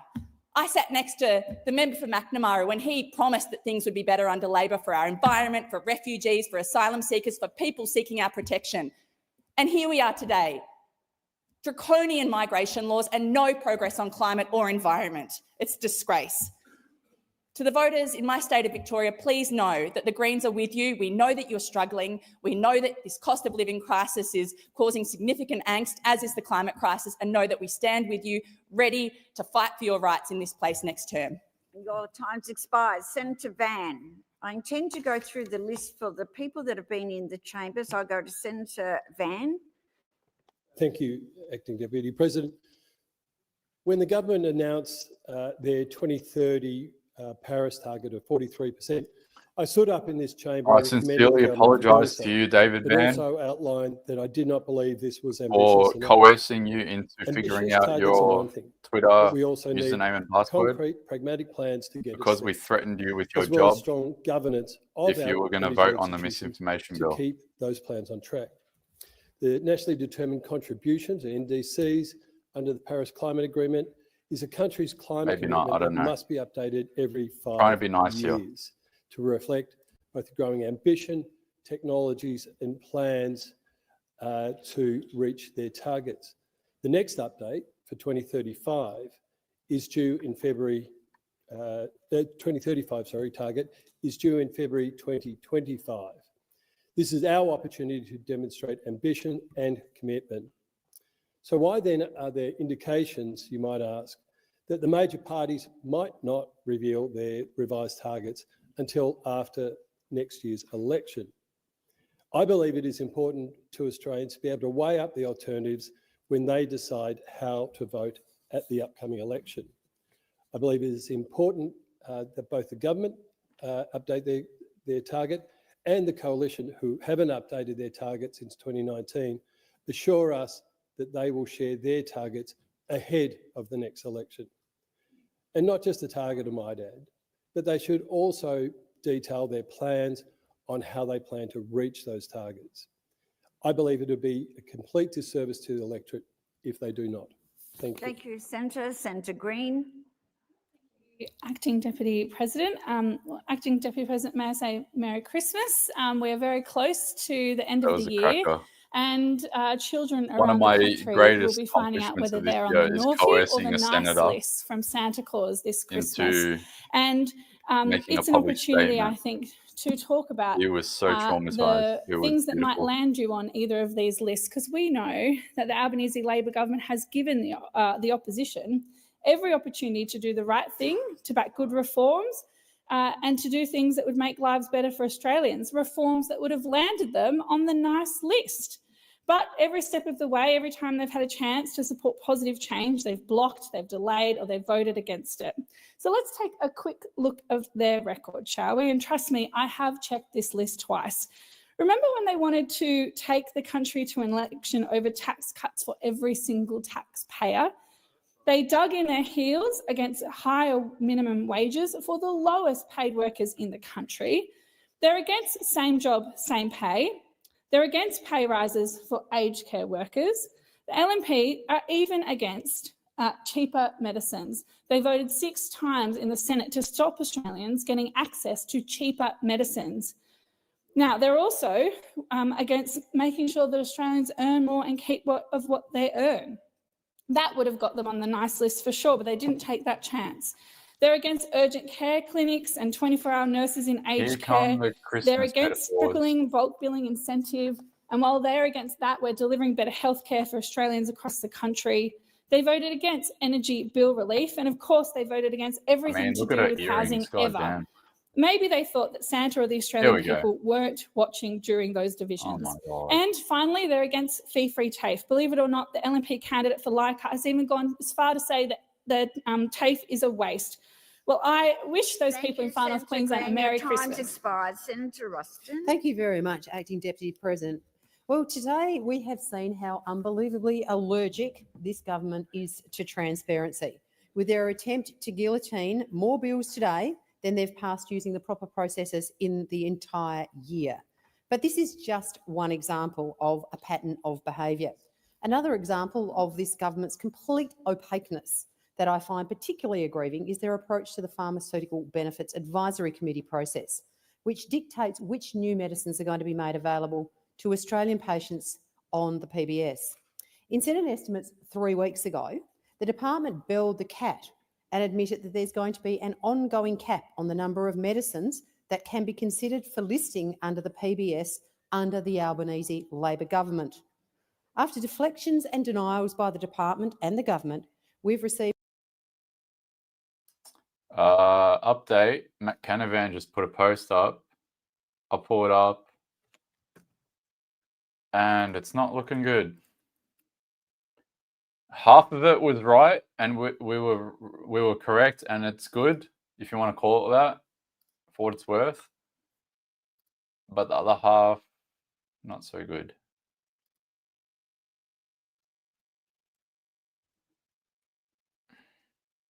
So the Senate just voted to gag debate on the social media ban later this evening. There will just be 1 hour of debate left before it's put to a vote, which we were correct in that. Thank goodness for that. We were right when I posted that. The debate will start later this evening, ETA 7 p.m, after the 27 other bills are rammed through the Senate. Our democracy is a farce. Parliament should be more accountable to the people than this. I opposed the motion to gag debate, and I've already replied.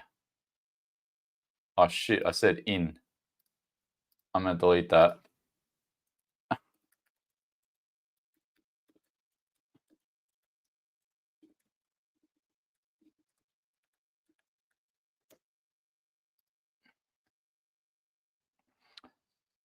Where are the emojis? I don't know, that one. And then where's the cry? There we go. Fixed it. Oh my god. And I'll repost it as well.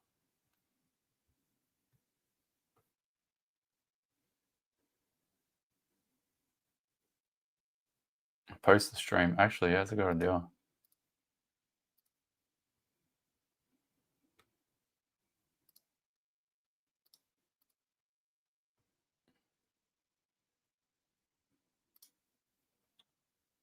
Where's the stream link? There we go.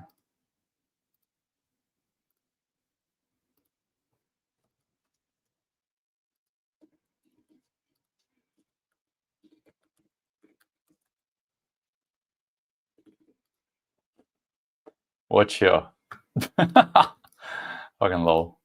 All right, cool. So, goddamn. Oh, Malcolm Roberts. Sorry, let's go.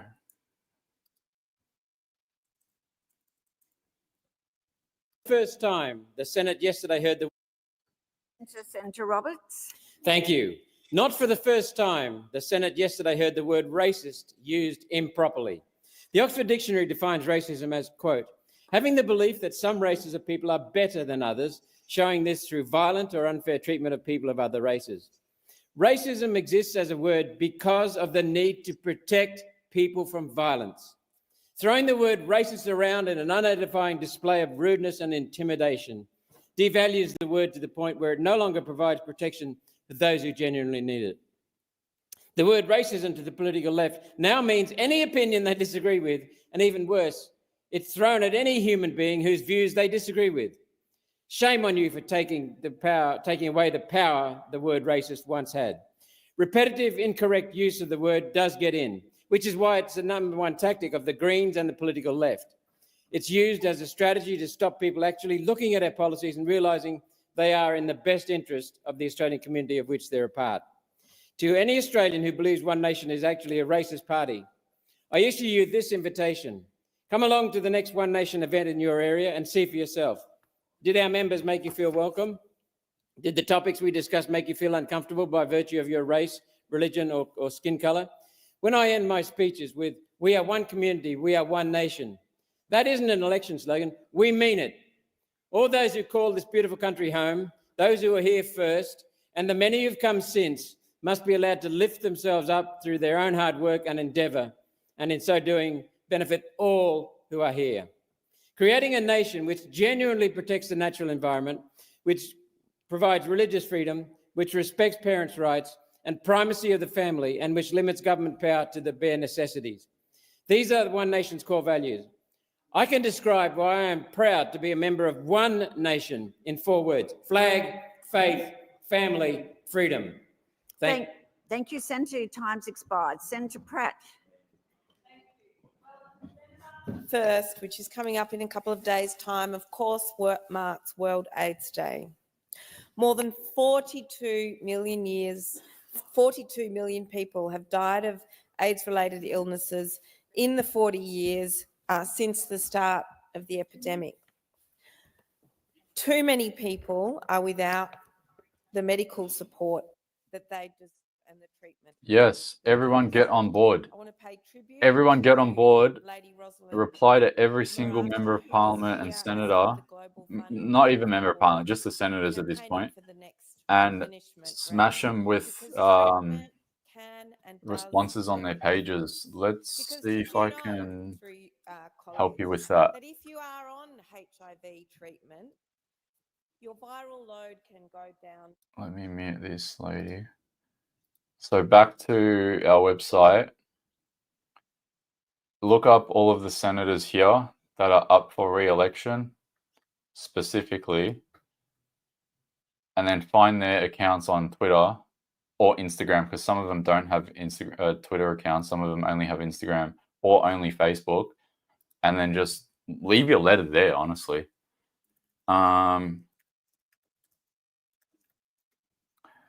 Or do this as well. This might make it even easier than that. Go to the government's website with all the senators, because you'll actually be able to just get a link straight away for it. Don't do what I just said before. Do this instead. All senators, because when you click on their profile, they usually have a hyperlink to their social accounts. Let me copy that link. Copy link address. I'll post it here. Hopefully that works. So that link there, because it's not loading for me. Nothing's loading for me right now. That'll take you to the feed here. Find all senators and then just barrage them on their accounts. Most of them have a Twitter account. If they don't have a Twitter account, they'll have an Instagram. If not Instagram, they'll have Facebook. If not, then they obviously don't have any major social media accounts. Let me just make sure that link worked.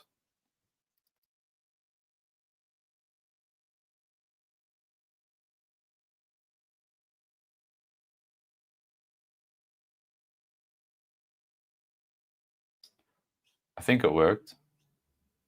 It's loading slowly. But yeah. No, our services are unavailable. Wow. But yeah, just go to the Parliament website and smash them on their socials.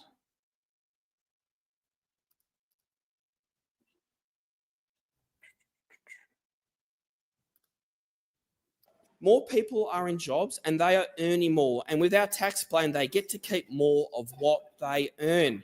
Real wages have grown more in the last 12 months alone than they did in the entire decade of the former coalition government. Prices are now starting are now rising at the lowest pace in almost 4 years. And don't forget, inflation had a 6 in front. And what does it have now, colleagues? It has a 2 in front. Thanks to the work of Katie Gallagher and Jim Chalmers, we are much better as a nation. Thank you, Senator Coney. Time for question time. Senator Birmingham. Thanks very much, President. President, my question is to the Minister representing the Prime Minister, Senator Wong.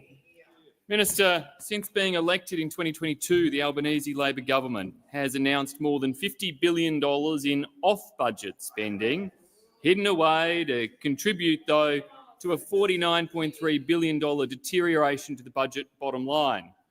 The worst in history that's now going to occur outside of a war or pandemic. The government's now promising to add billions more to off-budget spending. Okay, so what I'm going to do while it's question time is I'm going to switch between the Senate and the House. The House being the priority because elbow. And is the Minister aware of any impact? Get through the first question. Thanks, Mr. Speaker. It's a very interesting question coming from a former Minister for the Environment who actually commissioned Professor Graham Samuel to review the Environment Protection Biodiversity Conservation Act, agreed with his recommendations, tried to get them through the Parliament and didn't manage to do it. So having claimed that she would deliver environmental law reform, didn't. Mr. Speaker, we have in the Senate right now,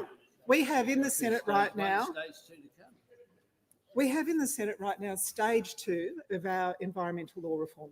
Stage 1 passed through this Parliament around this time last year. We established the nature I think of everyone hates her. and Everyone of hates course her. we expanded the water trigger.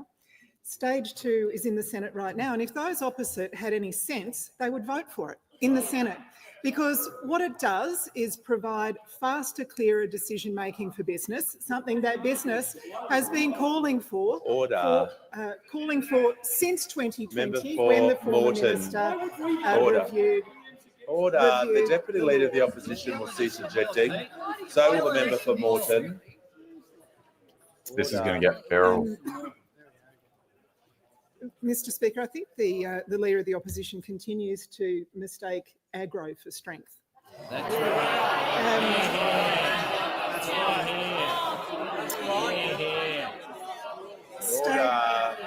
Order. Stage 2 of our environmental law reform has something for everyone. It's got faster, clearer decisions for business. It's got much stronger environmental protections. What it does is establish Australia's first Environment Protection Agency. It also establishes Environment Information Australia, which would provide much clearer data about how we're going with the environment, and it would also provide information to business about where and how they can develop all of the projects that we know Australia needs, the infrastructure projects, the housing projects, and so on. And there's a post that's been the real mystery here. Shut up. Where is it? Rennick.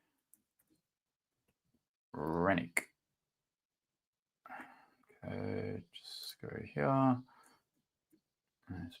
All right, so Gerard Rennick has made a video apparently. Here we go, 3 minutes ago. See, this is what I want. Thank you so much for tagging me in this. So if anything comes up, send it to me, tag me in it.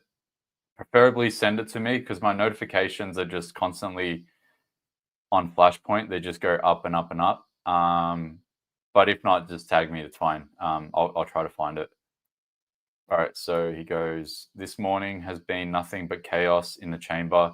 Of course, we've been watching as the major parties play games as to what will be guillotined. Yep, we've seen that. They have been debating about what they're going to debate. That is true, 100% true. They have been debating about what they're going to debate. Actually, I got the video of him going on that rant. I'm going to post it. Yes, Minister on steroids. The fact around 40 bills are going to be rammed through the Senate with next to no oversight is just another example of how bad government accountability is. Unfortunately, both the online safety bill and the RBA reforms are going to be guillotined. While many of you are aware of the Online Safety Act, the government intends to give more independence to the RBA by taking away certain powers from the Treasurer that can direct them if necessary. This is an extremely important check on the RBA's power. As I pointed out previously, the RBA takes orders from the international banks of settlements who have caused more suffering on the human race than the Taliban. We'll keep you posted. The biggest problem that we have is that there's just so many battles and fires to put out. It's overwhelming for all of us. Spent the best part. Here we go. Hi guys, Senator Rennick, People First Party, just giving you an update on what's happened today. Effectively, we have spent the best part of the 4 hours in the chamber this morning debating about what exactly we're going to debate. A number of bills were originally pulled out of the guillotine and then they've been put back in.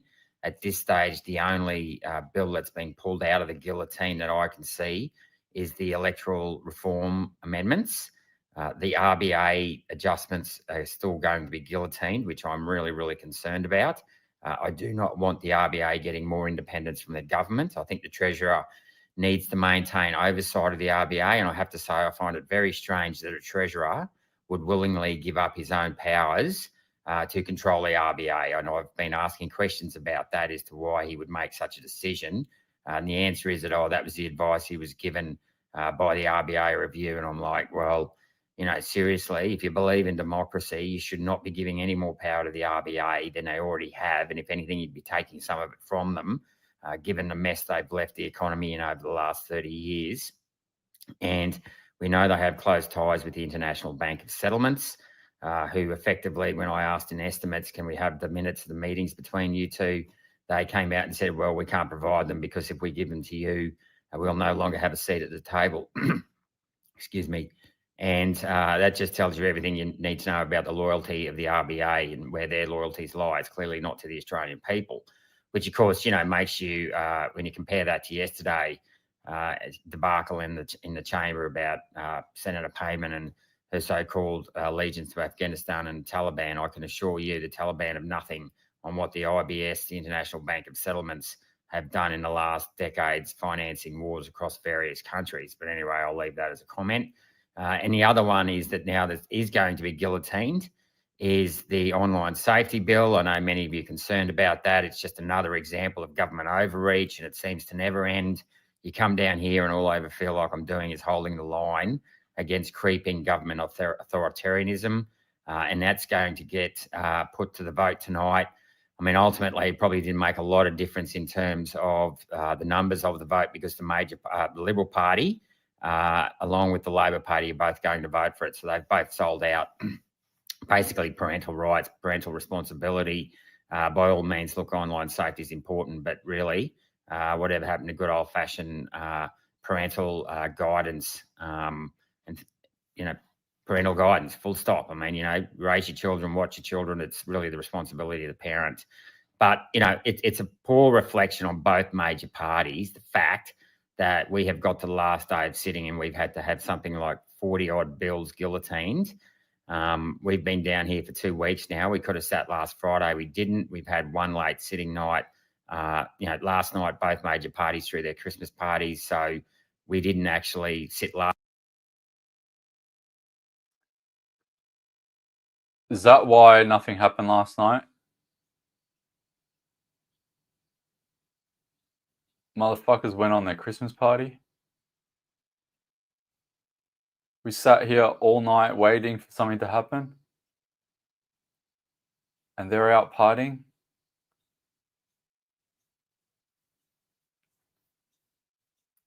Last night, we could have sat last night and at least had more time with the online safety bill and a couple of other bills. But no, going out and having a good time is more important to the major parties than actually doing their job. Anyway, I'll leave it at that. Bro. Hey, check this freeze frame out. It's like the Mr. Burns meme. Gotta get my hands in the frame. It's like the Mr. Burns meme. Anyway, Albo's talking. Give the call to the member for Gilmore. Yeah. My question is to the Prime Minister. How has the Albanese Labor government used the last 2 weeks of Parliament to deliver for every Australian? And what has stood in the way? Give the call to the Prime Minister. Well, thanks very much, Mr. Speaker. Well, over the last fortnight of the Parliament, we have concentrated on major reforms that will make a real difference for people. Legislation to provide cost of living relief, including helping 40,000 Australians buy a home. Free TAFE, fixing HECS indexation, increased wages for early childhood workers. 15%, 10% starts next week as a direct result of what we have done. But we've also done major reforms to build and strengthen our future. Importantly, major aged care reform, the most significant reform in a generation. And we will have Future Made in Australia legislation passed in the Senate this afternoon.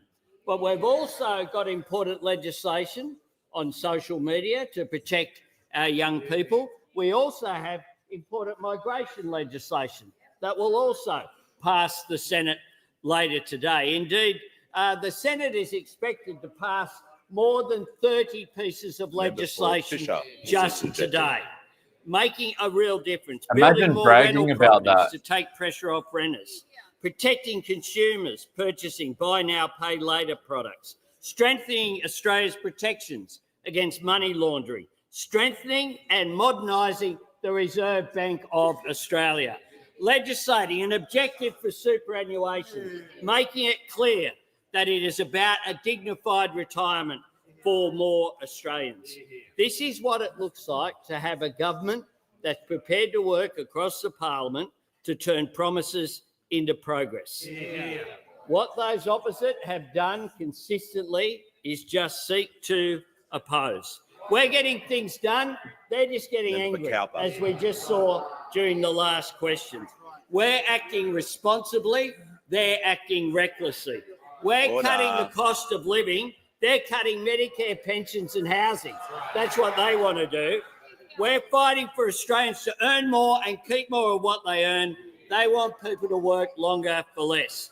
We're fighting inflation. They're fighting amongst themselves. They talk a lot about industrial relations, but they have spent the last 2.5 years on strike. The last 2.5 years just saying no to absolutely everything whenever they could. Not putting up an alternative almost after almost 3 years of the Parliament sitting. This Leader of the Opposition is yet to come up with a single costed alternative policy. Order. Give a call to the Honourable the Leader of the Opposition. Thank you very much, Mr. Speaker. My question is to the Prime Minister.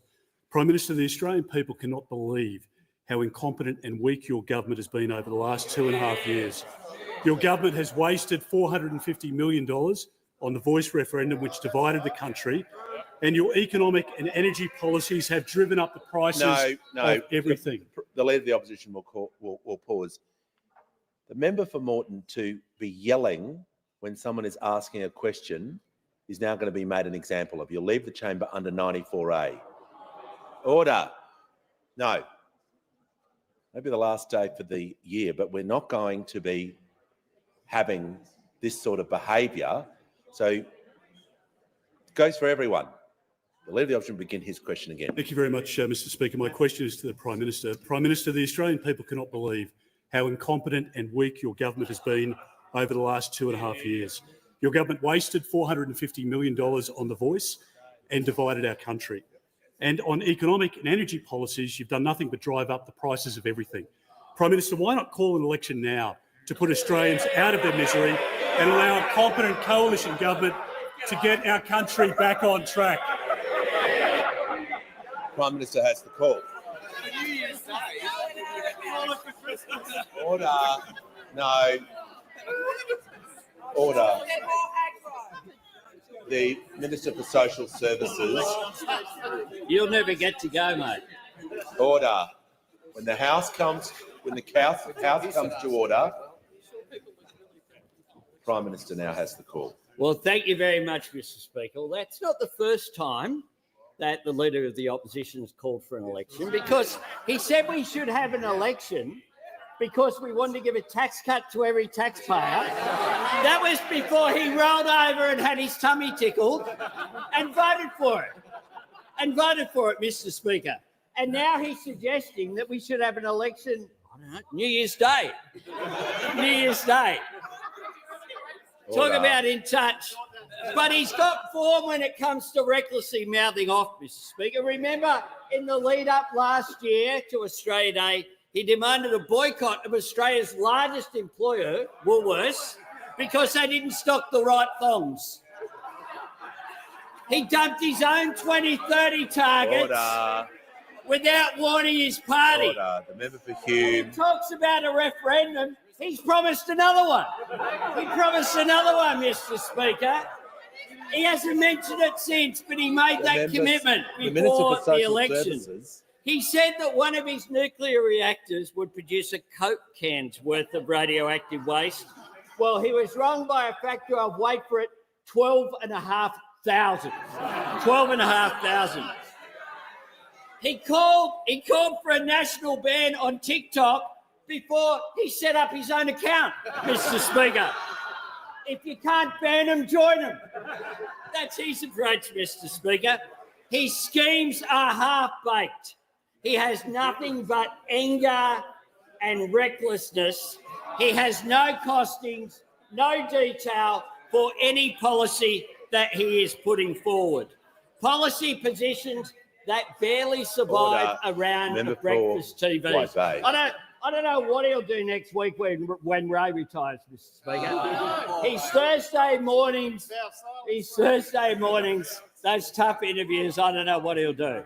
Because there's no accountability from this bloke, no accountability, no hope from him, just note to everything. No hope, just note. And him, of all people, has the hide to speak about division with his record. Of seeking to divide people. I just put another post up. The African community if anyone wants to check it out. in Melbourne. Whether it was all the other comments that he has made, his whole history of seeking to divide Australians, everything he has done points towards that. He's made a career on being angry and pointing at other people and saying, you should be angry about them. That is who this bloke's character is, and the Australian people know it. Order. Prime Minister's time has concluded.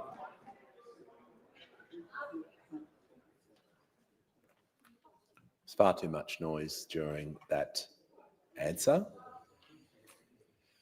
We're going to see if everyone can improve their behaviour for the remainder of question time. If not, there'll have to be actions taken. The member for Robertson now has the call. Thank you, Mr. Speaker. And my question is to the Minister for Health.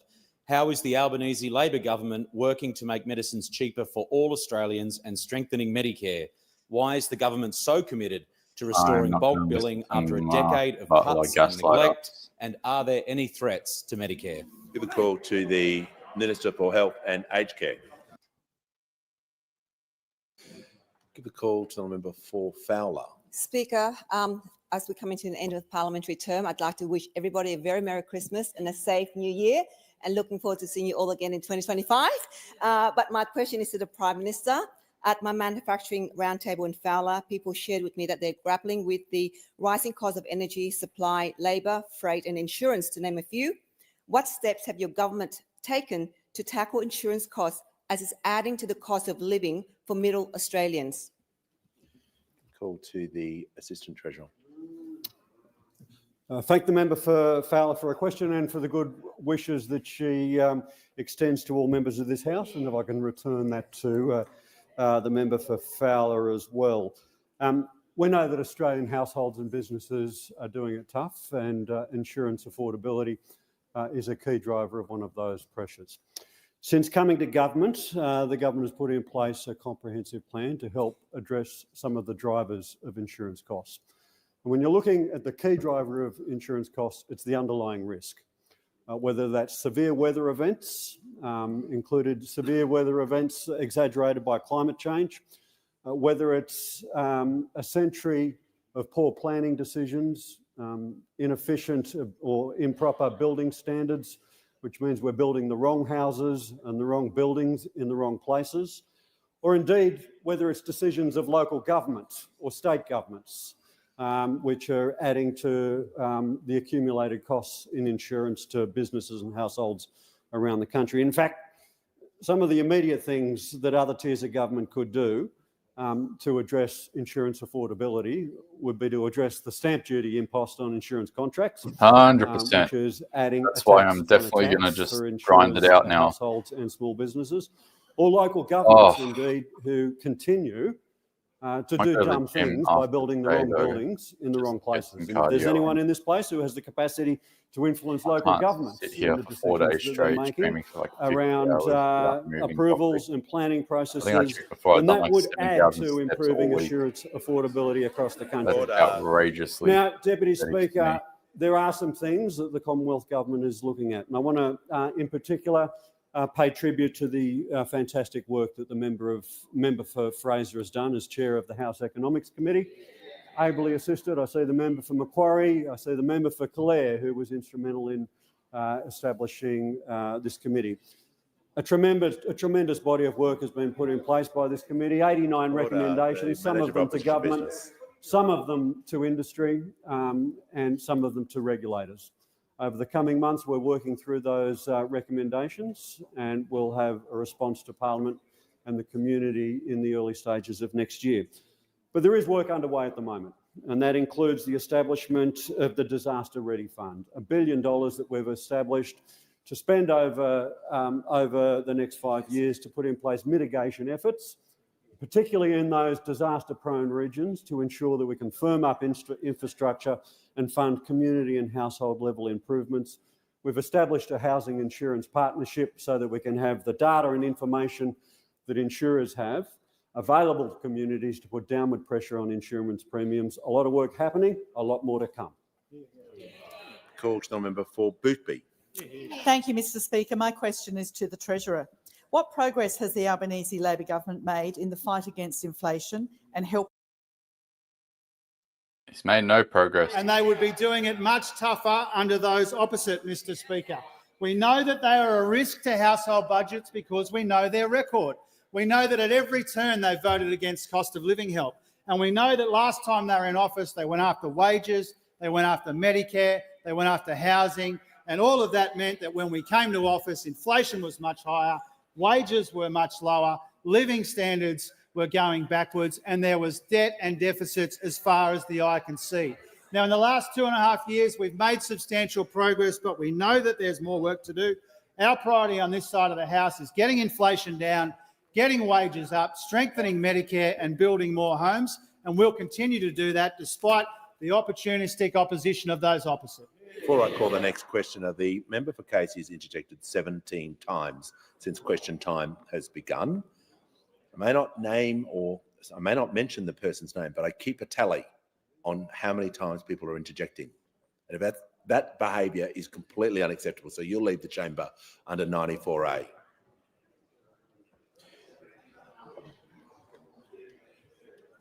Before I call the next questioner, I have a special announcement to make.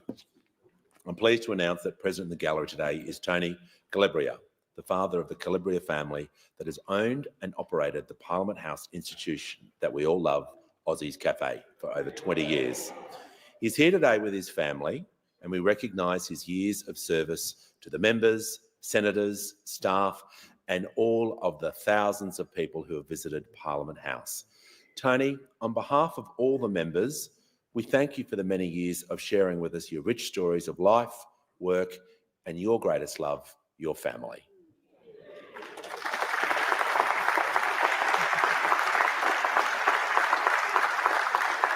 And on Indulgence, I call the Prime Minister. Thanks, Mr Speaker. Well, it is indeed a great pleasure to have Tony Calabria join us today.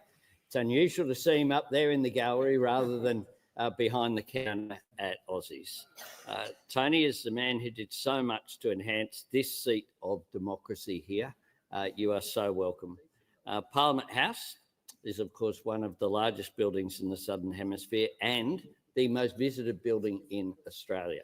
And your presence there is just absolutely extraordinary. It is, of course, such an institution that you and your family have made a part of. Those of us who've been coming here for quite some time, whether as members or staff of the Parliament, it's a part of our being home there. And it's a cafeteria where everyone is welcome, where lots of chats take place between people. And it is very much at the heart of this building in terms of its spirit.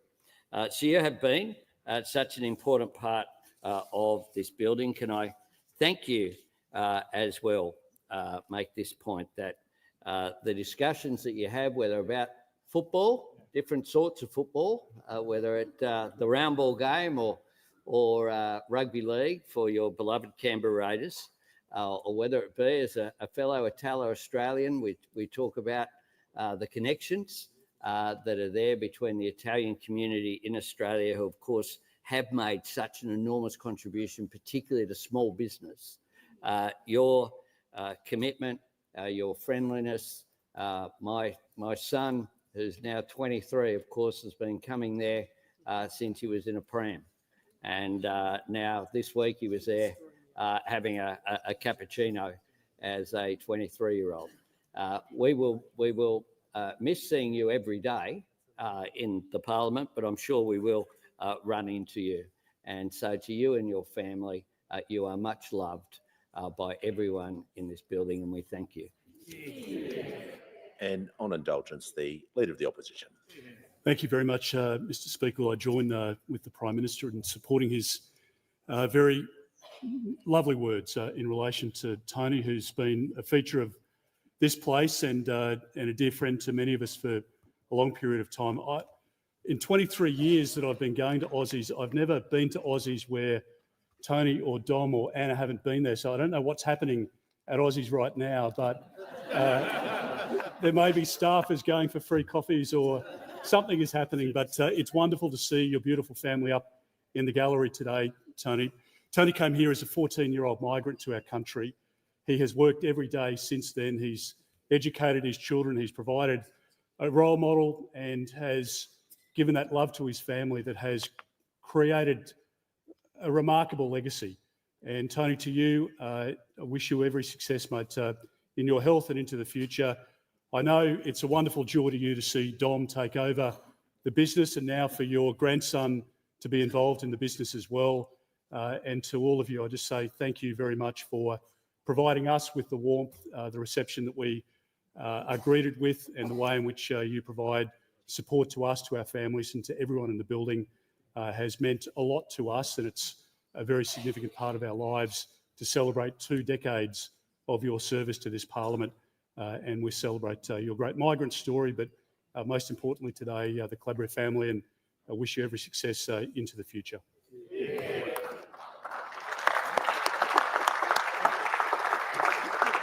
Give the call to the member for Hume.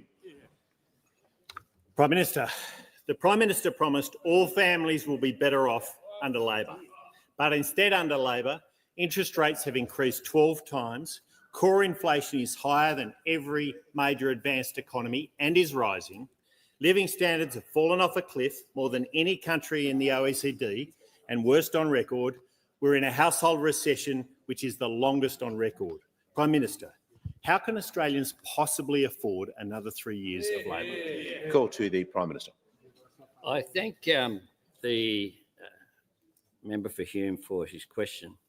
And the truth is that if he had his way, Australians would be worse off because they wouldn't have got the support that we have been prepared to support and sought support through this Parliament. And those opposite, every Australian would have been worse off. Without our tax cuts, 84% of taxpayers would be worse off. 2.9 million taxpayers wouldn't have got a dollar. Without our cheaper medicines, Australians would be $1 billion worse off. Without the Medicare urgent care clinics, families would have missed out on 900,000 free doctors' appointments. Without our wage increases, 2.6 million award wage workers would be worse off. Without our energy rebates, millions of households would be $800 worse off, and almost 1 million small businesses would be $650 worse off. Without our cheaper childcare, 1.2 million families would be worse off. Without our HECS relief, 3 million Australians would have worse debts. Legislation that they voted against, of course, just this week. And we know what they think of free TAFE, because the Deputy Leader of the Opposition said it's a key principle and tenet of the Liberal Party: if you don't pay for something, you don't value it. So here we have free TAFE, Medicare. We want, when people go to the doctor, bulk billing. The whole idea is, we know it was the Leader of the Opposition tried to get rid of it, but we want people to be able to see a doctor. We want people to be able to get the course in free TAFE to make a difference as well. And those opposite have opposed all of those measures, and they've opposed, of course, our industrial relations changes that have seen thousands of workers be paid equal to the people that they're working with if they have the same qualifications, the same experience. And of course, they opposed the increases in the minimum wage that we have done 3 times. Now, we want people to earn more and keep more of what they earn. What they want is for people to work longer for less. So whether it's strengthening Medicare, building more homes, cutting inflation from having a 6 in front of it to a 2 in front of it, making a difference there, or lifting real wages, all of those measures that we have put in place have been opposed by those opposite, and then they have the hide to speak about living standards. How about they just for once vote for an improvement in living standards and cost of living, because they've failed to do it for 3 years. The call to the member for Blair. Speaker, my question is to the Minister for Industry and Science. How is the Albanese Labor government backing manufacturing to deliver for Australians today and in future generations? Minister, what are the risks? Call to the Minister for Industry and Science. Thanks, Speaker, and thanks to the member for Blair for his question and also his continued support for manufacturing, especially across regional Queensland. And I know the member for Blair is a bit of a history buff, and he would know that tomorrow is 76 years to the day the first Australian-made Holden rolled off the production line at Fisherman's Bend in Victoria. Captured in an iconic photo of a beaming Ben Chifley, a Prime Minister who actually called for car manufacturers to come into Australia instead of driving them out. And a government that was determined to reconstruct manufacturing in the aftermath of the turmoil of an awful global event, World War II. Similarly, the Albanese government committed to reconstructing manufacturing in the aftermath of a pandemic, where we saw that the things we needed most weren't there when we needed most. Thank you, Too High Vibe. reliant on Thank you for broken, that. concentrated supply chains. Legend. Need to Thank you stand so on much our for that. own 2 feet, make more things here. A country that makes things, makes great, secure jobs. And so from our point of view, we wanted to make a contrast from those opposite in the last decade, where they sent Holden and the rest of the car industry packing. They put manufacturing into a deep freeze. I used to work at Holden. We're bringing I it did their back social out media of the cold. marketing. 100,000 manufacturing Long time jobs ago, went Port under Melbourne. them. 70,000 Yeah, have grown time, under us. And we have provided through the National Reconstruction Fund a platform to reinvigorate manufacturing. The first investments have started under the NRF, delivering, for example, security for our workers in our industrial heartlands. For instance, the 350 skilled jobs at RME in Toowoomba, that's being supported by the NRF. Now, I note the interjection from the member for Groom. Again, I said these people boo Santa. We are investing in his electorate. He's opposed to it. I remember when there used to be a member for Groom that backed Aussie manufacturing. Remember Ian McFarlane? And Ian McFarlane actually championed manufacturing. And the only other industry minister on their side who got it was the one sitting next to the member for Groom, the member for McPherson. But apart from that, they just sneer at manufacturing, oppose the NRF, oppose energy price relief for our manufacturers, oppose tax cuts for manufacturing workers, opposed fee-free TAFE to bring in more skilled workers into manufacturing, and also oppose the NRF. We are about a country that can stand on its own 2 feet, giving great jobs to blue-collar workers. All they are about are photo ops and denying the chance for manufacturing to grow. Has concluded. Call to the honourable member for Riverina. Thank you, Mr Speaker. My question is to the Minister for Climate Change and Energy. Responding to New South Wales electricity blackouts yesterday, Premier Chris Minns was forced to concede, and I quote, "Solar production in the energy market starts to come off at 3 p.m, exactly when people start to return home. So if you could not use your pool filter, dishwasher, washing machine between 3 p.m. and 8 p.m, you'd be helping the grid." Minister, this was just one moderately hot day before summer. Is this what Australian families can expect under Labor's reckless race to 82% renewable energy by 2030? Call to order. The call to the Minister for Climate Change and Energy. Thank you very much, Mr Speaker. I thank my honourable friend for the question.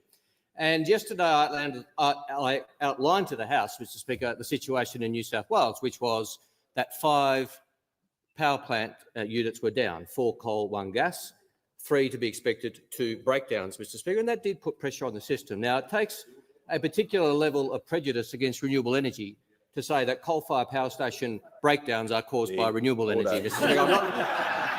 I'm not quite sure the logic there, but those opposite, I'm sure, have an explanation as to how that occurred. It's all the fault of renewable energy again, Mr Speaker. Now, I know those opposite are disappointed that actually yesterday there were enough energy reserves in New South Wales and there were no blackouts caused by a lack of energy, Mr Speaker. That comes as a considerable disappointment to the member for Fairfax in particular, who wakes up every morning, turns the light switch on and is disappointed when the lights come on because he's more interested in political power than reliable power as the member for Fairfax, Mr Speaker. Now, the member for Hume interjects. He's been very voluble.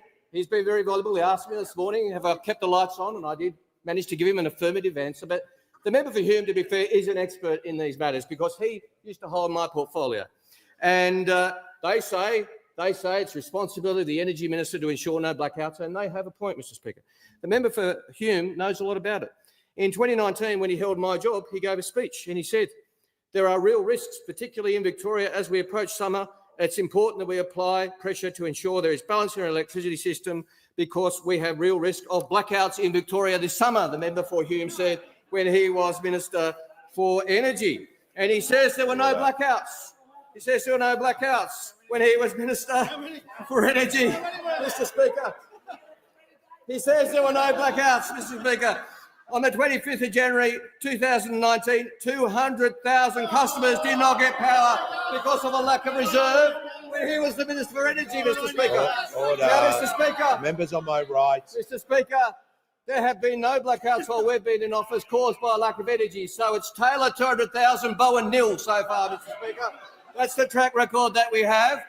The member in the same speech, Mr Speaker, the member for Hume said that we need to ensure ongoing coal-fired power, and he said one of the Morrison government's top energy priorities is to avoid premature closure of coal-fired gas and gas-fired power stations, Mr Speaker. Following giving that speech, it was announced in October 2019 that Callide B would close, October 2019 that Loy Yang would close, March 21 Yallourn would close, September 21 Mount Piper would close, then February 22 Loy Yang, and February 2022 Araring, which you heard about on the radio. The New South Wales government didn't tell him, the company didn't tell him because no one trusted him. Order. When the House comes to order. We'll hear from the member for Patterson. Thanks, Speaker. My question is to the Deputy Prime Minister. How is the Albanese Labor government delivering on key capabilities with a focus on the defence industry workforce, and what stands in the way? Call to the Deputy Prime Minister and Minister for Defence. Well, I thank the member for her question. Yesterday, I met with Patrice Kane, the world head of Thales, a global defence industry prime, which in Australia builds our iconic Bushmasters, and we've just selected them to produce 155 ammunition. And on Tuesday, I met with Charles Woodburn, the global head of BAE, who, of course, build Australia's Hunter-class frigates. And together, these two companies employ more than 10,000 Australians in high-skilled, high-wage jobs. And be it Thales or BAE, Australia's defence industry is growing. Indeed, in the last financial year, we spent $22 billion on Australia's defence industry, and that is a record.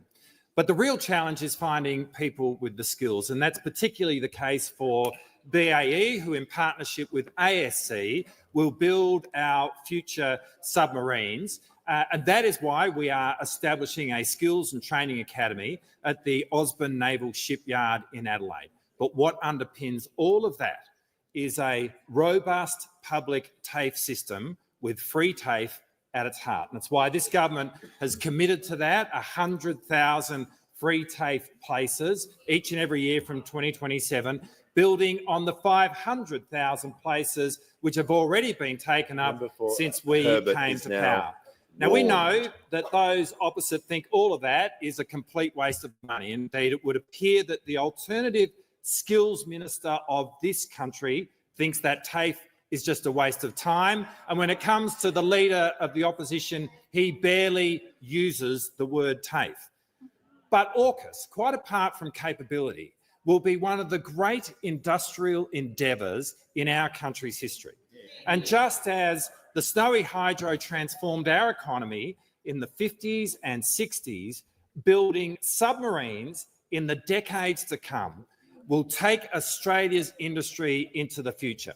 Now, the Coalition think that this can be conjured up if they just dance around the fire a bit more, chanting their slogans, yelling into the echo chamber, issuing press releases. But we understand that this future will be built on people. People with skills acquired at TAFE. And so TAFE is now becoming a critical enabling capability of our national security, which is being completely supported by the Albanese Labor government. Call to the honourable member for Fairfax. Thank you very much, Mr. Speaker. My question goes to the Minister for Climate Change and Energy. Can the Minister confirm that the work of Frontier Economics that shows the real cost of the government's energy policy to be $642 billion instead of $122 billion is accurate? The Assistant Minister, the member for Perth, is now warned. Haven't called you yet. Order. When the House comes to order, the Minister will get the call. The Minister for Climate Change and Energy has the call. Thank you, Mr. Speaker. I'm particularly grateful to the member for Fairfax for the question. And this is a report that he released to News Limited while the Prime Minister and I were overseas. He gets a Profile of Courage Award, the member for Fairfax, for that, Mr. Speaker, but good on him.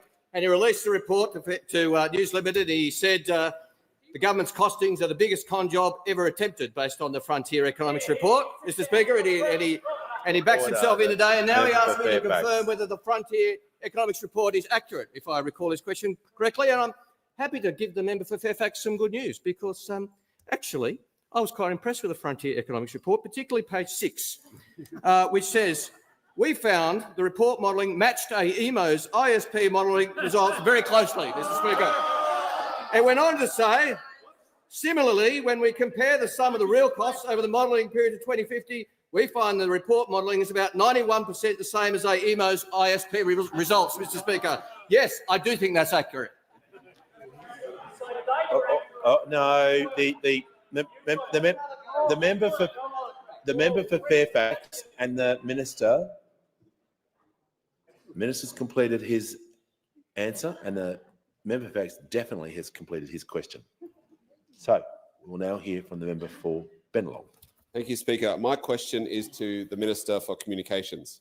How will the passage of the Albanese Labor government's minimum age for social media progress the government's broader online safety agenda? Call to the Minister for Communications. Thank you, Speaker, and I thank the member for his question and his ongoing advocacy and support on this issue of national significance. Mr. Speaker, subject to passage in the Senate, we are on track this week to deliver world-leading reform in a novel and challenging space. The social media minimum age legislation will set in law the minimum age of 16 for young people to access social media. The Prime Minister stated his support for a minimum age earlier this year, and this sent a strong signal. The Albanese government is on the side of supporting parents and protecting young people. Our decision as a government to legislate and the fulfilment of our promise to introduce legislation this year was another important step forward. The national debate about this issue is ripe for our democracy, and it is clear that legislating a minimum age for social media widely reflects the views of our community. We are making significant progress against the markers set by Australians, and the latest YouGov data shows that we're on the right path.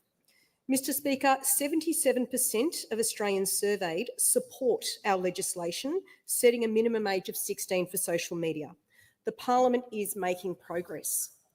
Furthermore, 75% of Australians surveyed support our digital duty of care, and 87% of Australians surveyed want stronger penalties for social media companies who breach our tougher laws. Now, the bill before Parliament reflects this community expectation. It will strengthen penalties for systemic breaches of codes to bring them into line with penalties for privacy and consumer breaches, which are set at $50 million. And once passed, this legislation will sit within the broader suite of deliverables in the Albanese government's online safety agenda. We brought forward the review of the Online Safety Act by 12 months to ensure it was fit for purpose to respond to new and emerging harms. The digital duty of care is a significant step in response to the excellent work by Delia Rickard. We quadrupled ongoing base funding for e-safety to ensure they're equipped to do their important work. We established the inquiry into social media and its impacts on Australian society, and that's made a number of important recommendations that goes to the government's principle that online safety is not a set and forget space. We're undertaking the age assurance trial, which will inform the types of technology that platforms can consider applying to assure a social media account creator is at least 16 years old. Mr. Speaker, these online safety reforms are a matter of national priority, and I thank everyone who's contributed to the debate. I acknowledge our state and territory leaders who have engaged constructively through the National Cabinet to deliver this outcome. The Premiers of New South Wales and South Australia have been instrumental in this regard. Mr. Speaker, I urge, and I hope that all members here, our Senate colleagues, to seek prompt passage of this reform to allow the Albanese government's important work to continue. Call to the honourable member for Calais. To the Infrastructure Minister. The City of Bathurst's beautiful heritage CBD is becoming increasingly congested with a lack of parking to access local businesses and community events. The Bathurst CBD Community Car Park is a catalyst project between Bathurst Regional Council and Bathurst RSL Club, which would address this issue and has the potential to spark a new medical precinct. Will your government support this very important regional project for Bathurst? Call to the Minister for Infrastructure, Regional Development and Local Government. Thank you very much. And can I thank the member for Calais for his question. He is doing what all members do, being a strong and clear advocate for the interests of his community.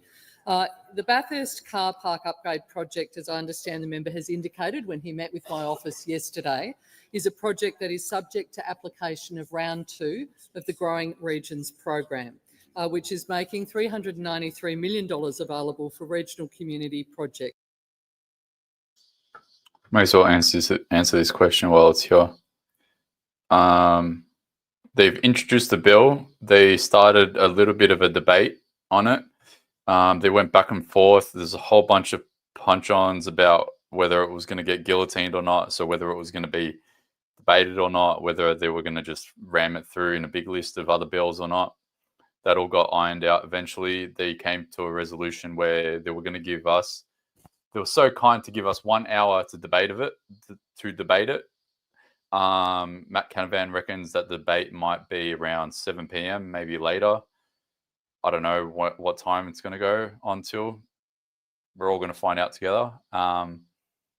So yeah, it's been introduced, but there's still some time to go before we know the final outcome, like the definite final outcome.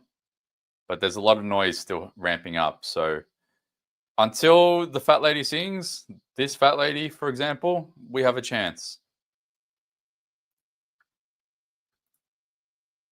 We have improved the processes for grants and ensuring that they are merit-based with clear assessment processes.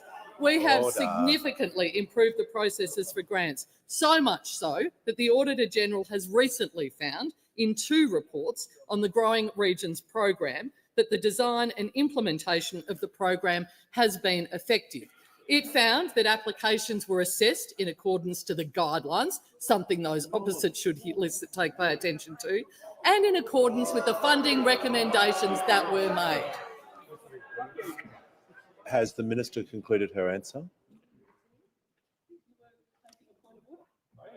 Well, I was also checking with the Minister whether she's concluded her answer. Thank you, Minister. Order. Order. The member for Rena is entitled to raise a point of order, and he is entitled to be heard. And he has the call. My point of order is on relevance. The member asked a very specific question about a very specific project, and the Minister should not delve into past programs, past governments, which were very good governments, I might add.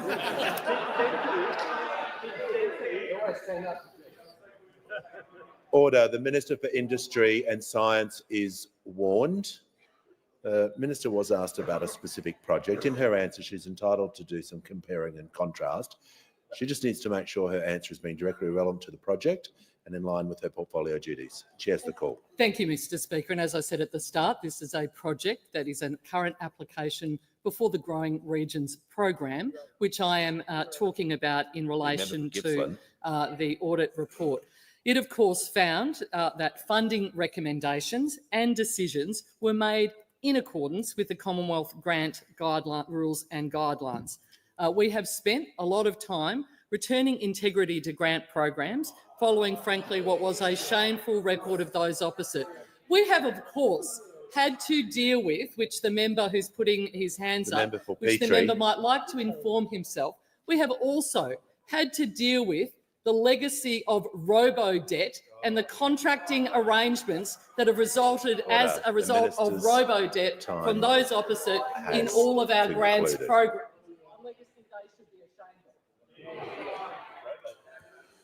The call to the honourable member for Tangney. Thank you, Speaker. My question is to the Minister for Education. What is the Albanese Labor government doing to build a better and fairer education system after almost a decade of neglect? Call to the Minister for Education. Thanks, Mr Speaker, and can I thank my friend, the legend that is the member for Tangney. Mr Speaker, 2.5 years ago we were confronted with a mess in education. Childcare costs had skyrocketed by a massive 49% under the Liberals, and parents felt it. Public schools had billions of dollars ripped out of them by the Liberals. We saw the impact of that over the last decade with the drop in the number of kids finishing high school. And the Liberals also jacked up the cost of university degrees, ripped billions out of TAFE and university, and you see the impact of that today in the drop in the number of young people from poor families at university. Over the last 2.5 years, we've started the work of turning this around. We've cut the cost of childcare for more than 1 million Australian families, and now we're capping fees to keep prices down for parents. We're also making sure that finally we pay the people who care for and educate our youngest children properly. That 15% pay rise starts to roll out from next week. We're also fixing the funding of our public schools. We're putting billions back in after the Liberals ripped billions of dollars out, and we're tying that funding to real and practical reforms, like phonics checks and numeracy checks to identify kids who are falling behind, and evidence-based teaching and catch-up tutoring to help kids catch up. And Mr Speaker, we're also making free TAFE permanent, and we're opening the doors of our universities wider to help more young people from poor families, from our outer suburbs and from the bush to get a crack. And to do that, we're doubling the number of university study hubs in the regions and in the outer suburbs. We've passed laws this week to massively expand those free bridging courses that help people to get ready for university. We've also passed laws this week that provide for the first time financial help for teaching students, nursing students and social work students while they do their practical training. And Mr Speaker, we're cutting the HECS debt of 3 million Australians. This week we cut $3 billion of that debt, and if we win the next election, we'll cut it even more. The truth is, this is what only Labor governments do and what Liberal governments undo. And it's just the start. There's more to do to build a better education system and a fairer education system, to build the sort of skills and the workforce that we're going to need in the years and the decades ahead, to build the sort of country where your chances in life don't depend on who your mum and dad are or where you live or the colour of your skin, to build Australia's future. The call to the honourable member for Lindsay.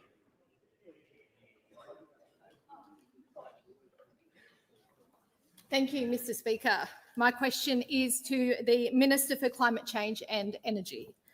Next week marks 3 years since the now Minister first promised Australians their electricity bills will be reduced by $275 if they voted Labor. Earlier today, in a train wreck interview with Sky's Laura Jays, the Minister refused to admit Labor has broken this promise, saying he was, quote, not walking away from that policy. When will the Minister finally be straight with the Australian people and admit Labor's $275 bill cut promise has been broken? Give the call to the Minister for Industry and Science. I'm paying $300 more. That's the call. Yes, thank you. I don't think I'm the Minister for Climate Change and Energy. Yes. Thank you, Mr. Speaker. Thank you. Just got a bit confused for a second, Mr. Speaker. Thank you. I appreciate the question from the member for Lindsay, and I'm delighted she was watching my interview with Laura Jays earlier today, where I pointed out, for example, that the inflation figures released by the ABS this week showed a 35% reduction in energy prices, the biggest fall in energy prices ever recorded in Australian history, Mr. Speaker, as a result, direct result of government policy, where I talked about the Australian Energy Market Commission report out today, which showed that the increased emphasis on renewable energy over the next decade will reduce energy prices by 13%. Where I talked about the impact of government rebates, which this government has introduced, and the member for Lindsay and all her colleagues voted against. Where I talked about the impact of coal and gas price caps, which we introduced, and all members opposite voted against. The member for Mallee has. So these are things that we are happy to talk about with the Australian people and with the opposition, because the opposition's track record when it comes to delivering real cost of living relief to the Australian people is appalling. And this government's track record is to take short-term measures to provide immediate relief and to take longer-term measures to put downward pressure on prices by introducing the cheapest form of energy, whilst those opposite want to introduce the most expensive form of energy, which is why modelling and analysis of their policies shows it would put up energy bills by $1,200 a year, which is a great result. The opposition might think, but the Australian people would beg to differ. Well, the minister's concluded his answer. Order. The member for Fairfax. Okay. Trust me, I can hear you. We will now hear from the member for Lambie. Thank you, Speaker. My question is to the Minister for Housing and Homelessness. Minister, how is the Albanese Labor government delivering on its promise to help more Australians into a stable home?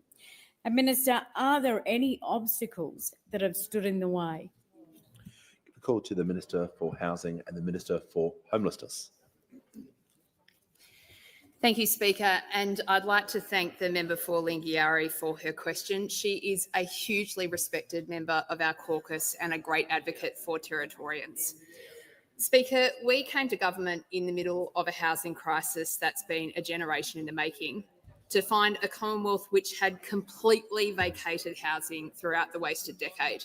Remember, Speaker, that for most of the time the Coalition were in office, they were so tapped out of housing, they didn't even have a housing minister. From those ashes, the Albanese government has constructed the boldest and most ambitious housing agenda that an Australian government has had for a generation.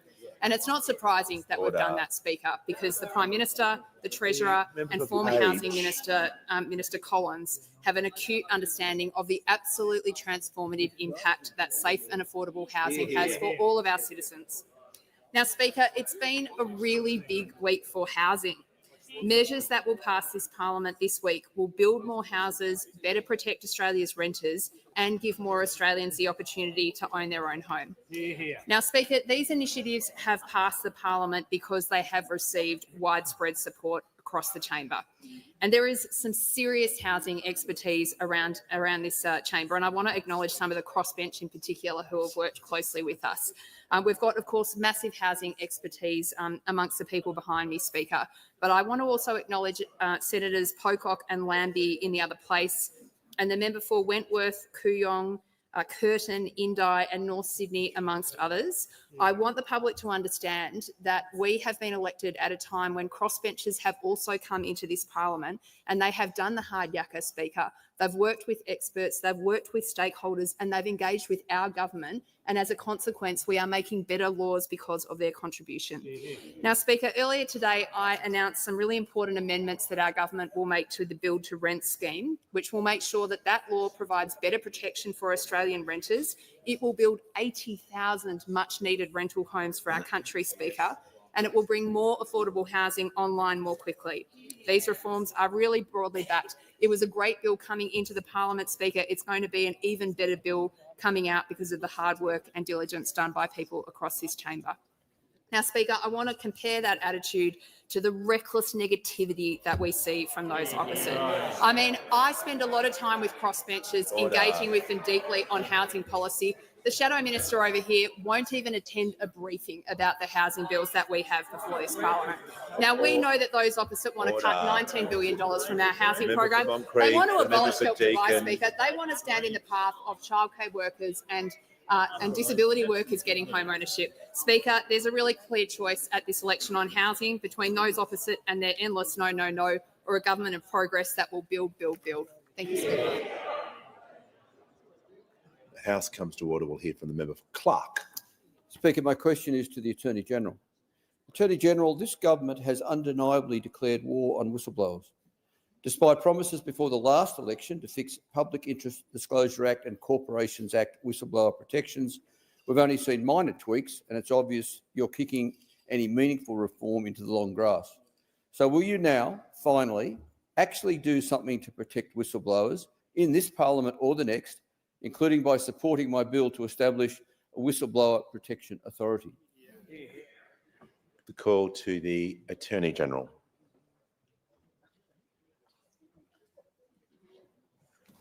Thank you very much, Mr Speaker, for the question, and I thank the member for Clark for his question.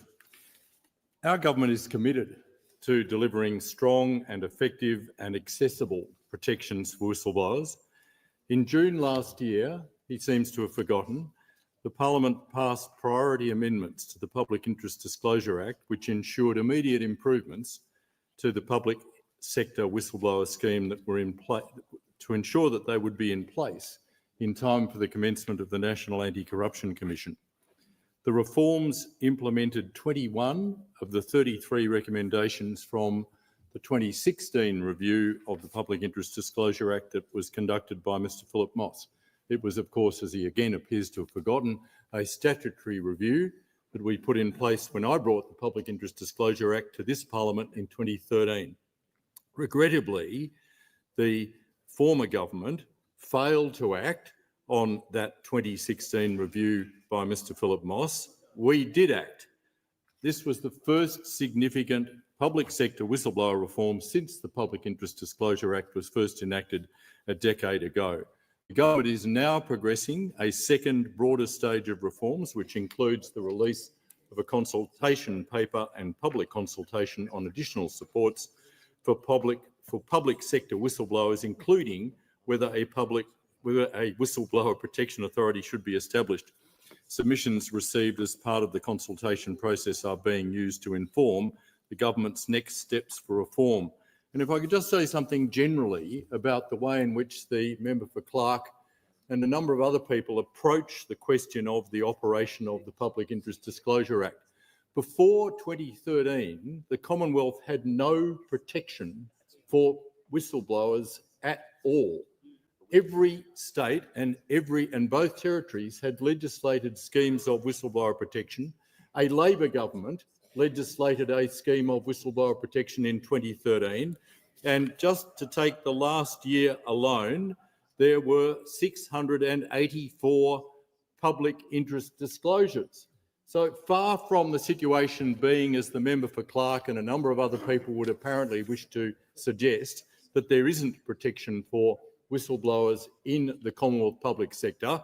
There is protection for whistleblowers in the public sector, and he should be doing more to create the culture in which there is an understanding of that. Order. The Attorney General's completed his answer. Order. The member for Clark's been here long enough. That is not acceptable under the standing orders. He's now warned. Call to the member for Hunter. The member for Hunter shall resume his seat.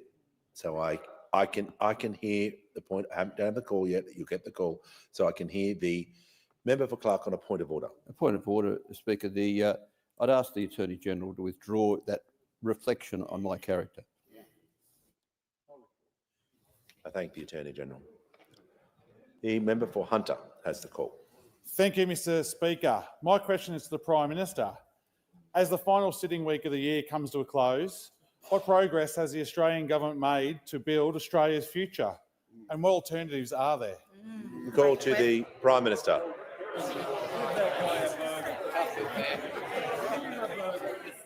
Order.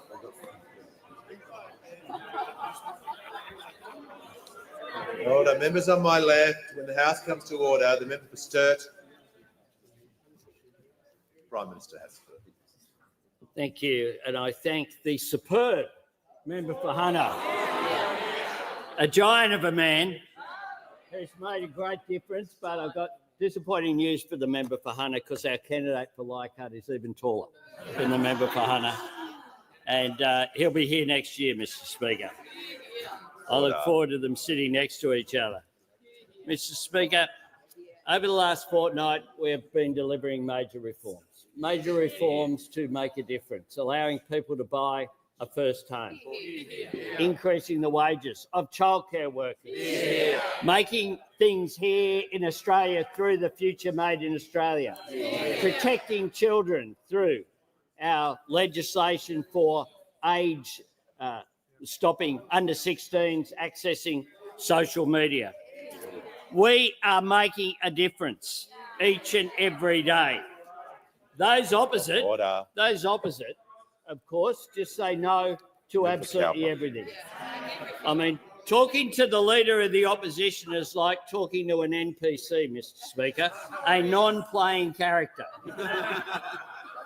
Because it's just like a bot, Mr. Speaker, that does exactly the same thing.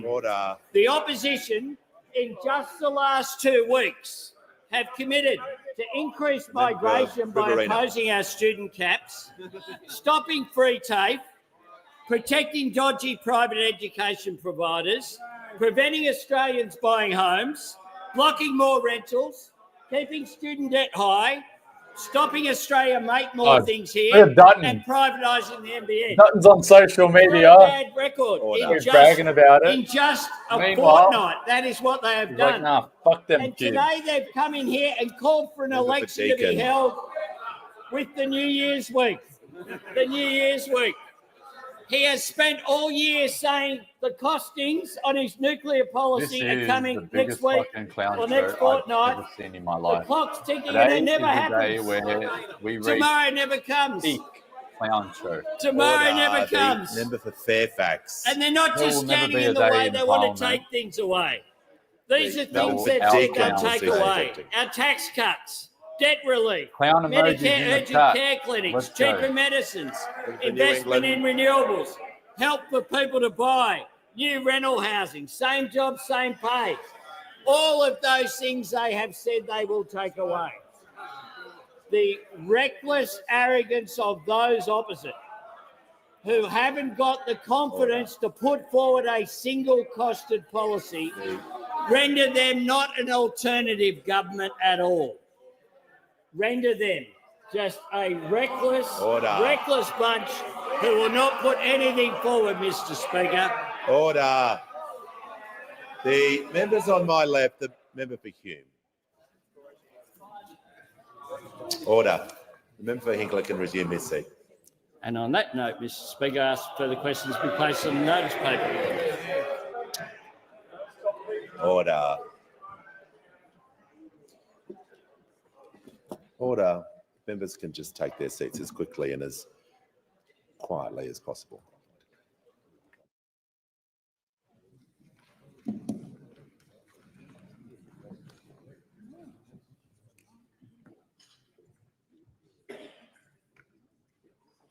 Give a call to the Prime Minister. Thanks very much, Mr. Speaker.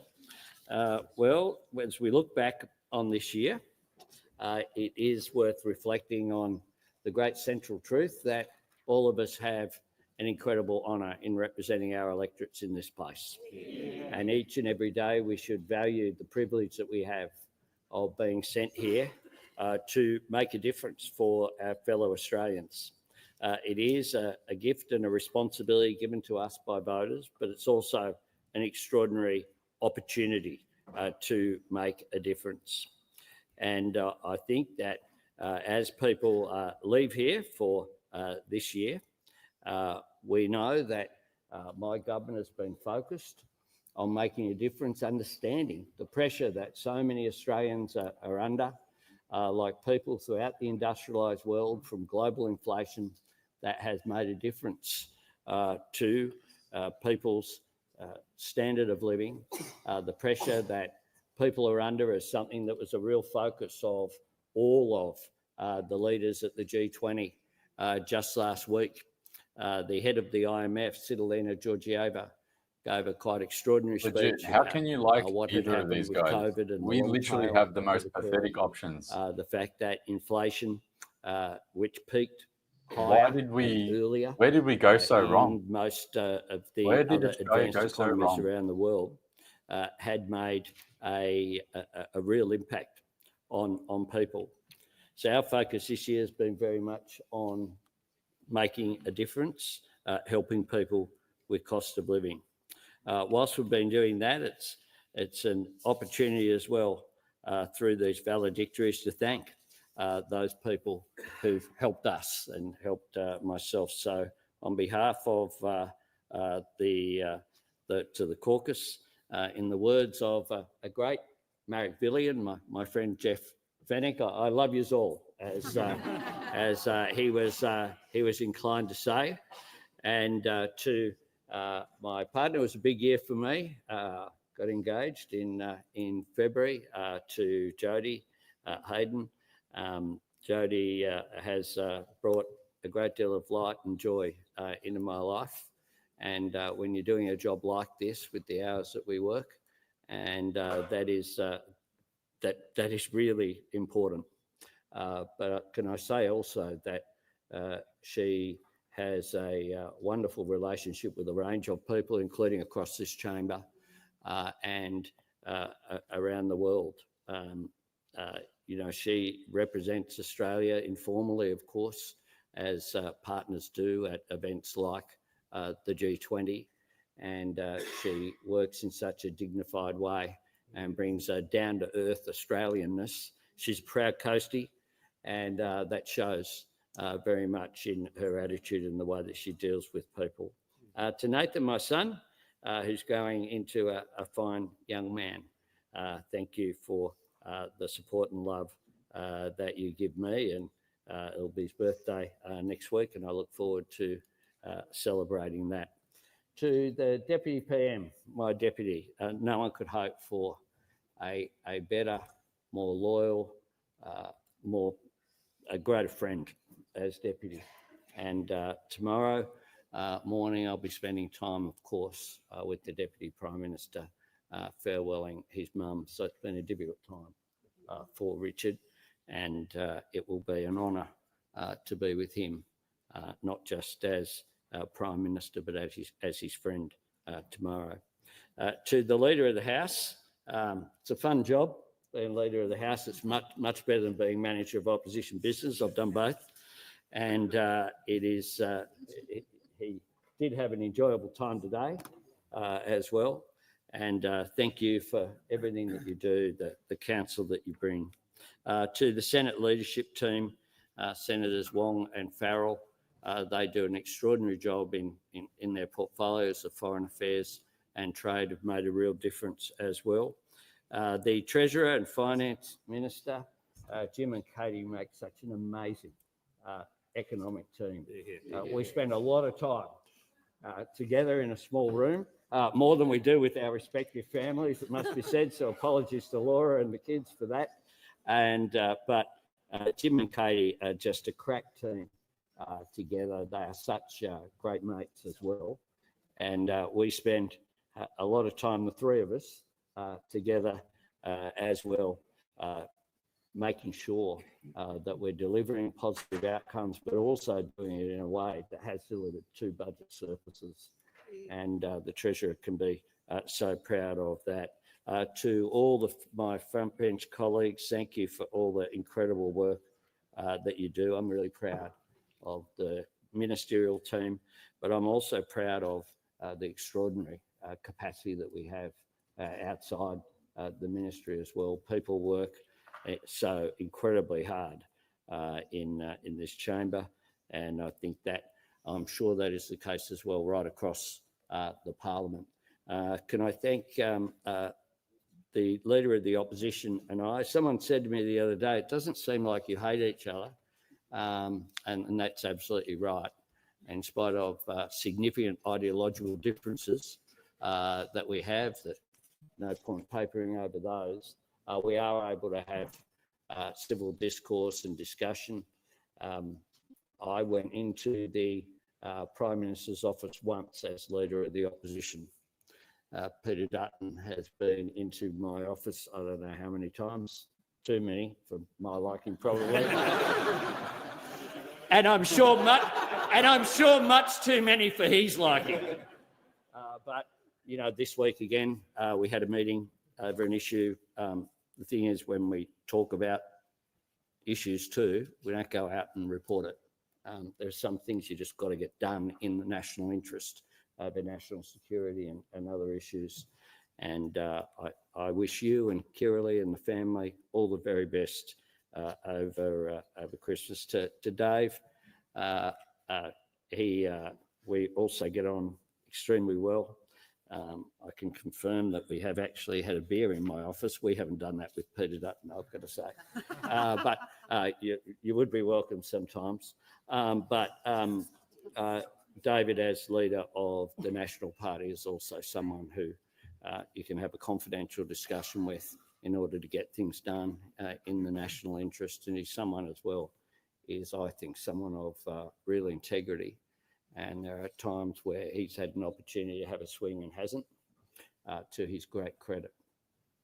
To all of the crossbench up there, it's a lot of you up there, I've got to say.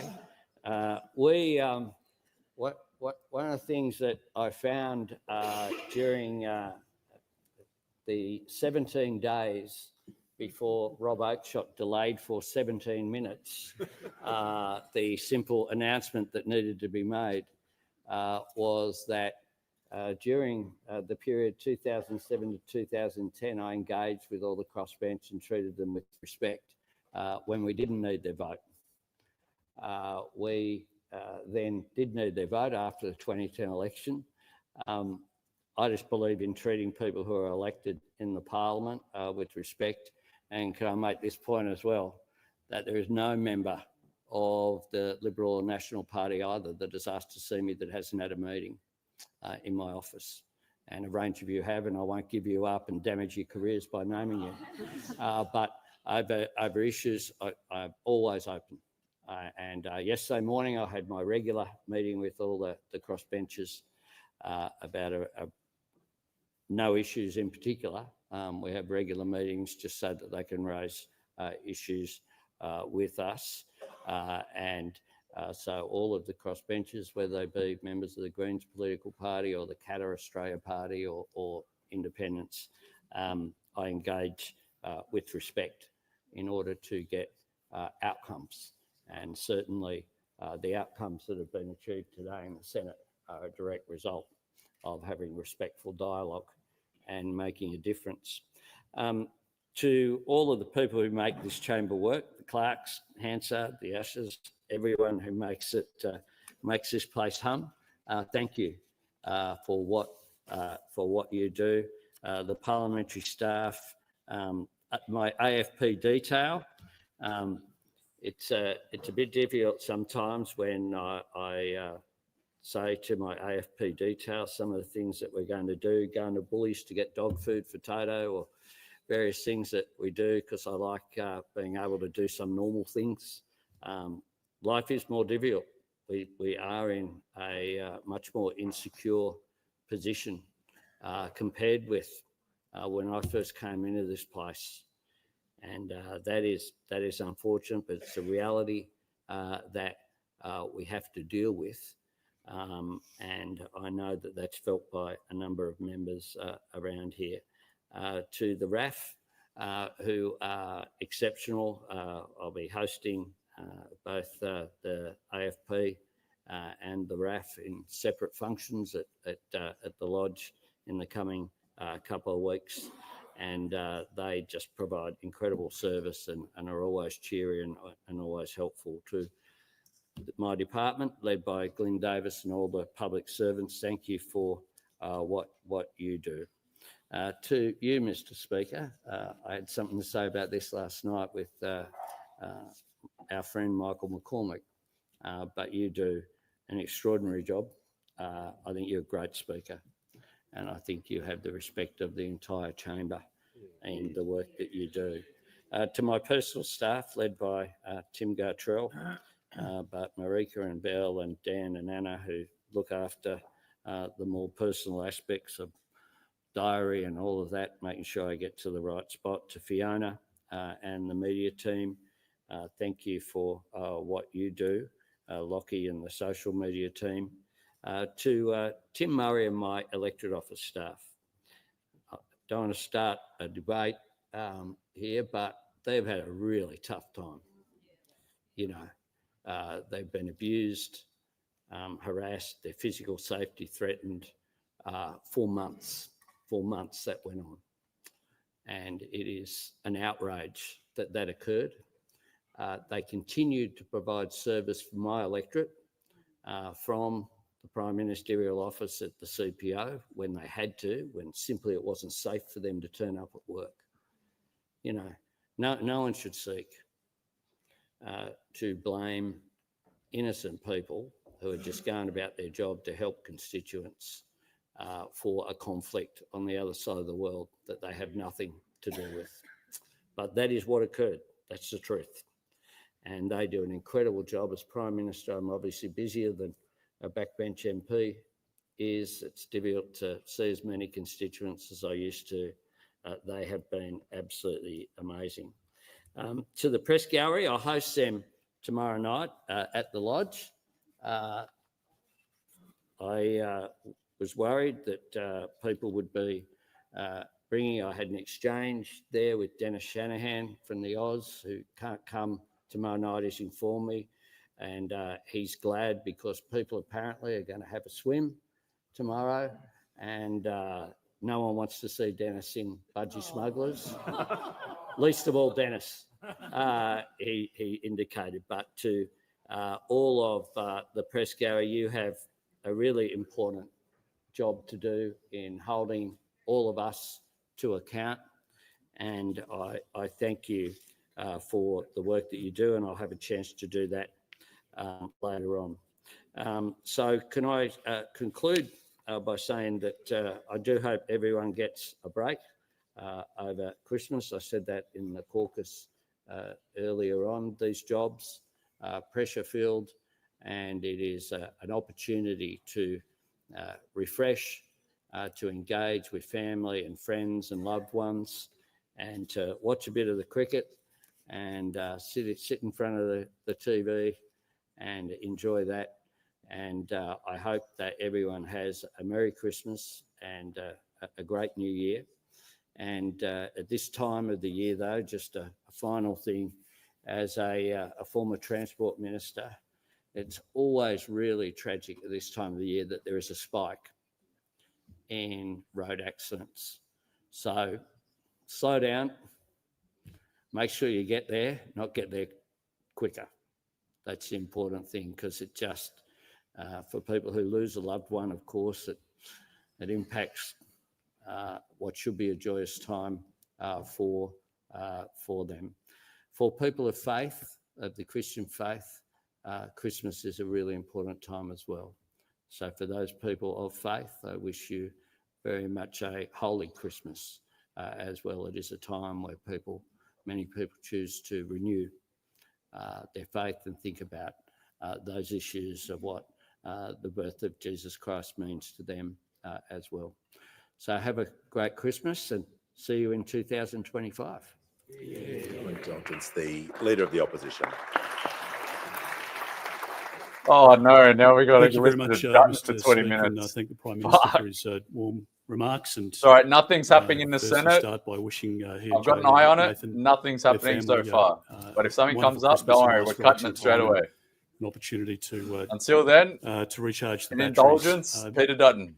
Mr. Speaker, this Christmas, and we've already seen some evidence of this, our firefighters will be busy. There will be AMBOs attending accidents, as the Prime Minister pointed out, tragically on our roads, backyard swimming pools, terrible events that will take place and will be kept safe by those first responders, and they will save lives and they will keep our country safe over the Christmas period. And we really start by acknowledging their work and their sacrifice, the amazing men and women of the Australian Defence Force who, here in Australia but around the world, will work day and night to keep our country and our people safe.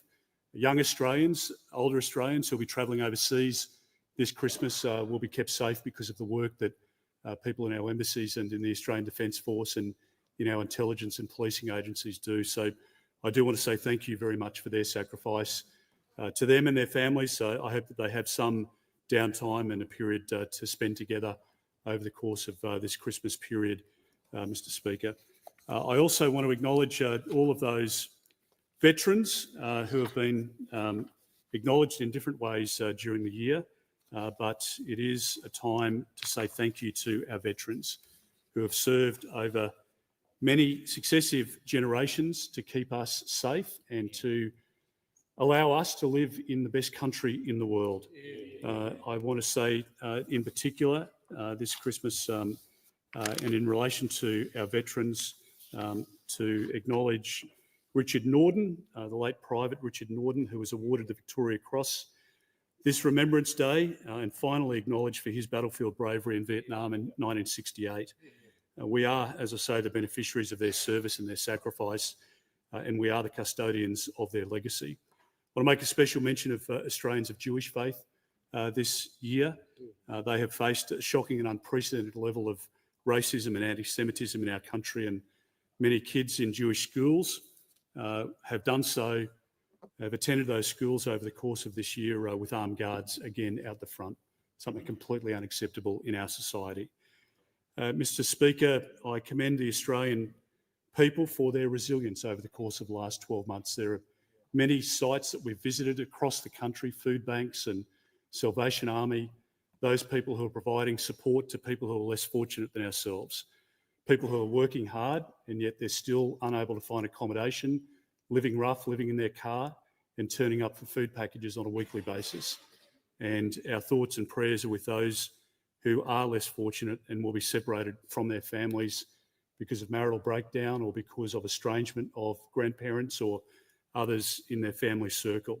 And family celebrations won't be a part of their Christmas, and we acknowledge those Australians this year as well.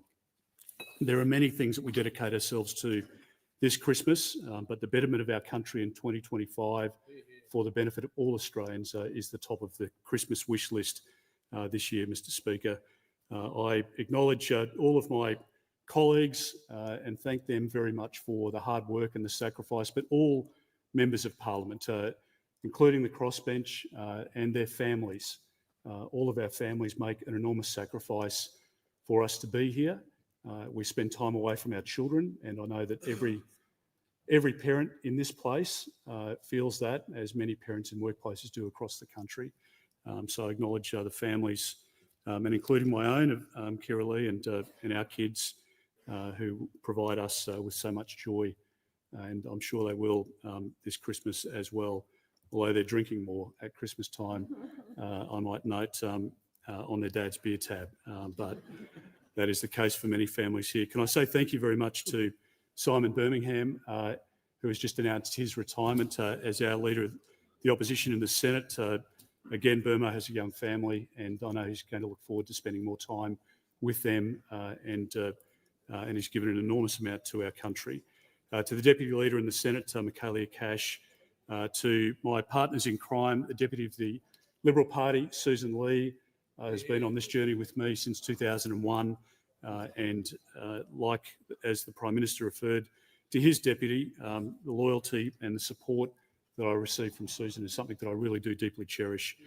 Thank you very much to DLP and to all of the Nats for close collaboration. The work of the Coalition has served our country well for decades, and I hope that it will, I'm sure that it will into the future. Thank you to Perrin Davey, thank you to Paul Fletcher, the Leader of Opposition Business in the House, and to our entire team. Congratulate Simon Kennedy, the member for Cook, for his by-election victory in April. Also acknowledge our state colleagues of Jeremy Rockcliffe, Leah Finocchiaro and David Crisafulli, who have taken over the reins in their respective jurisdictions and are doing great jobs in Tasmania, the Northern Territory and in Queensland respectively. Can I thank Alex Dalgleish, my Chief of Staff, and Jackie Cooper, who leads my office in Brisbane, in Strathpine. Thank all of my staff for the wonderful work and the sacrifice that they make and the time they spend away from their families, helping constituents and people who have queries, and we deal with those cases on a daily basis.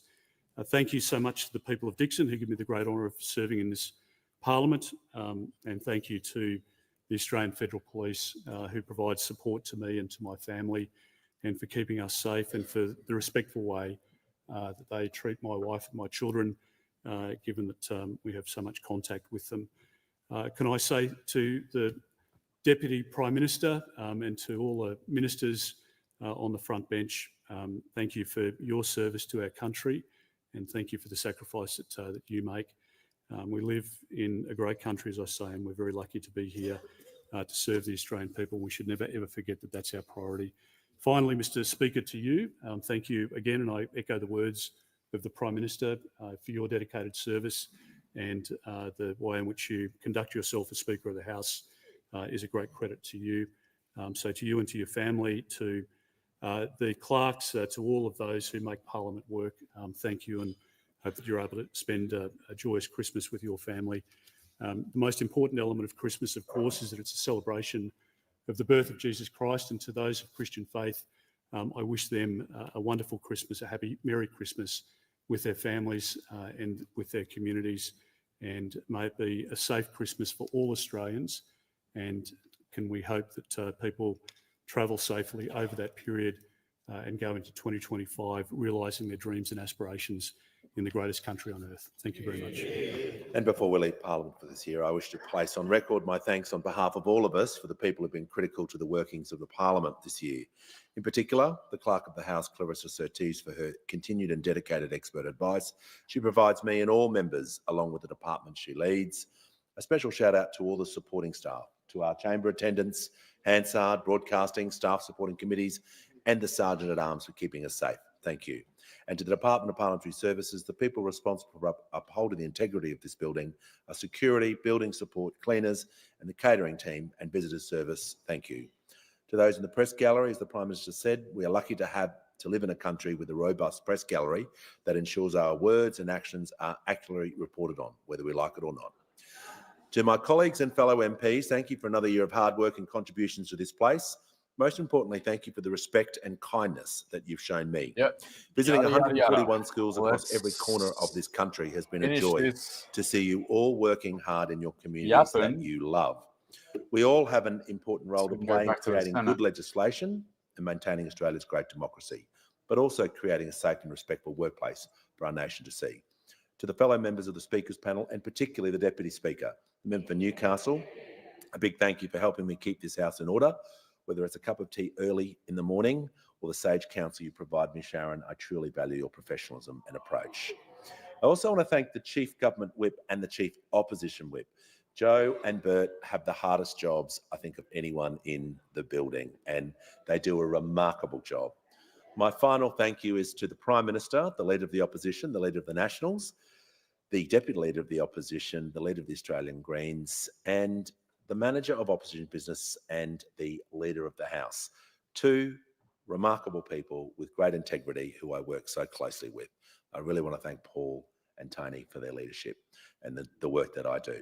And to the members of the crossbench, all of you work collaboratively, but you all seem to know exactly when I'm having a tough day in the office.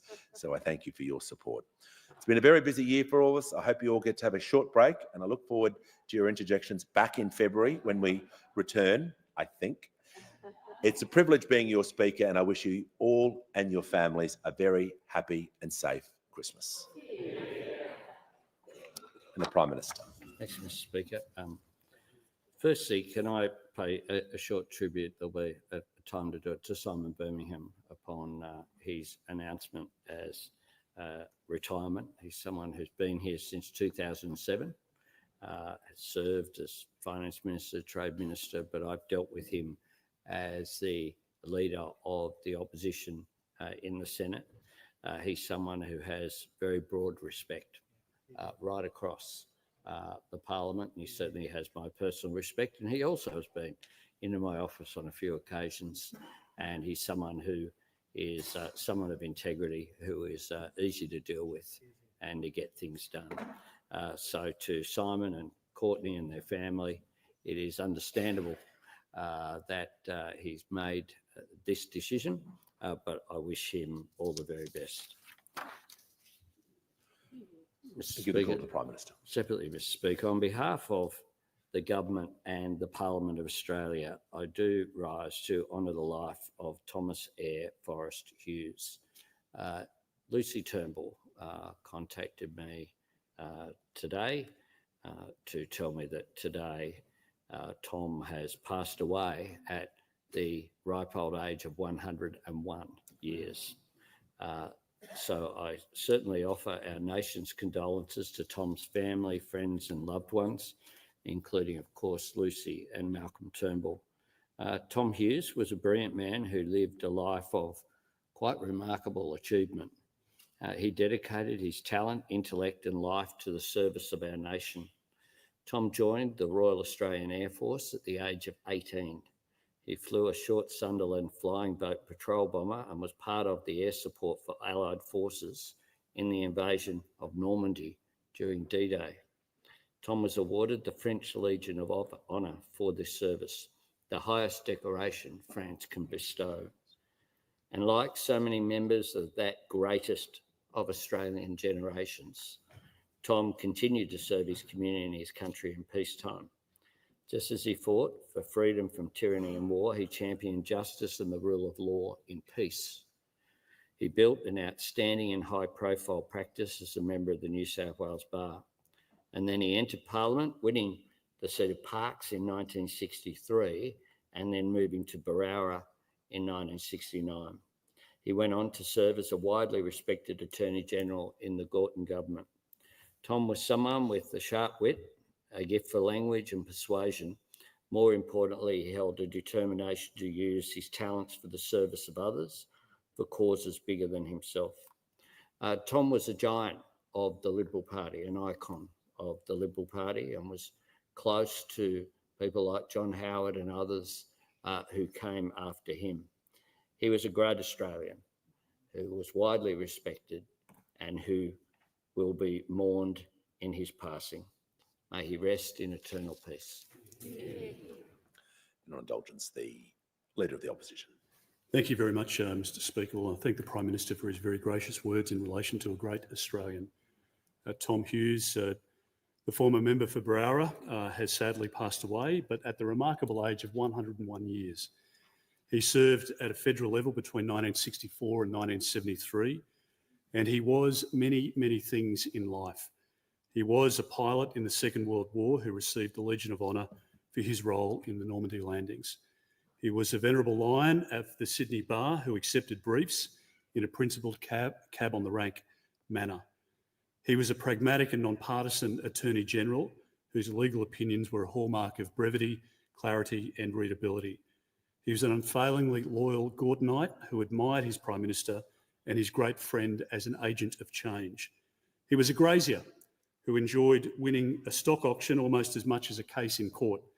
And he was a man known for his profound care for his family, friends, colleagues and clients. Ian Hancock's masterful biography of Tom Hughes finishes by quoting a letter Tom received from a fellow Silk, Tom Bathurst, who had just been appointed as Chief Justice of New South Wales. Bathurst wrote to Tom, and I quote, "I sought to model myself on you, not only in relation to your outstanding forensic and legal abilities, but also the dignity, honesty and integrity you brought to any matter in which you appeared." Tom was appointed an Officer of the Order of Australia in 1988. In April, I had the distinct honour of delivering the Tom Hughes oration at the Sydney Opera House. I saw Tom there, who was frail, and I saw Chrissy, and I extend to her my heartfelt and sincere condolences, as I do to members of the family, to Lucy, to Tom and to Michael, to the broader family for whom they had so much respect and admiration for Tom. He was an inspiration not just to his family, but to generations of our Liberal family. There will be an opportunity in due course, I'm sure, to make more fulsome remarks in relation to Tom, but I was speaking with John Howard earlier today, and I know that John had the utmost respect for Tom. They had a close working relationship, and it was a mutual respect for two great men who have contributed so much to our country. I also, Mr Speaker, acknowledge the hurt and grief of the current member for Browra, who was particularly close to Tom. There was a significant mutual admiration in that friendship as well, and I was texting with Julian earlier to acknowledge the grief and pain that he's experiencing at the moment. But to the Hughes family, to the extended family and friends who are grieving now, we offer our sincere and heartfelt condolences. He was a wonderful Australian from our greatest generation, and may he rest in peace. As a mark of respect to the memory of the late Tom Hughes, I ask all present to rise in their places.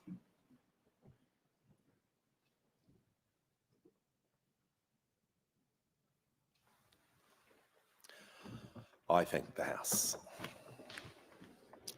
Just for the information of honourable members, I present a schedule of the status of government responses to committee reports as of 26 Elbow straight to his mobile The schedule phone. will be incorporated in Hansard. Give a call to Straight to the his phone.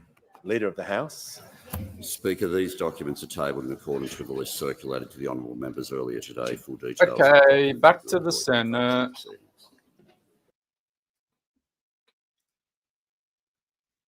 And so you don't have a situation where a politically exposed individual, perhaps from our Pacific region, and they exist, who has gone through AML checks at their bank, has to go through the It's all right. same Not checks much is happening at as the a moment. solicitor, Talking the about same an checks anti-money as a laundering real bill. estate agent, and that has to occur on both sides of the transaction. Ooh. That would be madness. That was And fun. I dearly, dearly hope when the guidelines are released that almost 4 o'clock. We've got maybe another 2 hours, maybe another 3 hours. Positive recommendations and Not sure. suggestions as to how to minimise I really don't know. duplication, because we've seen that in New Zealand. Does In New anyone know? Zealand, at the Can moment, someone there are contact one of the 6,000 senators? applications from small businesses to be exempted from the AML scheme in New Zealand. We should learn. One of the benefits, there is a benefit of the delay, is to learn from the experience of other jurisdictions. And we can do that. We can learn from the experience in New Zealand. We can learn from the experience in the United Kingdom. And we should do that. I propose in my recommendations that there be more transparency around the production, the creation of the AML rules. These are the key rules that will apply to the gatekeeper professions. I would like to see that as a very public process, because I think we want to see in an open and transparent manner, and it doesn't have to be in the legislation. It doesn't have to be in the legislation. Austrac could decide to do this, and I suggest to them that they do. Elbow That they scrolling publish TikTok. exposure drafts of the guidelines.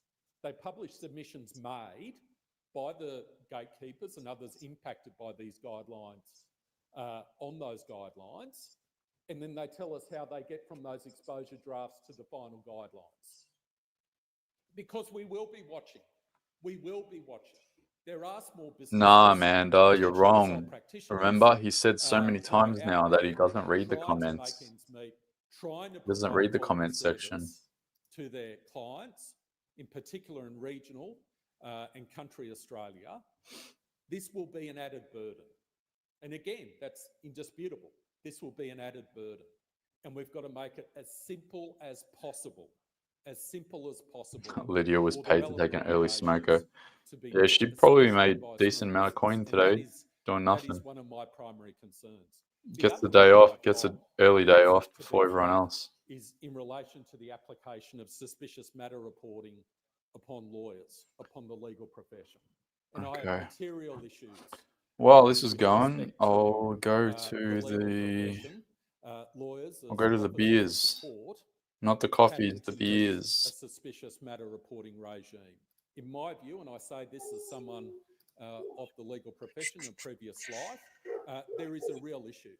There is a real issue in terms of lawyers managing their ethical obligations as officers of the. Shut up.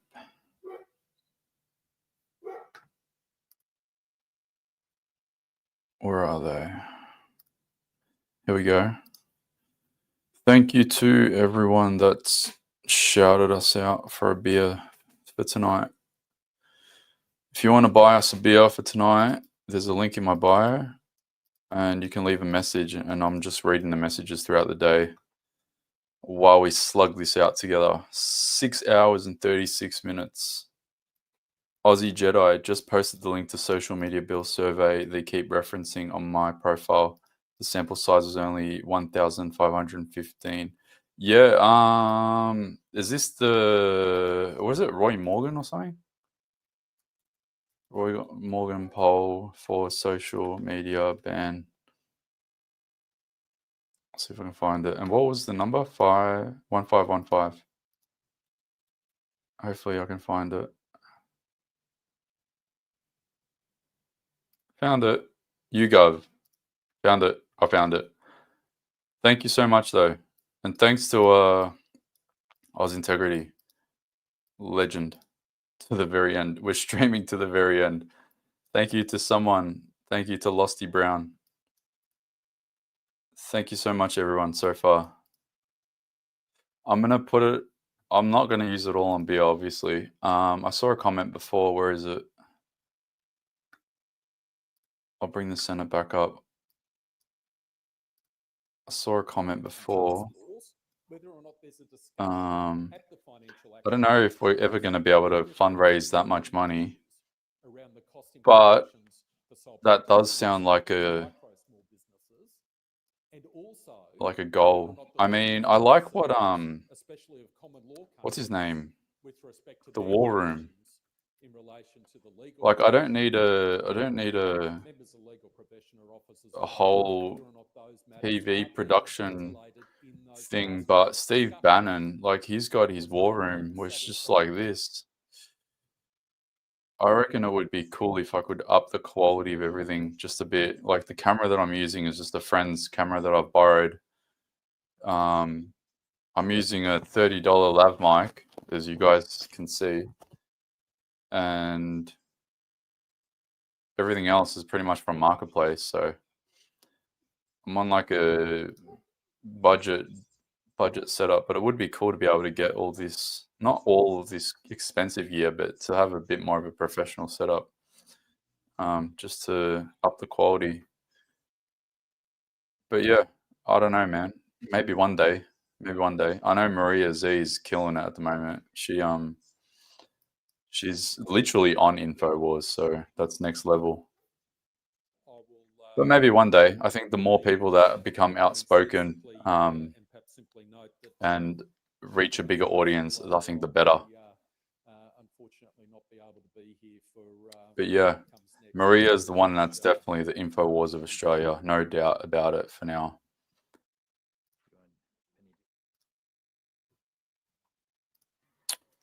Where's the live minutes? Thank you, Deputy President. I rise today to speak on the anti-money laundering. Yeah, they're still on the anti-money laundering. Hey, it's Maria Kovacic, Mrs. It's not about surveillance. Where's the post? In fact, we always have, and the Yeah, here. CTF Act is a Howard government initiative. This is not about surveillance. This bill seeks to expand existing money laundering and counter-terrorism financing. Maria Kovacic, there's her name there, Kovacic. She's a Liberal senator, and we actually, I actually campaigned. I helped run a campaign against her. It didn't work, obviously, but again, this is not about surveillance. There are legitimate concerns with respect to the regulatory cost burden of this bill. Albo has a full-time comment person for that. Legit, and that person's probably on like 150K salary. To be some $13.9 billion over the next 10 years. There is no discussion of the details in the impact analysis. Maybe you could team up on the other side on YouTube. I mean, what I want to do is I want to one, reply to all the messages that I've been getting for like the last couple of weeks, let alone year probably. I think I've got some messages that I haven't touched in so long. So I'm going to spend the rest of this week and the weekend to go through those messages, reach out to a few people that are also that have also got some platforms, and then try to bring some things together. I think what I want to do during the next like summer period, not only run election meetups and try to get everyone teed up for the election, but also I'll bring this up, add people to the stream here, and then we can run some commentary about what they do, what we do, and just try to grow as much as possible. Breitbart, yeah, Breitbart does it really big as well. It is clear that legal practitioners should be excluded from the application of mandatory suspicious matter reporting requirements of this bill. Further, in relation to the real estate and accounting professions, the Real Estate Institute of Queensland recommended that there should be a platform solution which... Nah, Maria's the one on InfoWars. Maria Z. Again, Senator Scarr spoke to this. There's multiple reporting obligations based on the current structure of this bill on one transaction. That doesn't make any sense whatsoever. For Turn up the volume a bit. Okay. A couple purchasing a home to have to meet these requirements 3 times in the purchase of a home. Once to their lawyers, once to their bank, and perhaps to their accountants if they're having some assistance in relation to that matter from them.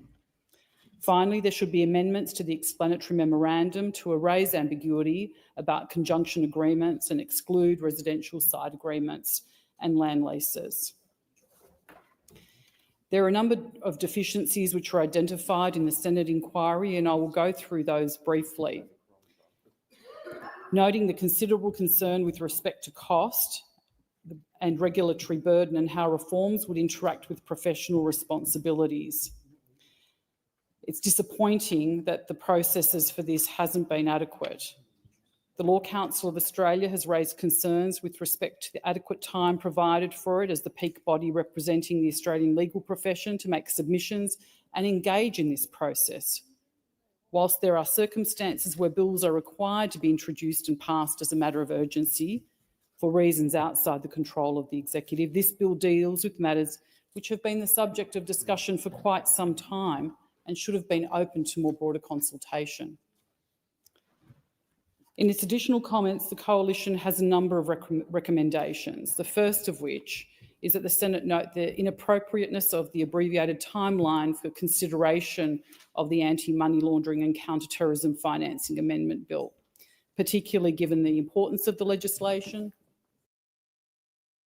Hey, while we've got some time, I just want to get everyone's attention quickly because I'm leaning towards about a 75% chance probability that they're going to pass this bill tonight.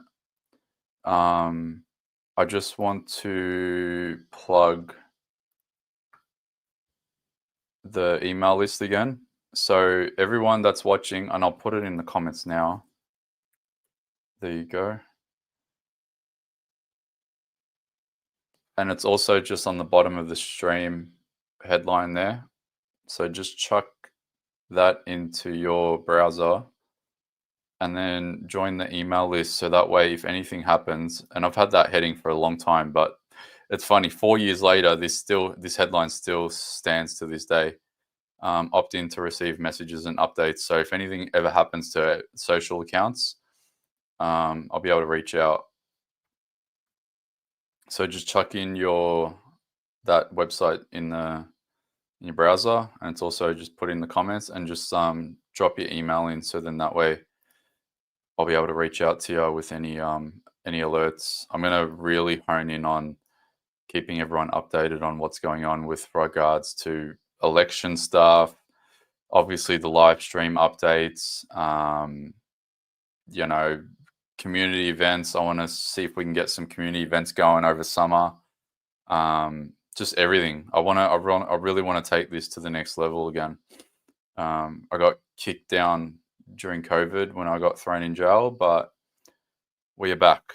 We are back. We are back, and we are in super, super full strength. So, yeah, chuck that website in. Drop your email. I won't spam you. I promise. I'll just send some critical updates. Back to Mrs. This is not about surveillance. It's many small business owners. The impact analysis estimated that the upfront cost for the provision of accounting services to comply with the new regime would be some $562 million, with ongoing costs of $3.12 million. Over a 10-year period, that total cost, calculated on a net present value basis upon those providing accounting services, which are designated services, is estimated to be $3.682 billion. Again, a significant impact on the accounting industry and its many small and family business owners.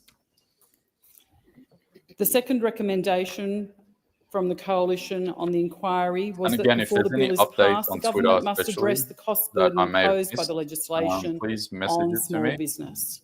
Or the $13.9 billion cost is a burden far too large, and these costs, as we know, will be passed on to families and customers.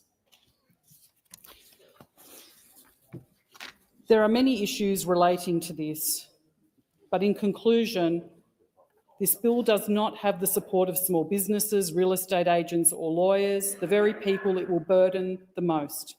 COSBOA has criticised the lack of consultation and warned that the cost, confusion and compliance headaches it will create. Evidence from overseas paints an even grimmer picture This bill is fundamentally flawed and needs to go back to the drawing board, and we must ensure any reforms are practical, effective and fair. Thank you. Thank you, Senator Kovacic. Minister Wong. With the concurrence of the chamber, I move that the debate be now adjourned. So the question is, the motion is moved by Minister Wong be agreed to. Those of that opinion say aye. Against, I believe the ayes have it. Minister Wong. I thank the Senate. I move that the resumption of the debate be in order of the day for a later hour. So the question is, the motion is moved by Senator Wong be agreed to. Those of that opinion say aye. Against, I believe the ayes have it. Resolution agreed to earlier today relating to the hours of meeting and routine of business be amended as follows. Paragraph E, omit 5 p.m. and substitute 6:30 p.m. And I move that Senator Birmingham be given the call to make a statement without a question before the chair. Thank you, Senator Wong. So the motion moved by Senator Wong be agreed to. Those of that opinion say aye. Against, I believe the ayes have it. Senator Birmingham. Well, thank you, President. I thank you, Senator Wong, and I thank the He's Senate. retiring. President, this For those too that shall missed pass. it, he's retiring. It's an ancient Persian proverb, the lesson being that through times of despair or elation, neither shall last forever. It is a keeper of perspective that I've found useful through the highs and lows of political travails. Now, it is time for my parliamentary Everyone service say also goodbye pass. to Simon Birmingham. Some will be chat. kind enough to be disappointed. Everyone to see say me goodbye go. to him. Bye-bye. Maybe only a rare few, but Bye-bye. some. To them, I am sorry, especially to those who feel that I'm letting them or the team down at this time. Others, as is the nature of this business, will be delighted to see the back of me. To them, I am also sorry. Sorry that I'm giving you this joy, but staying just to spite my opponents or to prove them wrong is no good reason to stay. In any event, it is always better to go when there are some wishing you to stay, and none of us is irreplaceable. Now is the right time for me, for my family, and for new career pathways. I'm excited that next year I will step into a new commercially oriented direction. You can all be relieved to know that it has nothing to do with lobbying, government relations, or commentary. I doubt that. This year I hit the big 5-0. It provided cause for gratitude on the wonderful life I've been fortunate to craft and reflection on the priorities that lie ahead.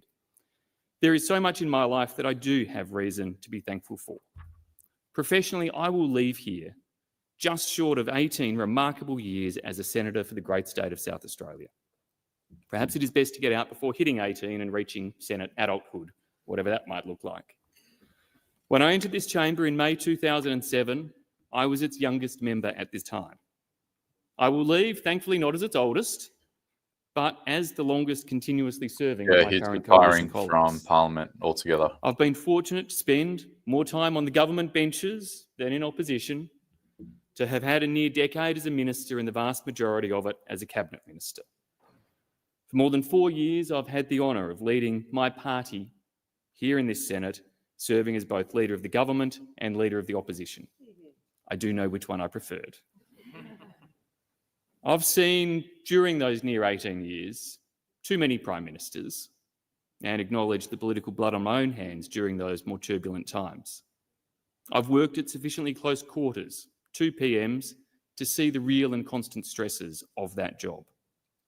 I acknowledge all of those who have held our nation's most important office during my time in this parliament, from Prime Minister Howard all the way through to Prime Minister Albanese. I particularly thank the Liberal PMs in whose party room I served. John Howard was always generous with his time and advice, especially in my early years. Tony Abbott gave me the opportunities of serving on the front bench and through his win in 2013 in the ministry. Malcolm Turnbull promoted me to cabinet, backed me in the pursuit of difficult reforms and brought me into his leadership group. And Scott Morrison was to challenge me with roles in the Expenditure Review Committee, the National Security Committee, the leadership of this chamber, and the joys of being a campaign spokesman through 2 elections. Politics, though, should never be about the titles you've held, but what you do with them. I hope to be judged to have left a positive legacy.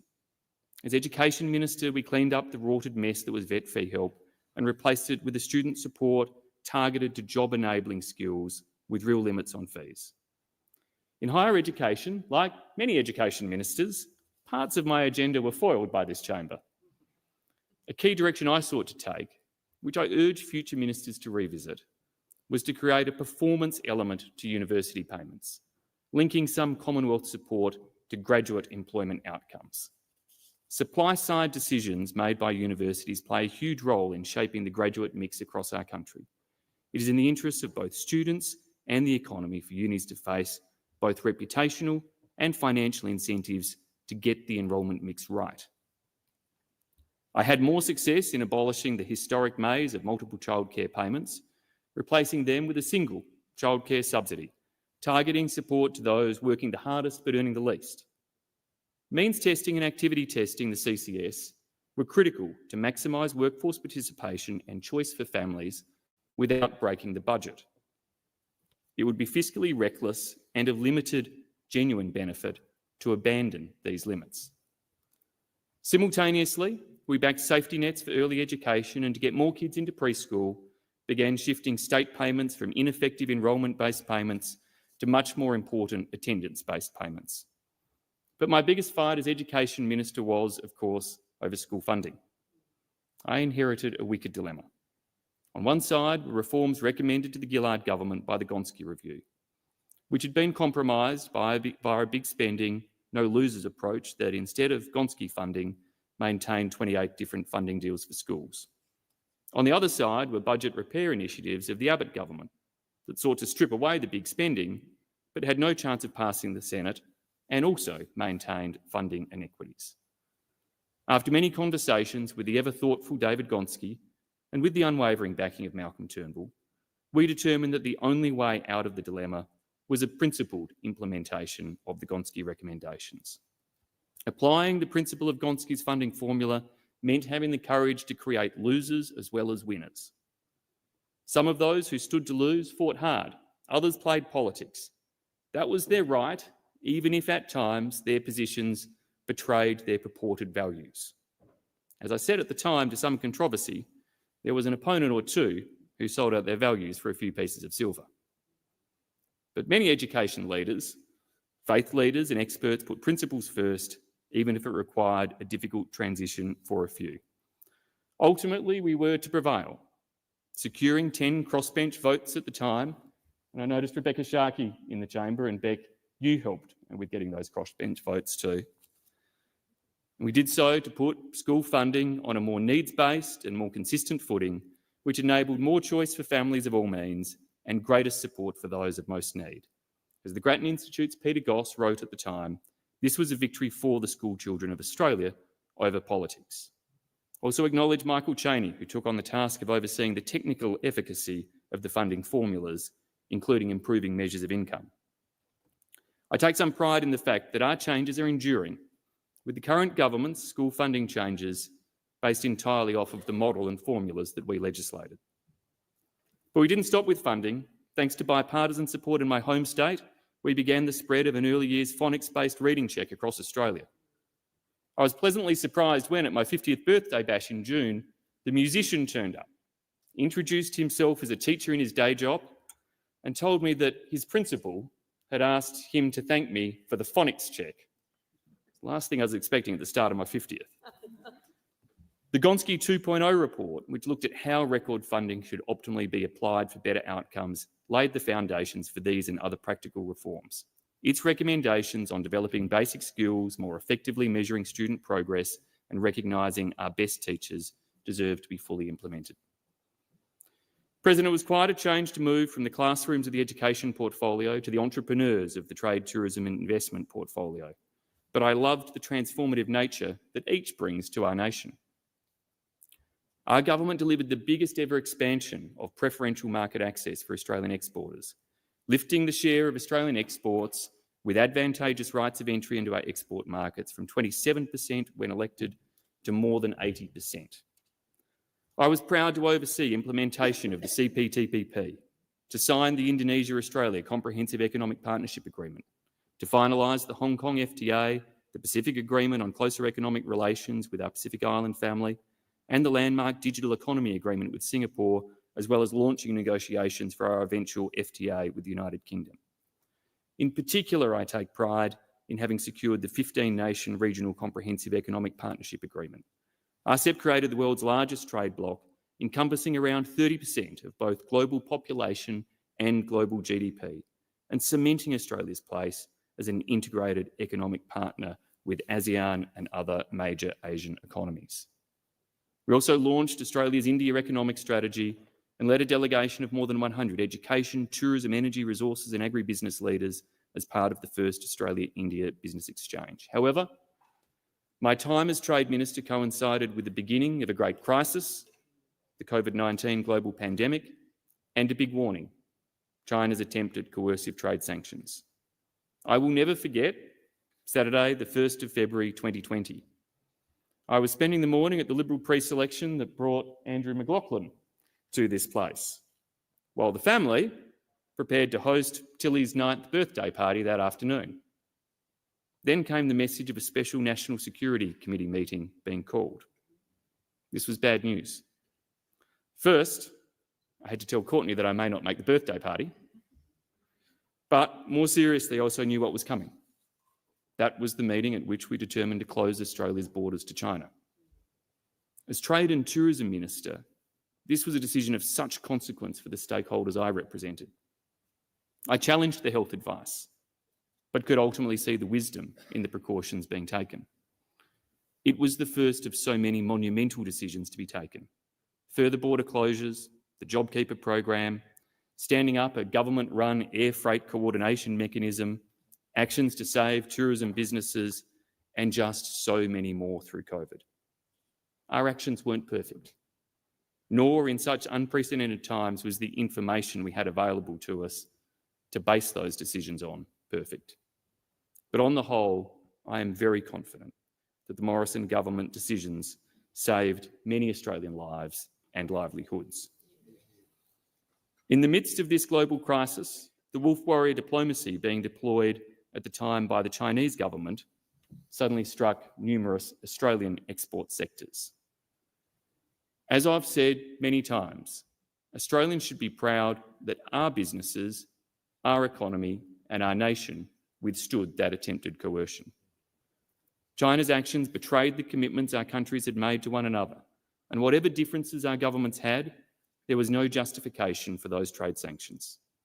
Incidentally, the WTO's multi-party interim arbitration agreement that we had negotiated with China due to US blockages and did so with China and other parties actually became useful leverage for the ultimate resolution of those disputes.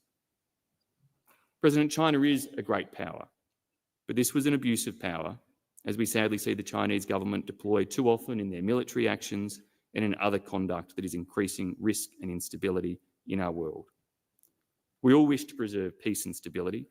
That requires genuine deterrence And this is still going. and effective diplomacy. Shortly after becoming Finance Minister, Scott Morrison brought me into the early discussions among a very small group of NSC Hurry ministers up, about the possible acquisition of nuclear-powered submarine capabilities.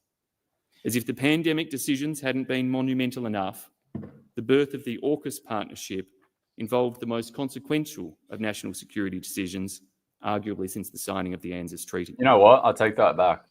Subsequently, when we If lost this the speech election, goes until 7 o'clock, I was to take or 8 on o'clock even, the Shadow Foreign Affairs we're portfolio. good. And in doing Keep so, talking, have man. Keep seen talking. the most challenging of times emerge across the world. I salute the courageous Ukrainians, the determined Israelis. I pay tribute and acknowledge the tragedy of lives lost in the Palestinian territories, in Lebanon, and in so many other conflicts around the world, but particularly those that are being fueled by the axis of Iran, North Korea, Russia, and all too much enabled by certain Chinese policies. President, at the time we embarked upon AUKUS, we also oversaw the unwinding of pandemic assistance, the beginning of post-pandemic budget repair, and an economy that drove unemployment to its lowest levels in my lifetime. I was also responsible as Finance Minister for working with Sex Discrimination Commissioner Kate Jenkins on delivery and initial implementation of the Set the Standard report. This was important work, and I value the contribution that I was able to make alongside colleagues across the chamber. But I do want to press that I do not accept the perceptions peddled by some in this building of it being a universally toxic workplace. There are many staff and members of Parliament of all political persuasions who not only work hard and achieve much, but they actually enjoy their time here too.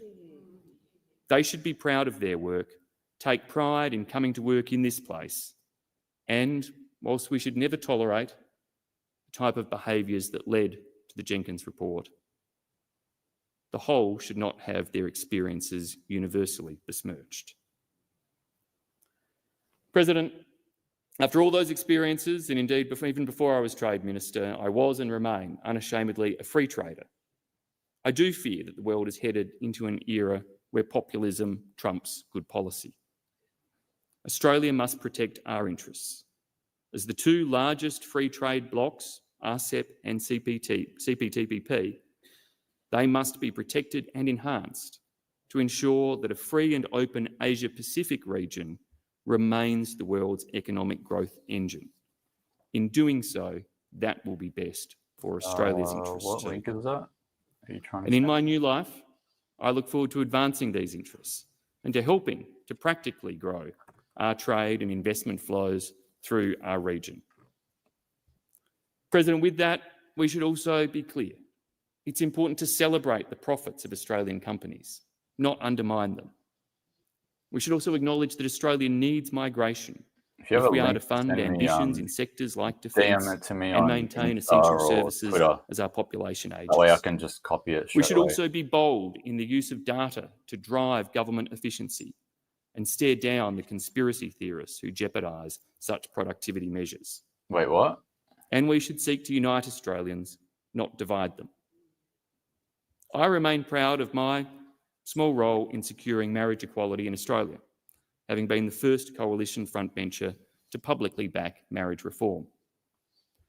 The ultimate strength of the yes vote for marriage equality demonstrated that Australians overwhelmingly back concepts of equality and respect for each other, regardless of our differences. We must learn this lesson. You'd need someone way more in all influential than me to do it, to of even our have a work, chance of doing but that. including in the pursuit It's of really up to a reconciliation government to do that. with Aboriginal and Torres Strait Islander Australians.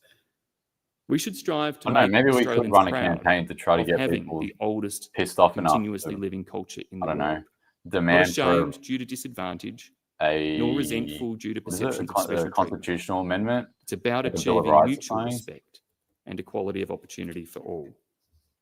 That's going to Those take, on the harder that's edges of a the left and the massive right effort. who seek to divide our country We're only going to make need us someone weaker that's in our like division. super influential. Little is to gained by culture do the heavy wars, lifting on that. politicians obsessing over what happens in private bedrooms, or anyone seeking to override evidence-based medical practice. I don't know. I am a proud Liberal of the John Stuart Mill tradition. Try to get everyone together. Preferring less Speak to government Malcolm intervention Roberts, in speak both to our economy Rennick, speak and to all of personal them, Pauline lives. Hanson. Maybe it could be The done. I don't rise know. of the global rise of populism and divisive tribalism, peddled by ideological extremes, troubles me. But It if risks it could be social done, cohesion in countries I'm like happy to ours and help. Sign jeopardises me the up. economic well-being of countries like ours. I am confident that Australia is a country whose values sit towards the centre and that the parties of government forget that at their peril. President, this won't be universally agreed across the chamber, but in Peter Dutton, I believe the Liberal Party has a leader who understands that. Peter and I certainly don't agree on everything. Well, we don't have time but to Peter run is it grounded, now. thoroughly decent, and has a perspective We'll in see what touch happens with many today, and then hard-working we'll Australians. figure it out from there. I am confident that he would be a strong and effective Prime Minister, and I wish Peter and the coalition team nothing but success. Without preempting the decisions of our party room, Parliament's only I got also like, note what, that my departure hours will left likely see anyway. the first all-woman leadership across this Senate. Good luck to you, Michaelia. Thank you for being a loyal deputy, a good friend, and I guess good luck, Penny, in having Michaelia at the table with you. President, I have been fortunate to have had it all in many ways: career, family, and a great life. And I owe thanks to many. My staff, of that course. Optus hack I've been stuffed blessed me with up big amazing time. electorate staff, policy, parliamentary, and media advisors. I could never hope to repay what they have collectively done for me. I hope they never forget that my achievements and those of our governments are their achievements too. Be they have been parliamentary staff, electorate staff, or any who have made a contribution. While many have come and gone in my office, and happily often gone on to bigger and better things, a few Prime Ministers seem to like to poach my press sex, we have also had remarkable stability. Yeah, I understand the government. Loretta Sist positions. and we Anthony ran Buck-Rogers, one in Victoria. two of my first during electorate COVID. staff employed all the way back in May but 2007, we don't have time for remain one right part now. of the team all these years later. I could wax lyrical about the merits of so many staff, past and present, but I do want to single out two, particularly for their loyalty and leadership, both known to, I think, the bulk of my colleagues. Loretta, my office manager for the entire journey, has underpinned the standards, ethics and culture of our office. She has become family to us at a and wedding will forever feast, be but we so. ain't invited. Rachel Thompson, not going to look at me, my one and only Chief of Staff ever since I first became a minister, is potentially the best networked person in this place. However, Rachel's vast network is genuinely one developed through diligence, professionalism, thoughtfulness, humility and generosity. Thank you to Marcus and Samantha for enabling Rach to give so much of herself to me. Truman was wrong when he quipped that if you want a friend in politics, buy a dog. I take away treasured friendships of current and former parliamentary colleagues. Far too many to name, and I will create offence by leaving some out, but I will single out John Gardner and Trudy, James Stevens and Alex, Maurice Payne, Christopher Pine and Carolyn, James McGrath, Scott Ryan and Helen, Jamie Briggs and Estee, Anne Ruston and Sean Edwards, and as I say, no doubt others. Relations across the aisle are essential too, especially here, where the Senate is ungovernable without a degree of trust between the leaders. Penny, thank you for our trusting working relationship. It's come a long way from our sparring over the Murray-Darling Basin in my early years here. You are a formidable opponent, a warrior for your cause, and with an intellect that justifies your success.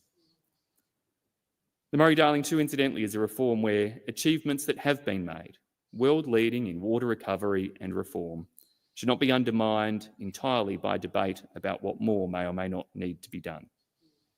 Holding the water portfolio, the Murray-Darling portfolio in my earliest days, is also where I got my first real taste of conflict with the Nats. Bridget, we've become near experts at managing such conflict, along with good mates, and I thank our coalition partners. That leaves family and friends. Today would have been my nan, Madge Hurd's birthday. She was a huge influence on my life. I spoke about her in my first speech. I know that Mum, who's here today, and her sister Margaret join in taking some added meaning that on this anniversary, I take my next step. Mum and Jim, Gay and Roger, Margaret and niece have all in different ways given Courtney and I the support to juggle crazy professional lives while giving our girls every opportunity possible, along with support further afield from my cousin Lauren. Fewer truer words have been written about raising children than the phrase, "it takes a village." In addition to family, our village is blessed with many treasured friends who have kept us grounded while giving more help than could ever be expected. In particular to Pricey, Don, Cooper and Ruby, along with Sash, Keno, Georgia and Harvey, thank you for being the best mates anyone could ask for. Many more fun times lie ahead. I told the Senate in my first speech that my partner, Courtney Morecambe, could be just as capable of standing here as me. Perhaps she should have been, although Courts has a typically direct answer when anyone has suggested it. She honestly replies, "I don't like people that much." At the time of that first speech, when I referenced Courtney, she was Chief of Staff to Adelaide's Lord Mayor, and I, of course, was a backbench senator. We quickly agreed that one of us in politics was enough, so Courtney returned to her professional services career. Somehow, that formula didn't last. One wedding, 2 children, and 13 years later, we were to find ourselves in the position of me being Australia's finance minister and Courtney back in politics, No, it didn't not at pass, local not yet, government, but not as yet. Chief of Staff to the South Australian Premier, also in the midst of that same global pandemic. How we all survived the intensity and madness of it all may forever be one of life's mysteries. It's due, of course, to many of those family and friends I mentioned before. But as we now enter a time when neither of us shall be in politics, words are insufficient to express my love and gratitude to you, Courtney, and my thanks. You backed me through the toughest of times. You've always been my most important and forthright advisor. Sitting either side of you, Tilly and Amelia, you guys are our world. We love you enormously. Okay, stop crying, Mimi, because you're doing it to me. Tilly, your drive and determination will take you anywhere. And Mimi, your care and consideration will ensure you are always surrounded by love. As I farewell this place, I do have a few departing observations for the colleagues I leave behind. Some of it informed, sadly, by the last couple of days. Colleagues, it is not necessary to target one another and personalise debates to advance the issues important to you. It is not necessary to undermine the principles and practices of this Senate to advance the issues important to you. Every senator is accorded with remarkable privileges and a platform like no other in this nation to advance those issues important to you. Use those privileges, make the most of your platform, and you will be amazed at what you can achieve in this place without crossing the line. I acknowledge, of course, all of the Senate staff, as I do all across the Australian Public Service. Rosemary Huxtable, former Head of Finance, thank you for being here with me today. And also acknowledge Tony Cook and George Mina across education and trade as two amazing public servants among the many, many who I had the privilege of working with. Serving in this Senate is the honour of a lifetime. I was just the 89th South Australian to do so and have served, if the maths is right, with 206 of the 647 Australians to have ever been a senator. We've seen a lot of turnover, Penny. Those of you who have the honour of continuing in this place carry a great responsibility. I wish you well. Do good. Make a positive difference. Thank you and farewell. Oh my God, go away.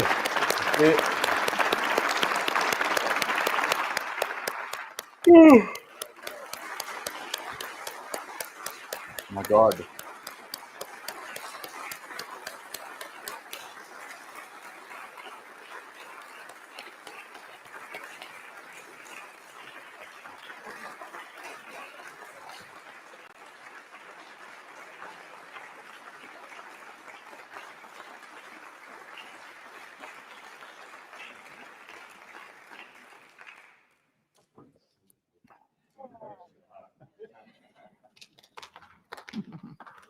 Okay.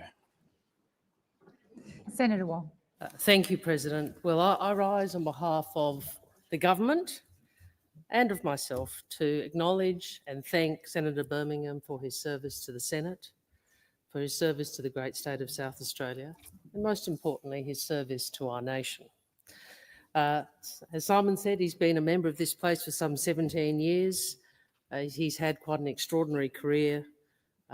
Obviously, the Murray-Darling Basin, which, you know, anyone who serves in that portfolio bears certain scars, and has had senior frontbench positions as Minister for Education and Training, Trade, etc., and Minister for Finance. And in this place, leadership roles across the board: Manager of Government Business, Deputy Leader of the Government, Leader of the Government, and Leader of the Opposition in the Senate. Quite a remarkable career. Senator Birmingham's political activism dates back, I think, probably around as far as mine, and we've had a similar, if opposite, sides career, both cutting our political teeth in Adelaide at the uni. We've clearly got different political ideologies. He once confessed to me that he joined the worse Liberal than listening Party to at a Birmingham time when is John Hewson was promoting Penny fight Wong. back. He's going to waffle for like another 20 minutes. So clearly we disagree often. Who is this bloke? But Simon Birmingham has always engaged respectfully. He is always engaged with integrity, and he is always engaged with a clear view for achieving something positive for our country. Senator Birmingham is a thoroughly decent person, and I want to thank him personally for his constructive engagement across the table in this place in these last years, but over the last 17 years. Senator Birmingham has repeatedly demonstrated a commitment to rise above petty personal politics, and you saw that again today. He's shown to me a great deal of kindness at times. He may not remember this, but he was actually very kind to me after our 2019 election loss. Our children were both doing Mandarin at the same school, and he saw me outside and was very, very kind to me, and I've never forgotten that, because he could have just said, well, we won or something like that. He's also shown grit. Well, I think he said that. You might, not at all. He's also shown grit. Some might say he's been optimistically valiant in advocating a moderate, informed approach to key debates such as water, environment and climate. And he was a key advocate within his party and the community and this parliament to achieving marriage equality. And with his characteristic humility today, he spoke about his small part, but I was there and he played more than a small part. I think in politics, you see a lot of people who there's a lot more spin than substance. Well, some might say in this building that's the norm. With Senator Birmingham, there's a lot more substance than spin. And unlike many in this building, he never promotes how good he is or tells people how smart he is. But he is a man of enormous competence and high intellect. I think in politics, you learn from the people with whom you work, but you also learn from the people with whom you contest. And I can confess to the chamber that Simon Birmingham is much more patient than Penny Wong. He also is a man who keeps his perspective. I think that is the key to why Senator Birmingham remains calm. He keeps perspective in the moment. And it is one of the reasons he has been such a good leader in this place, and one of the reasons he was such an effective minister. We also have both learned things in the Pacific. We learnt the difference between Kava in Vanuatu and Sakau in FSM. Oh, Micmac's left. I was really making that joke for him. Oh dear. And I have to say, one of the things I learned then about Senator Birmingham was this. Despite having partaken much more than he should have, than was advised. Come on, everyone, let's get your Penny Wong jokes in. I'm going to highlight my favourite. Everyone, until the speech is done, get your Penny Wong jokes in. Coherent Let's go. speech. We may as well have a laugh. Very slowly. Everyone, show me your best Penny Wong joke, and I'll put it up on the screen. As Senator Birmingham said, Penny Wong jokes. Let's go. in this place She is used an the extraordinary joke. privilege. Serving as a minister is an extraordinary privilege. Serving in the cabinet of the country and as leader in this place is the honour of a lifetime. And I salute Senator Birmingham's career as a great contribution to the nation. Few Australians have the capacity and platform to contribute to public debate in the way all of us in here are able. And as Senator Birmingham described today briefly, it also brings great costs, most of all to those who we love. A lot of time away from home, anniversaries, birthdays and celebrations missed. I know, Courtney, Tilly and Amelia, you'll have, I'm sure, are looking forward to having a bit more time with your husband and dad. And I wish you all the best for that. So on behalf of Labor senators and personally, I congratulate Senator Birmingham on his service in this place. I thank him for his friendship and I wish him all the very best for what's next. Just a moment, Senator Cash. I'm going to give myself the privilege of speaking next. Very short. Senator Birmingham, I first saw you as a member when I was a member of the Rudd government. Oh my It was my first God. estimates, and my colleagues warned me Here we and go. said, watch him. He's clever and quick and has a huge intellect. Since then, most of my interactions with you have been in my role as president. I've found you to be a person of great integrity, trustworthy and honourable. Your contributions have often been sharp and witty. Sadly, in this role, I've never really been able to laugh at them, but I have found them witty. But for me, I've seen you at your best, your absolute best in my view, during condolence speeches, whether it be for the passing of a senator, a national disaster or something on a global scale. I've discovered in those moments that your compassion is true. deep, that We've it's got, heartfelt. they can dedicate and an it's hour obviously and on still is very valedictory real. speeches, but they can't. May I wish you well. You know what? And all the There's best. more in time whatever on a you do valedictory next with your speech for family and your Birmingham daughters than there'll be on a and in debate your new for the career. bill. Thank you, Senator Birmingham. Senator Cash. And thank you, Madam President. Oh And my I God, too not another one. rise on behalf of many Liberal colleagues today who unfortunately due to time will not be able to make a contribution May as well make your to you, post, eh? Simon, but on behalf of myself. I will start my speech, and Courtney will understand this, and Simon, you will, but I don't think anybody else in the chamber will. We'll always have the night markets in Taiwan. But as I said, I rise to pay tribute to my friend, colleague and our leader in this place, Simon Birmingham. And I do so, of course, with sadness, but more importantly, Simon, I do so with immense respect and admiration for what you have done and what you have achieved in this place. In fact, you'll recall that we came into this place at around the same time. You arrived here in a casual vacancy in 2007, and I was elected in the 2007 election.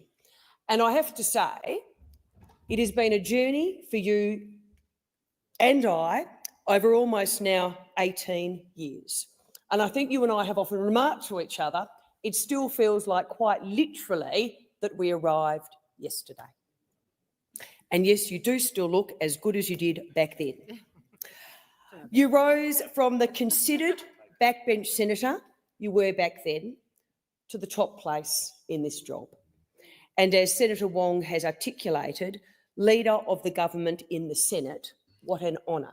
I don't know if that's going to happen, but I can hope so. I was also reflecting earlier today Bloody hope that so. it would not have been an easy task to take over as leader of the government in the Senate in 2020 from someone I think we all acknowledge was a formidable predecessor in Matthias Cormann. But very quickly, you brought your own personality and your own style to the role. 18 years. And you were What's able the very longest you guys win the have respect been in one job? of your team. The But longest more than for that, me and again has was been 7 articulated by years. both the President and Senator Wong, you in fact won the respect of 7 everyone years for me. in this place. I have been 18 honoured years to is serve as your deputy since you took bloody over long. as our leader. Your collegiate 25. attitude, intelligence, and the ability to negotiate successful 2.5. outcomes, both within our team and within this place, has quite frankly been second to none. 24 years in the car industry. Unlike myself, I've heard you sometimes described years. as quietly spoken. Yeah, I'm the same here. But I that outgrow certainly jobs does as not well. mean that you have had any trouble Very, getting very people same thing for to me as listen well. to you. The intellect, thoughtfulness, 15 decency, years, 19 years, but more 4 than that, years, good humour 5 years, that you 6 have years always until I brought was sacked to the in debate in this 2021. place will long Been a mum for be 30 remembered. years. There you go. You have, without a doubt, 8 months. a proud history of service that anyone who has served in this place would be proud themselves to 8 hold. years, global financial crisis. From in the UK. backbencher to a parliamentary secretary, I mean, and then financial on to an crisis was a assistant while minister, ago, but before becoming the we're probably Minister getting for into another Education one. and So Training in 2015. You went on to 25 serve as in the hard Minister for side of Trade, music Tourism and industry. Investment, and then, of course, 10 years in a home role care, you aged care. discharged so well the Minister for 14 years Finance underground and mining, Vice 14 President years of the road Executive transport. Council. Job in the industry is As different. many of us Same in this job, place 6 years, know, same industry, and who've had the 13. honour of Yeah. being a minister, as Yeah, same glamorous as the job, title like may be, one it is employer. not easy. You always, however, appeared to be doing it effortlessly, 7 years. always on top of the issue and of your brief. But I, along with others, the know message how would much ring hard true work, if she spoke long from the hours heart, and anguish off the you, cuff and rather as than you so recite a rightly prepared acknowledged, statement. your team Yeah, true. put in to make it look that way. It is a credit to you, and I quite frankly have no idea how you do it, that you are never flustered. It is something I will need to learn from you, seriously. You always remain calm, note to self, and thoughtful, no matter what is thrown at you. And I'm sure that will be one of the great strengths that you take into your new role in the private sector. If anyone's seen In your the first updates, speech, you said this: any Senate updates, I come to this place looking for us to think big actual senators or for at any least news the next updates few moments, that I may have to missed, lift up above the humdrum, the just send me a sledging, the message or tag me cynicism in it, of day-to-day retail and politics, I'll to instead bring it recall up. what inspired all of us: a desire to make a difference, a positive contribution, one that improves the lives of those living today and those of generations to come. And I think on any analysis, you have continued to strive for all those ideals over your time in the Senate. You have been driven to make a difference and to improve the lives of your fellow Australians, and I think you have succeeded well and truly in doing that. Like all of us in this place, we are senators, and we know ultimately what our role is: to be a fierce advocate for the people of our state. In your case, South Australia. And I certainly know, as we sat around the cabinet table for, in fact, our entire time together, that you would always argue, as you should have, stridently and persuasively for South Australia and for South Australians. You will recall many a time that some of the things you argued in favour of were in direct competition with the interests of Western Australia. But we were always able to agree, to disagree, and remain friends afterwards. And that is why, or that is one of the reasons why you will leave this place today with the best wishes of everyone in the chamber. Simon, for anyone who has served in the Parliament, as you said, the greatest thing you can do is to leave at a time of your own choosing and on your own terms. And as we know, for so many, that is a rare thing in politics. But after almost 18 years in this place, you have Usually this absolutely would happen earned near the your workplace right to kitchen do so you can serve cake. As you have articulated, the service you have given Don't to worry, your they'll be nation, serving something. it did come. It's not at going a to be cost. cake though. A cost that each one of us understands, but each one of us is also prepared to bear. But it is our family who bears the greatest costs. And as you said, you've spent large amounts of time away from your home and away from your family. And no doubt Money's a Courtney crazy chook. and your daughters Tilly and Amelia will be absolutely delighted Yep, you to know have it. you home on a slightly more permanent basis. They're serving that cake. So Simon, this is it. Nose beers.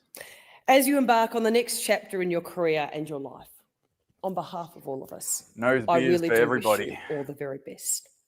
I want to thank you for your service to the Liberal Party of Australia, to the Liberal Party of South Australia. You have been a loyal servant to each and have made your mark on this nation. You have a legacy and will be long remembered in this place. Good luck, my friend, with Trust everything me, no ahead one's of you. going to remember your legacy. You're welcome back to visit us anytime. Thank you, Senator Cash. Senator Hanson-Young. Thank you. I will just give a short contribution because I'm sure Burmo's own colleagues really want to have an opportunity. I just want to say, being a fellow South Australian, what a wonderful time it has been to work in this place alongside Senator Birmingham. From his work on the Murray-Darling to marriage equality, and Penny is absolutely right, the role that Simon played in that debate very early on was pivotal, and I don't think we would have actually got what we needed without Burmo's dedication to that issue. Climate, of course, has always been something that Senator Birmingham put a has post spoken on Twitter right passionately now. about, and I understand And probably more passionately internally than we ever hear on the outside. Give you guys a But quick I also update. remember the tussle over the education policy when Senator Birmingham was Education Minister, and we had some interesting conversations at that time. I'm not sure if I'm allowed to say this, but I think we both wanted to take the Catholics down a notch. The respectful and considered approach that Simon has taken in this role, the integrity, the honesty, the ability to be a straight shooter. When he tells you what it is that's going to happen, what he thinks, it's always, he always follows through. You can take his word with absolute trust that it will be kept. I'll miss our chats, Burmo, as we fly home at the end of the week about post on talking Twitter about and debriefing how things have gone. I will appreciate your counsel of how to deal with some of your pesky Nationals friends.